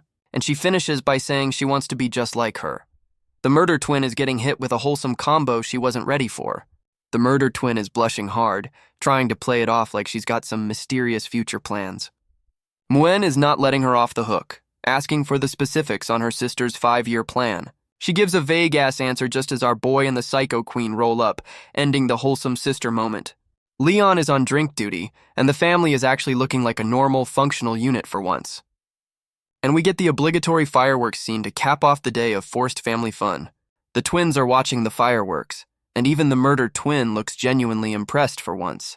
Our boy and the psycho queen are watching their kids, having a rare moment of parental agreement. Leon is in full-on dad mode, monologuing about memories while clutching that damn teddy bear. Our boy's dad senses are tingling, realizing the wholesome vibe is about to get shattered. And the psycho queen immediately pops up asking for the camera. My dude's secret photo folder is about to go public. Leon's inner monologue confirms he tried to get the evidence developed, but the plan failed. My dude is absolutely cooked. The psycho queen is one scroll away from the bunny girl pics, and our boy is sweating like he's about to be executed. Our boy is channeling his master's big brain energy, trying to cook up a plan to save his own ass. He hits her with the ultimate distraction, offering her candy like she's a damn kid. The desperation is real. Leon's inner monologue is just accepting his fate, knowing he's got to feed her to stop the investigation. He goes for the classic rom-com move, and she's too stunned to keep scrolling through the camera's photo gallery. The psycho queen's brain just short-circuited from the unexpected intimacy. The distraction was a critical hit. They're both yelling about personal space 2 seconds after that moment. This relationship is a damn roller coaster. The psycho queen's inner monologue clocks that he took photos of everyone but himself. She's actually paying attention. She suggests a couple's photo, and our boy realizes he just dodged one bullet to walk right into another. The psycho queen hits him with the "it's for the kids" excuse for the couple's photo. Yeah, sure it is. He's roasting her for the peace sign, and she's just focused on getting the shot. The bickering is their love language. And the final product is a surprisingly wholesome selfie. They clean up nice when they're not trying to kill each other. We cut to some sparklers because no forced family fun day is complete without some minor fire hazards.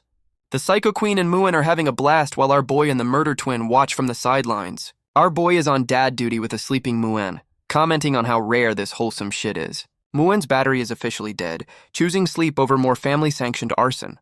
Muin drops a feels bomb, saying she just wanted her mom and sister to hang out more. This kid is the MVP.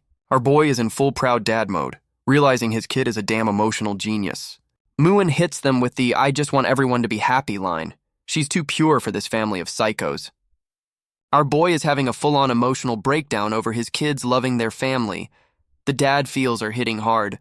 Leon tries to talk to Muin, but she's already completely knocked out from a day of family chaos. Muin is drooling in her sleep, and our boy's chibi self is shocked she's so wiped out.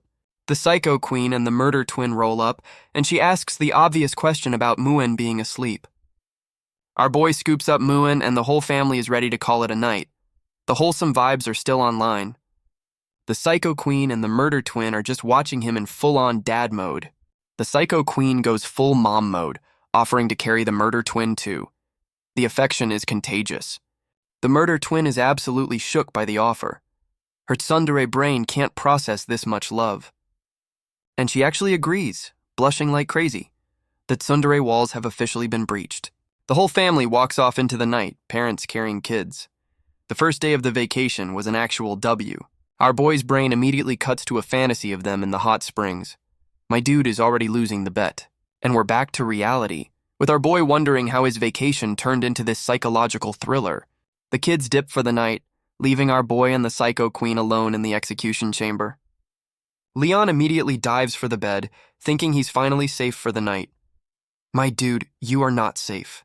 The Psycho Queen immediately calls him out, and he panics like he just got caught cheating on a test. He makes a weak-ass excuse about a bath to delay his inevitable doom. The stalling has begun, and we cut to the hot spring, the official arena for this chapter's psychological warfare. Our boy is trying to relax, completely oblivious to the final boss that's about to enter the area. Leon's inner monologue is already strategizing his escape plan. He's taking this bet way too seriously. And the Psycho Queen rolls up to the hot spring, ready to make him fold on day one.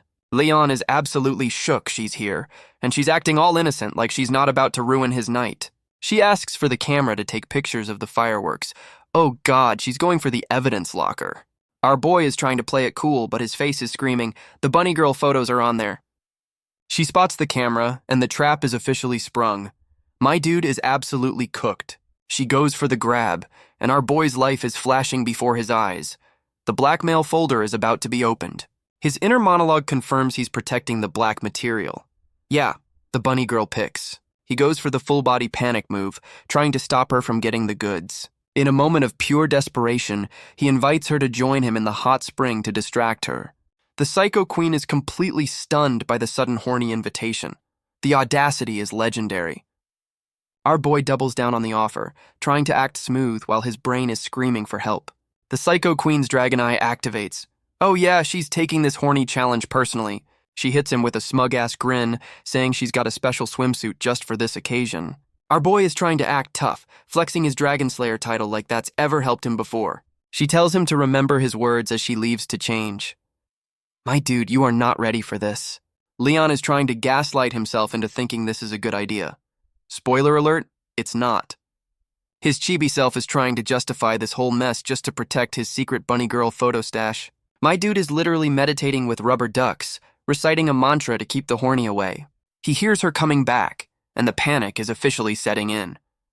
The final boss has arrived, and she makes her grand entrance. The psychological warfare is about to go nuclear. She's wearing the swimsuit she promised, and our boy's self-control is already on life support. The Psycho Queen rolls up in a surprisingly modest swimsuit, but she's still got that "I'm about to end you" energy. And our boy's horny dragon magic is already activating. My dude folded on day 1, minute 1. His chibi self is trying to roast her swimsuit to save face, but the Psycho Queen is not buying his weak-ass trash talk. She hits him with a look that says, "You're trying way too hard to act cool right now." She gets in the water, explaining her sister gave her the swimsuit while our boy just laughs nervously. They're just sitting there in awkward silence, and our boy's inner monologue confirms this is a certified psychological thriller. Leon is trying to convince himself he's safe because her swimsuit is conservative. My dude, you are coping hard. She immediately calls him out for not looking at her, basically daring him to lose the bet. Our boy tries to act tough, but his face is screaming, "I am one glance away from losing this entire war." And he immediately starts panicking, pointing at her swimsuit like it just caught on fire. The distraction tactics are back. And the plot twist drops. Her sister gave her a swimsuit that dissolves in water. The setup was legendary. The Psycho Queen is having a full system meltdown, realizing her own sister just threw her into the horny Thunderdome. But she immediately pivots from panic to "fuck it, we ball," deciding to weaponize this wardrobe malfunction. She hits him with the surprise look, fully embracing the chaos to make our boy fold. Our boy is trying to be a gentleman and tell her to change, but his face says he's about to lose this bet hard. She gets right in his face, calling him out for being scared of her swimsuit. The psychological warfare is next level. The Psycho Queen is still talking shit while the camera focuses on the main plot points of this scene. Leon's inner monologue is finally online, realizing he's getting played and needs a counterattack ASAP. Our boy is ready for this, knowing damn well he's fallen for her traps a million times before. And we get a chibi breakdown of her classic 3-step manipulation. This family has a whole-ass playbook for their drama. The chibi breakdown confirms step 2 is flirting, trying to get him to submit with some weak-ass trash talk. Our boy flips the script, saying he's not the one who's gonna fold and challenges her to show her horny dragon pattern first. The Psycho Queen's eyes are glowing as the lore drops that the pattern only shows up when you're simping for the other person. She's flexing her self-control, acting like she's never been down bad a day in her life. Yeah, sure. Our boy hits her with the bet look, ready to accept this high-stakes game of chicken. They're having a full-on stare-down, and he's asking what the stakes are if she loses. My dude is setting the terms. She offers him another 7 days off if he wins. She's doubling down, thinking he's an easy mark. Leon's inner monologue is celebrating, thinking he just played her like a damn fiddle. My dude, you are not that smart. He immediately tries to change the subject to the fireworks. The stall tactics are officially online. She's pointing at the fireworks, trying to bait him by asking if they look like her dragon pattern. Our boy's inner monologue is in full-on cope mode, thinking he can win by just not looking at her.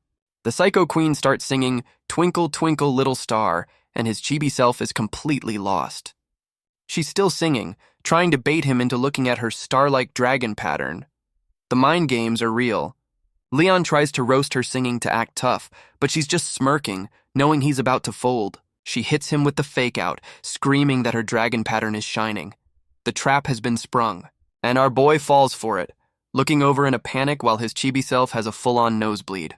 She immediately calls him out for lying, laughing her ass off because he got played so damn easily. Leon's inner monologue confirms she's in full seduction mode, and he's trying not to get cooked. Our boy decides to fight fire with fire, summoning his own damn dragon tail as a counterattack. He's just holding his tail, and she's looking at him like he's the weirdest dude on the planet. The Psycho Queen is completely thrown off by his weird-ass strategy, wondering what the hell he's playing at. Leon hits her with the smoothest line he's ever thought of, offering to hold her tail instead of her hand. She's immediately telling him to let go. Yeah, he definitely just found her off switch. My dude actually grabbed her tail. The absolute balls on this man to go for the weak spot.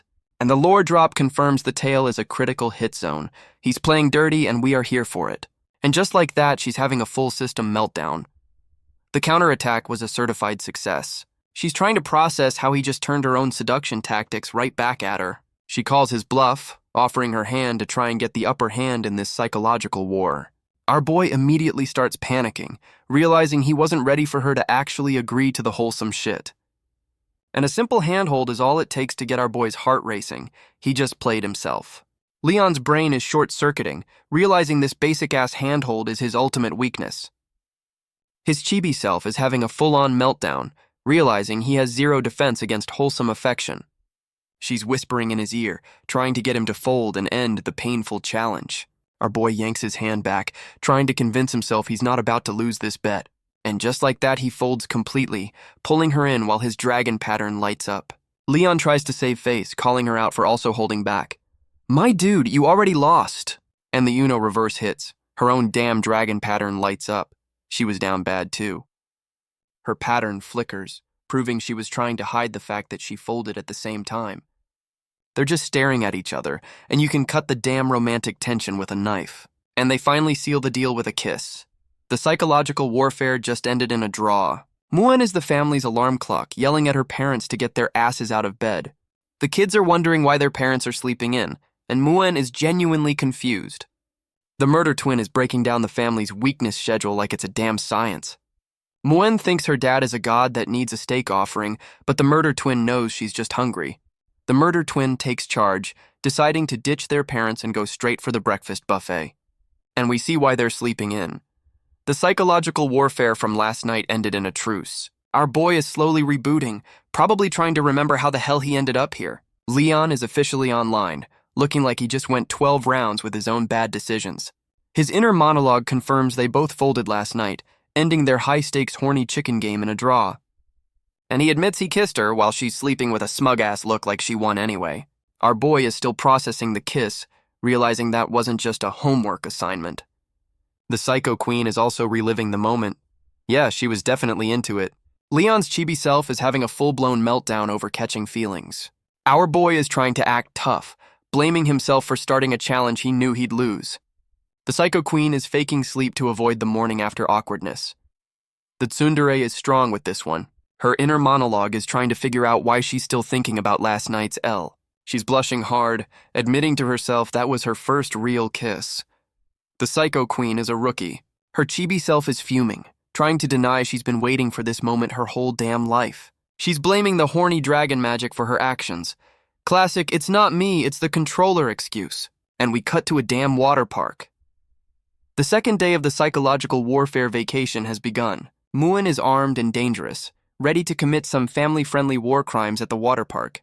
The murder twin is getting absolutely lit up, looking like she's about to disown her entire family. Muan is showing zero mercy, blasting her sister while she tries to act tough about it.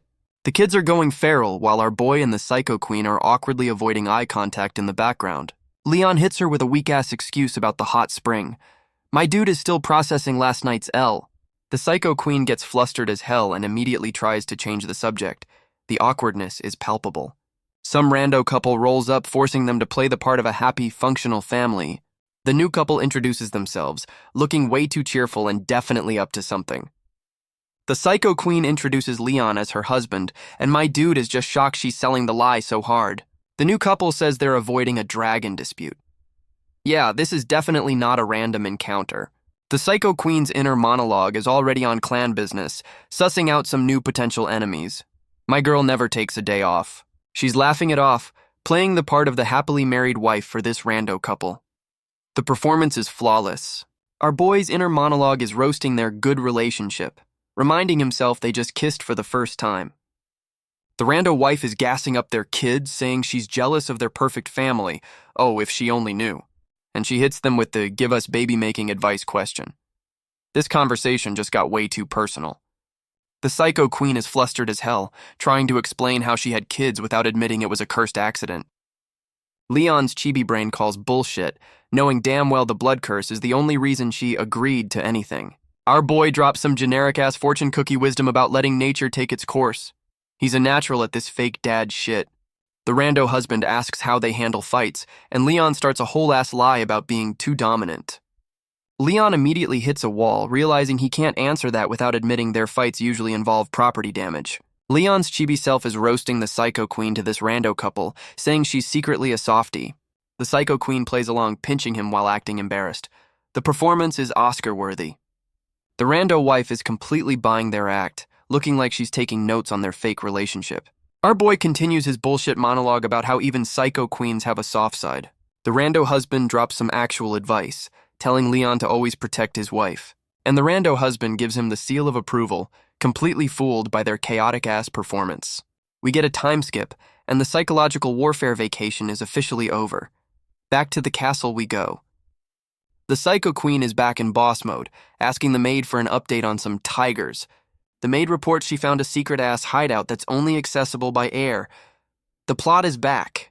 The Psycho Queen is already in tactical mode, wondering how some randos got a flying base. The maid is reporting that our boy's master is a certified killer, who could fold her with zero effort.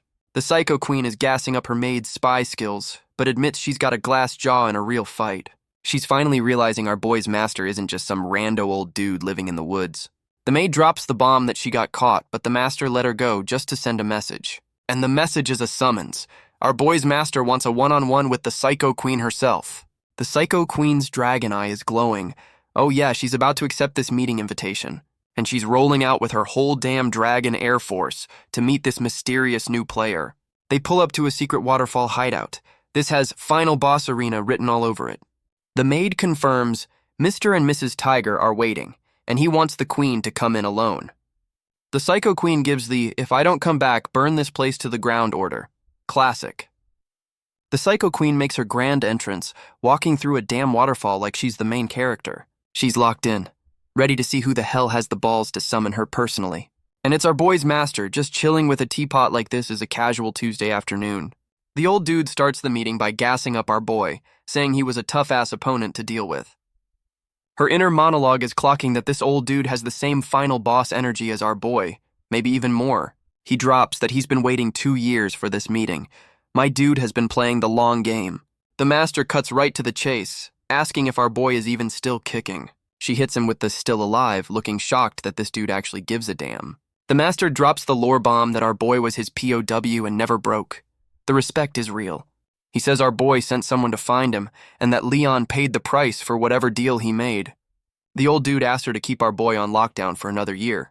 My man is extending the prison sentence. The Psycho Queen calls him out, asking why he'd leave his beloved disciple in enemy hands. She smells the bullshit. The master drops the lore. The Dragon Slayers got smoked 2 years ago, and the Empire was salty as hell. He explains the Empire needed a fall guy, so they pinned the whole L on a traitor in the army. And since our boy went MIA after the war, he became the perfect damn scapegoat for the whole disaster. The master confirms that if Leon goes back now, he's a dead man. So this prison is actually a safe house. The Psycho Queen agrees to the deal, but hits him with a condition. Of course she does. She never does anything for free. She wants all the dirt on our boy, especially his embarrassing childhood stories. She's farming for blackmail material. The old dude is just amused by her request. He knows a fellow psycho when he sees one. We cut outside the hideout, which means the deal is probably done and the tea is about to be spilled. The master drops a whole-ass chest of love letters our boy collected, and the Psycho Queen is shook by his high school body count. The old dude dumps the responsibility on her, saying it's the wife's job to deal with all the fan mail. Her chibi self is already plotting how to use this blackmail material against him. The evil is palpable. The master is confused by her psycho behavior, but yeah, he's not wrong that this is basically torture prep. She finds a masterpiece of a drawing, and it's a god-awful portrait of some silver-haired chick. The master drops the lore that our boy's type has always been tall, cold, silver-haired women. Sound familiar? The old dude's chibi self is basically saying, "You do the math," with that smug-ass look. The Psycho Queen is realizing she's literally the physical embodiment of his childhood dream girl. She's thirsty for more tea, but the master cuts her off, claiming he can't betray his boy any further. She hits him with the Uno reverse, offering a recent photo of our boy as trade for more dirt. The old dude tells her to hang on, promising to show her our boy's first love. The tea just got spicier.